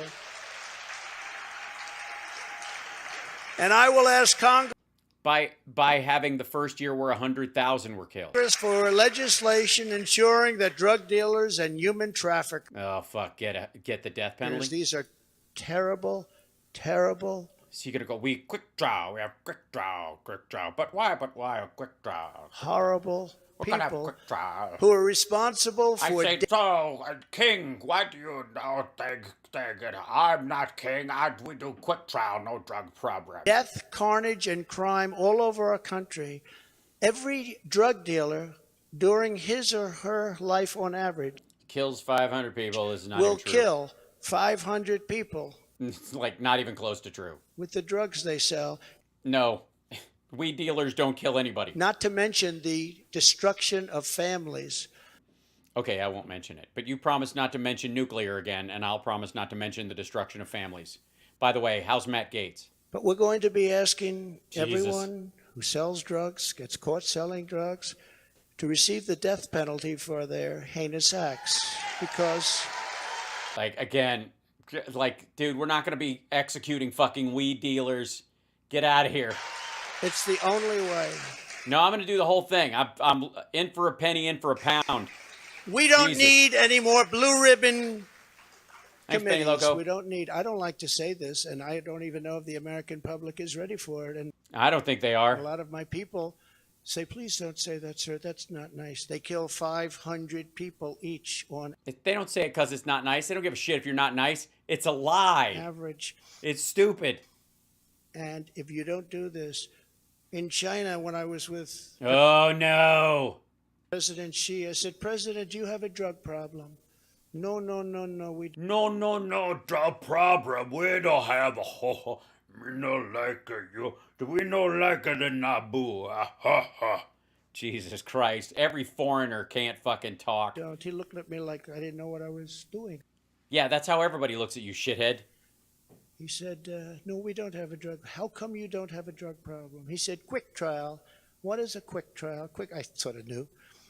Yeah, I already knew. I don't even know why I'm asking these questions. I should have just told him what was going on in his country like I normally do. What is a quick trial? What's quick trial? Well, we catch person and we have quick trial and then we kill person. It's where if you get caught dealing drugs, you have an immediate and quick trial, and by the end of the day, you're executed.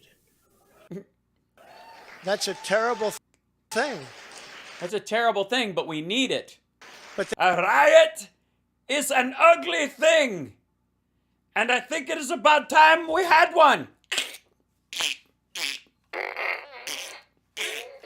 Yeah, fuck due process. You do realize this is why America is a better country. And you do realize that in China, you're guilty until proven innocent.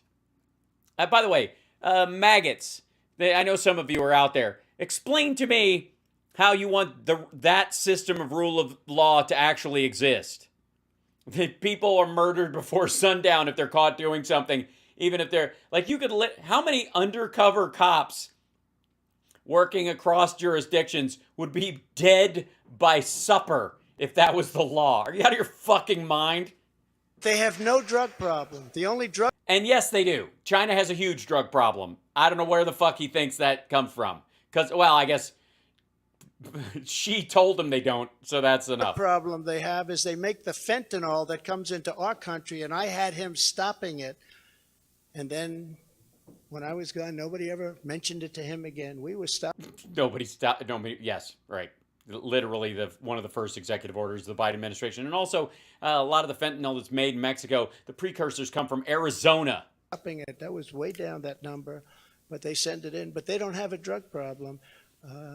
Other countries like Singapore has no drug problem. No drug. Yeah, they murder people. It's terrible. That's stupid. You ask them, they don't even know what you're talking about when they say drug problem. They don't even know what you're talking about. Well, they don't speak English. You're asking them in English. Yeah. Oh, hi. Hi, Amoeba Stampede. Yeah, you don't need to see this. No drug problem. No drug problem. We don't have a drug problem. Ipaku na tapa solo. Now, why should they sell there and risk their lives every time they sell when they can come to the United States and nobody even cares? Yes. Why be a traveling drug dealing salesman? People don't sell drugs in their own countries because they speak the language, they know the network, and they actually know the demand in those areas. You know, I just feel like selling drugs is in my blood. My father was a drug dealer, my grandfather was a drug dealer, and there's just the sun is always shining in the drug dealing in the United States. That's where I'm not going to go there and do something else. They can do whatever they want to do and become rich. It's a disgrace. So if you want to get rid of that and also bring down your level of crime, probably 75 or 80%. I'm sorry, Gonzo. That's the only answer. No more blue ribbon. I refuse to create them anymore. They were just a joke. It was New York people wanting to be on a committee his wife for publicity reasons. No. Dude, like the charities you pretended to donate to? No more blue ribbon committees. That's the only way you're going to solve the problem. Yeah, we don't need a blue ribbon committee.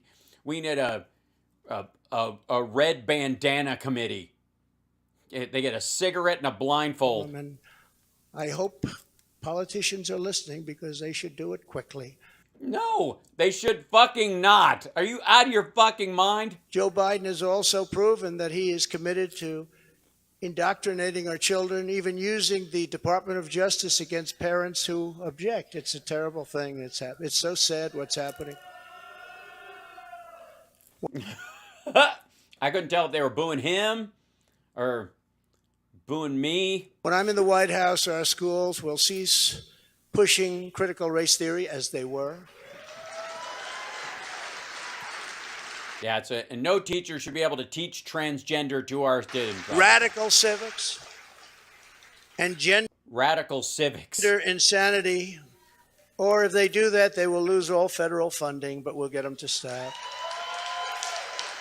And I will be the president who finally fixes education in America. We were doing great. Yeah, you're the dude to do it. It might take you decades and decades. We were starting to really get it right. We will not let men. They were 2 weeks away. Oh, God. Men to compete in women's sports. As an example, participate in women's sports. Is that okay? No men. No men. No men. Are you a man? I can't tell. You're wearing a lot of makeup.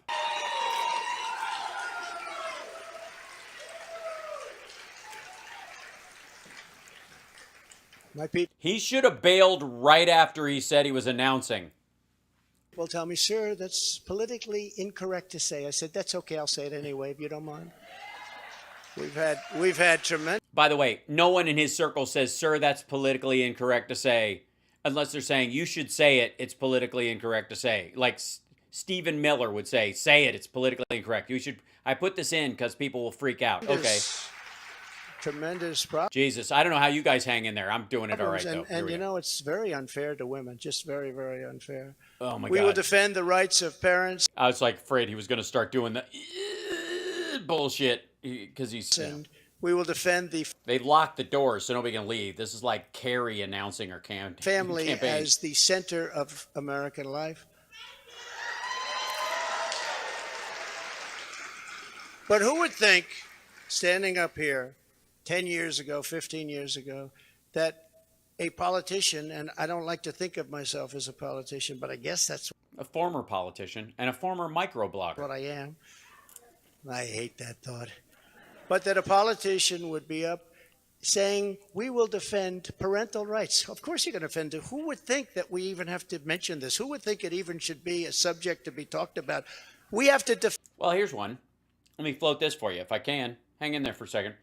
At one point, it was possible, because of farm work, to have kids work on farms. So the child labor laws were loosened in a bunch of states, specifically around farms. And the reason they had to do it around farms was because there were people running motels and hotels that were pimping out children.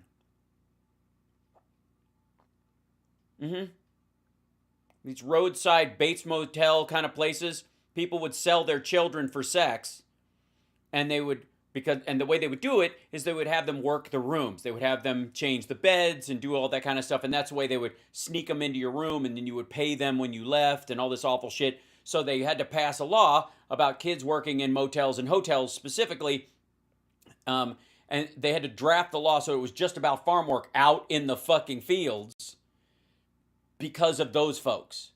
And those parents, in many ways, wanted to be able to do that. It was they were pissed that they were having to get rid, and it was enough of a factor that it worked its way into like 7 states in the like late 1800s to the early, like, say 1930, 1920. Defend parental rights. Can you believe this? As commander-in-chief, I will get Biden's radical left ideology out of our military, and I did. And in the first day, they put it back. They signed an executive order, and they put it back. It was good. They did? They put it back in the radical ideology, the thing I never put in. Put that back in. Gone. We will abolish every Biden COVID mandate and rehire every patriot who was fired from our military with an for violating direct order. Apology and full back pay.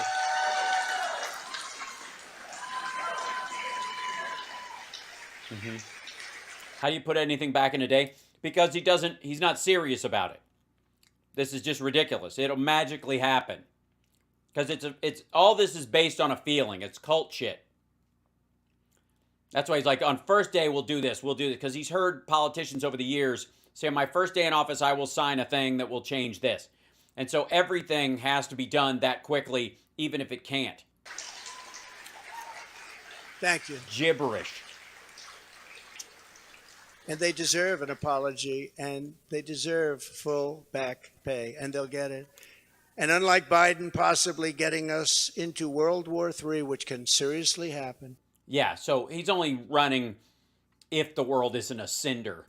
I will keep America out of foolish and unnecessary foreign wars, just as I did for 4 straight years. Yeah, as long as you don't count Syria and giving our bases in Syria to Russia and sending the soldiers that were there down to Saudi Arabia to protect gas refineries for the Saudi royal family from attacks from Houthis. Besides that, and never getting us out of Afghanistan. We will again have peace through strength. That's all it is. That's all it is. That's all it is. Just peace through strength. People feel like you're strong and they don't try shit. It's your swagger. As events overseas have shown, and fucking the Kurds over, exactly. To protect our people from the unthinkable threat of nuclear weapons and hypersonic missiles, the United States must also build a state-of-the-art, next-generation missile defense shield. We need it. The power of these missiles and the power of a word that I refuse to say, nuclear. Jesus Christ.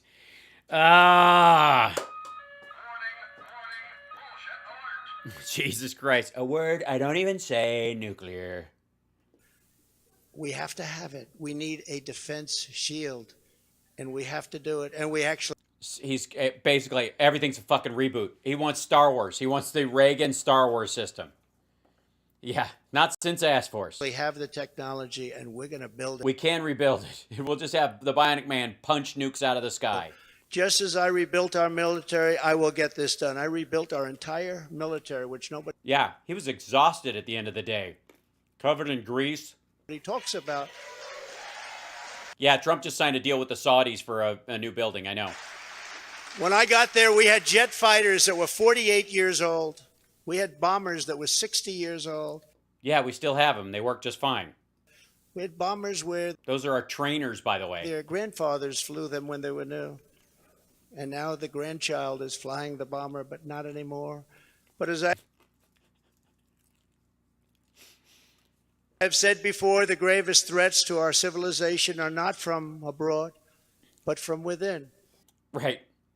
If Biden was saying this, this would be the terrorizing half the electorate's part of the speech, and everyone would decry, how dare he call half of the American electorate, you know, violent monsters, and that's proof he's going to put you in a FEMA camp. None is greater than the weaponization of the justice system, the FBI, and the DOJ. We must conduct a top-to-bottom overhaul to clean out the festering rot and corruption of Washington, D.C. In a couple of years.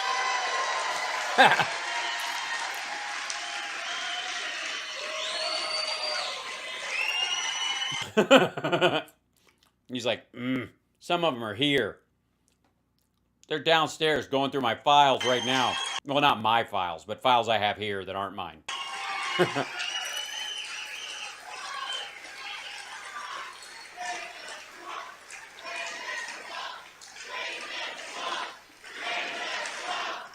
Oh, they're yelling, drain the swamp. A, you're in Florida. Not possible. Because where would naked guys be able to eat cheesecake in the middle of the night? Don't get me started. Well, and guys in thongs. Anyways, drain the swamp. He had 4 years. He made it worse. Well, I think he did one thing to drain the swamp. He found Devin Nunes, and he took him out of D.C. and brought him to Florida to a different swamp. Thank you. Whoa. Did everybody check out that hand over on... Watch this lady over here on the red... Watch her. Stop. Stop. Thank you. Stop. See that? She's like doing the Hitler QAnon. She's doing one like that. Yeah. And I'm a victim, I will tell you. Aw, come on. I'm a victim. Think of it. Oh, he's a poor... he's a victim. He's a victim. The FBI offered $1 million to Christopher Steele, who wrote the fake dossier, if he will lie and say that the fake dossier was true. This isn't even close to true, this story. And he refused to do it, so it had to be really fake. And then they hired somebody. Fucking gibberish. Demchenko, for $200,000 a year to focus on Trump and to get Trump and other things, including the raid of a very beautiful house that sits right here. The raid of Mar-a-Lago, think of it. It wasn't a raid. I'm thinking of it, and it wasn't a raid. And I say, why didn't you raid Bush's place? Why didn't you raid Clinton? 32,000 emails. Why didn't you raid Clinton's place? Why didn't you do Obama, who took a lot of things with him? Because he went through the proper channels. We will dismantle the deep state and restore government by the people. Hey. Somebody go. To further drain the swamp, I will push for a constitutional amendment to impose term limits on members of Congress. It's time. Ha ha! Yeah, that'll get you solid support. Yeah, you mean people like Chuck Grassley gotta fucking go? Knock yourself out, asshole. It's time. Yeah, sorry, Chuck. You threw yourself on the fucking grenade for this guy, and the first thing he's gonna do is get rid of you. Ha! And I will ask for a permanent ban on taxpayer funding of campaigns, a lifetime ban on lobbying by former members of Congress and cabinet members. And does that include going to work for social media companies tied to candidates? I'm just wondering. By the way, somehow he thinks this is going to fuck with Paul Ryan. I'm serious. I don't know what the fuck. I see what they make. They leave the White House or they leave Congress and they're paid millions and millions and millions of dollars a year. While you go broke. It's so sad. No, you have to have a ban.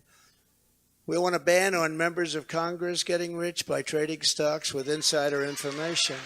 Oh my God, the Dems are already passing that, stupid. And many of our great members agree with that. They actually agree with that. And yeah, the ones who've left already, who it wouldn't apply to. Of course, we will do whatever it takes to bring back honesty, confidence, and trust in our elections. Okay, so you're not going to lie about it anymore, and you're not going to question the outcome this time? Fuck, man. To eliminate cheating, I will immediately demand voter ID, same-day voting, and only paper ballots. I don't care what you fucking demand. You're not the king. Oh, yes, I am king.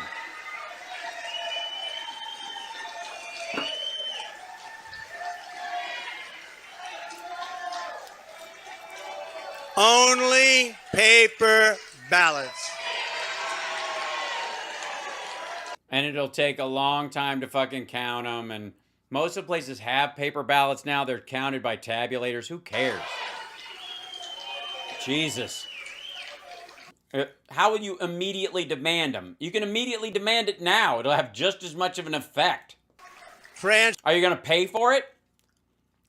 Again, by the way, for the record, maggots, anybody who's watching that's a fan of this asshole, you do recognize that when he says, I will demand paper ballots, that would be, in that case, the head of the federal government dictating how states carry out their elections. Continue with your evening, dipshit. France just had an election. 36 million people voted. It was all done by 10 o'clock in the evening. No complaints. You had a winner. There were lots of complaints. You just don't speak French, and it all sounds like they're complaining to you. You had a loser. The loser went home. The winner. Yeah, same thing happened to you. He's a friend of mine, nice guy. But he was happy. But there was no complaints. And if there is a complaint, you check it out, and you can fix it very easily. You can find out what's going on. No, paper ballots, same-day voting, voter ID. So simple. And we want all votes counted by election night. Well, then you're not going to have mail-in votes at all. By the way, that's not going to happen. And if that's what he's running on, that's how his people are going to vote next time. That's how they're going to vote in the primary. That's how they're going to vote in the general if he even makes it, which he won't. Because people will vote early for the other Republicans in the primary, and they'll show up on the day to vote for him, and there won't be enough of them. Just stupid. They spend all of the money for machines and all of this stuff, and they end up 2 weeks later, 3 weeks later. By that time, everyone forgot there was even an election. It's horrible. And this doesn't happen. I said it before. It doesn't happen in third world countries. They do better than we do. It's horrible what's happening with our election and election process. Also, third world countries do not do better. And that's why they're third world countries. Get that job done. That's a very personal job for me. A lot of those guys are like, I won by midnight. We haven't even had the election yet. Still. Take that very personally. But this is just the beginning of our national greatness agenda, and that's what we call it, a national greatness agenda, because... Nah. It's kind of like MAGA. It's just, nah. The national greatness agenda. Nah. Our country can be greater than it ever was. Our country Magoo was great. Our country's not great anymore.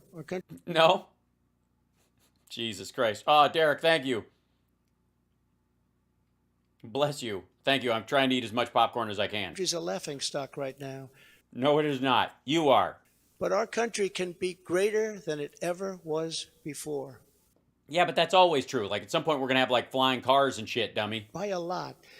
There will be more, much more to come in the months ahead. There are so many things we can do. Many of them are not even hard to implement. Well, then why do we need you? The journey ahead of us will not be easy. Anyone who truly seeks to take on this rigged and corrupt system will be faced with a storm of fire that only a few could understand. Oh, yeah. Well, like Biden understands. He's in office, and Obama did it twice. So. Right? I happen to have some children in the first row. They understand. In the first row? In fact, my one boy, stand up, Eric. Uh-oh. He and I both had to plead the fifth.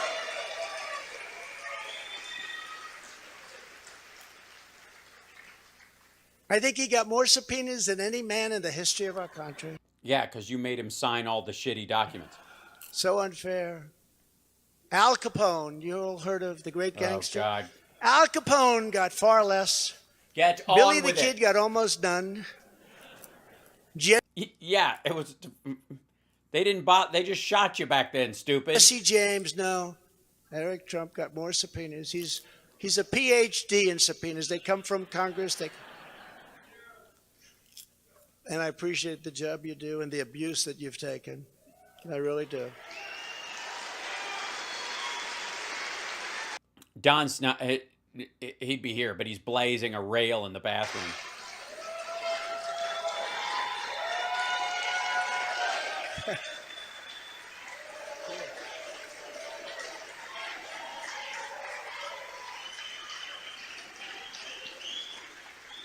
No love for Don tonight? Is Don not there?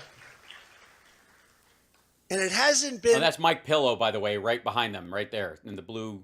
a joyride for our great First Lady either.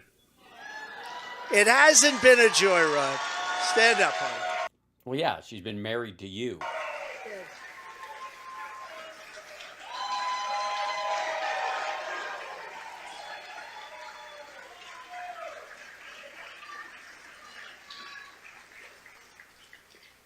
I go home and she says, they do love her.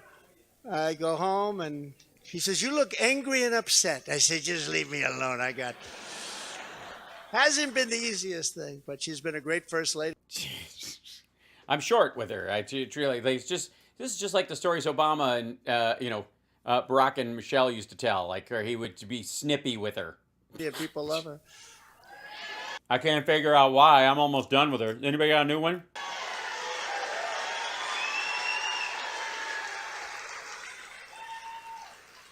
We will be resisted by the combined forces of the establishment, the media, the special interests, the globalists, the Marxist radicals, the woke corporations, the weaponized power of the federal government, the colossal political machines.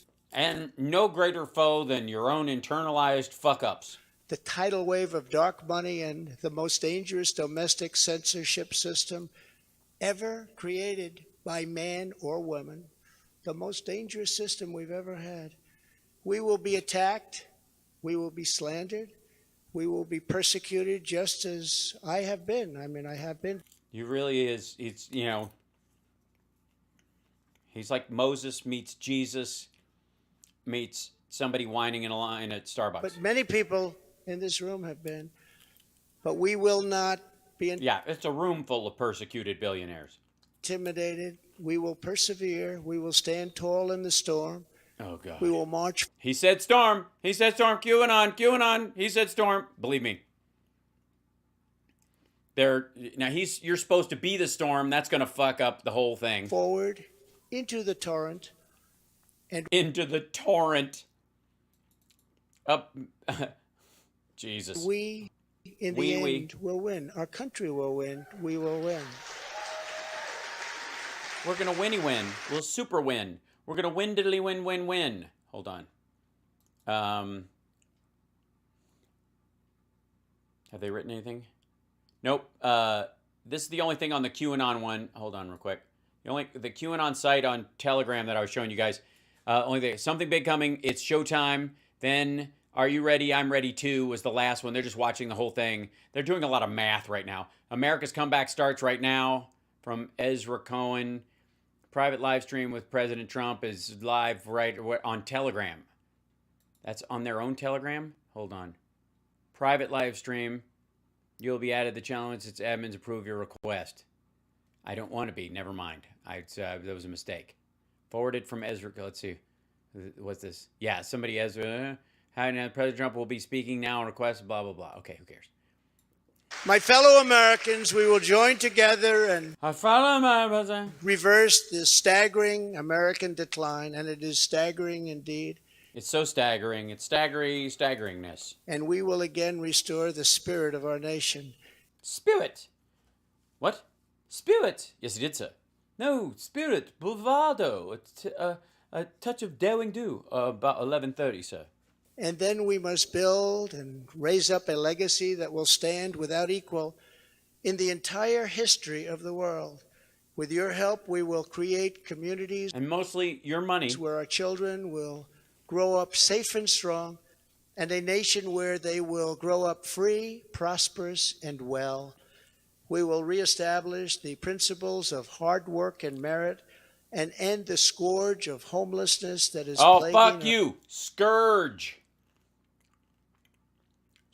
Not scourge. It's pronounced scourge. Our beleaguered Democrat-run cities.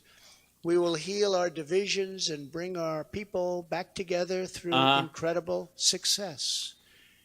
We will defend life, liberty, and the pursuit of happiness.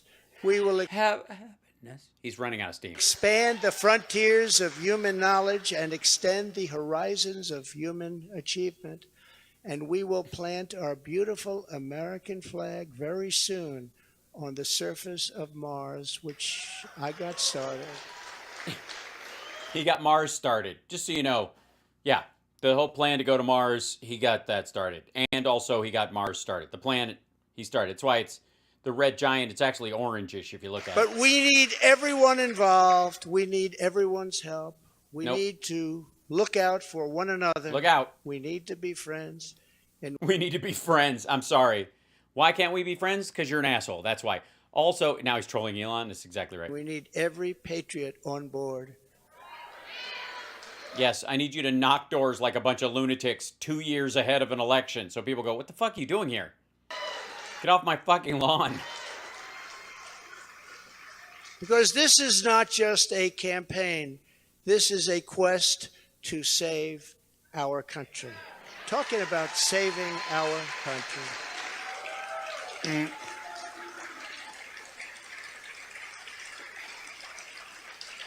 Jesus. Thank you. Thank you very much. Thank you very much. Thank you very much. Thank you very much. Oh. I am oh, God. I'm twitching. Asking for your vote. I am asking for your support. And I am asking for your money, friendship, and your prayers of this very incredible but dangerous journey. If our movement remains united and confident, then we will shatter the forces of tyranny and we will unleash the glories of liberty for ourselves and for our children and for generations yet to come. America's golden age is just ahead. And together,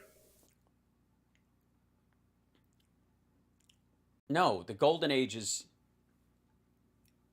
We would have we've had the silver age. Like, which level of Marvel is he involved in? We will make America powerful again. This is where he's finishing the whole thing. We'll make America strong again, safe again, and most of all, we'll make America great again. Then, he can't play "Hold On, I'm Coming" at the end of this, because that's just gross now. We will make America wealthy again. America is wealthy. It's the wealthiest country on the fucking planet.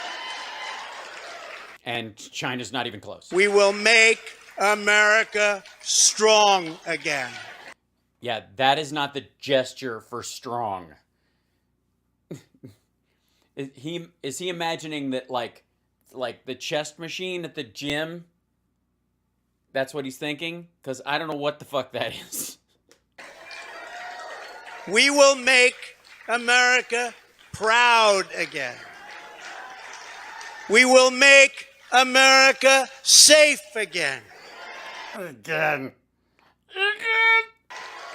We will make America tits again. I'm sorry. Glorious again. Oh, a glorious set of cans, I think is what he's going. Glorious. That's the international symbol for glorious. People are going to go, noticed how he did this when he said glorious? And people will say it's because he's gross and he's like, look at the glorious cans on that hose bag. But what he really meant was if those were two twos back to back and therefore 22. And if you carry the 1, it's just -8. It's a 17. Carry the 3. And then you'll, all right. And we will make America great again. Thank you very much. God bless you all. Thank you. No, he's going with hold on, I'm coming. Yep. Hold on 1 second. Hold on, I'm turtling. Clap, clap, clap, clap, clap. Hey, thank you. Clap, clap. Thank you. Clap, clap, clap, clap, clap, clap, clap, clap. You want to come up? Hello, wife. Hey, thank you. Thank you. This isn't uncomfortable at all. Hold me up. Thank you very much, everybody. Thank you. Point. Yes. Stand next to me. Where are you going? Hold still. You're not going yet. Okay, we'll go after you. Okay, there you go. Use the steps. Okay, she leaves. I'm still up here. I got my moment. Clap, clap, clap. Thank you, everybody. Jerk, jerk, jerk. Right in my eye. That's right. 3 squirts right in the eyeball. Hubba. I feel like that whole fucking thing was multiple decades. I feel like I brought about world peace in 3 fucking decades. Yeah. Yikes. And he's just going to see his family and Mike Pillow.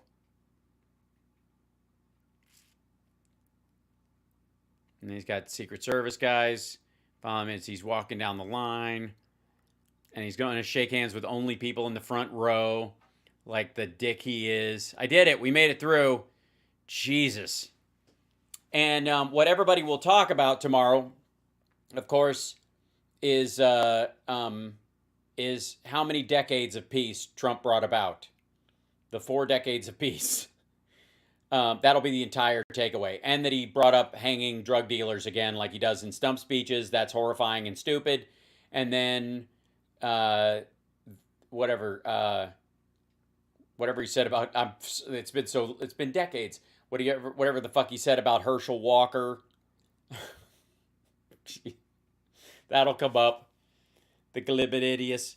That he's the city of the city is glorious. He's glorious and glorious. Fabulous. Thank you. That's what it was. Fabulous. He was a fabulous person. And then the weird thing about Eric being a PhD in subpoenas and saying he's a victim, which is fucking pathetic.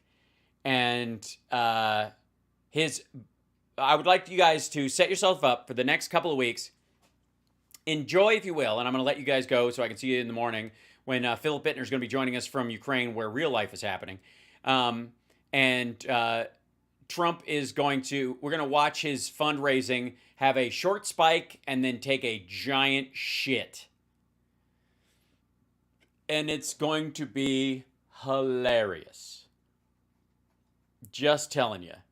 Oh, yes, in 2020. Yes, that if Biden is allowed to get 4 more years in 2020, that will be, and the corridors, these are our corridors and your corridors and my corridors. Yep, bunch of shite. And then that's the end of it. And then he'll be boogieing at the party and there'll be all sorts of like weird little pictures. And so, yeah. Rump. I love you guys. Thank you for hanging in there with me. We did the whole thing, and I stand by my statement. He's running in 2020. He announced that he's running against Joe Biden in 2020, and which he already did. And by the time the actual campaign comes around, it's like DeSantis is going to announce probably in the spring, right after, like when Trump's like running out of money, and then it's just going to be great. He just signed this big deal with the Saudis, so he's hoping that keeps him afloat during the next little bit, and I think it's just a payoff.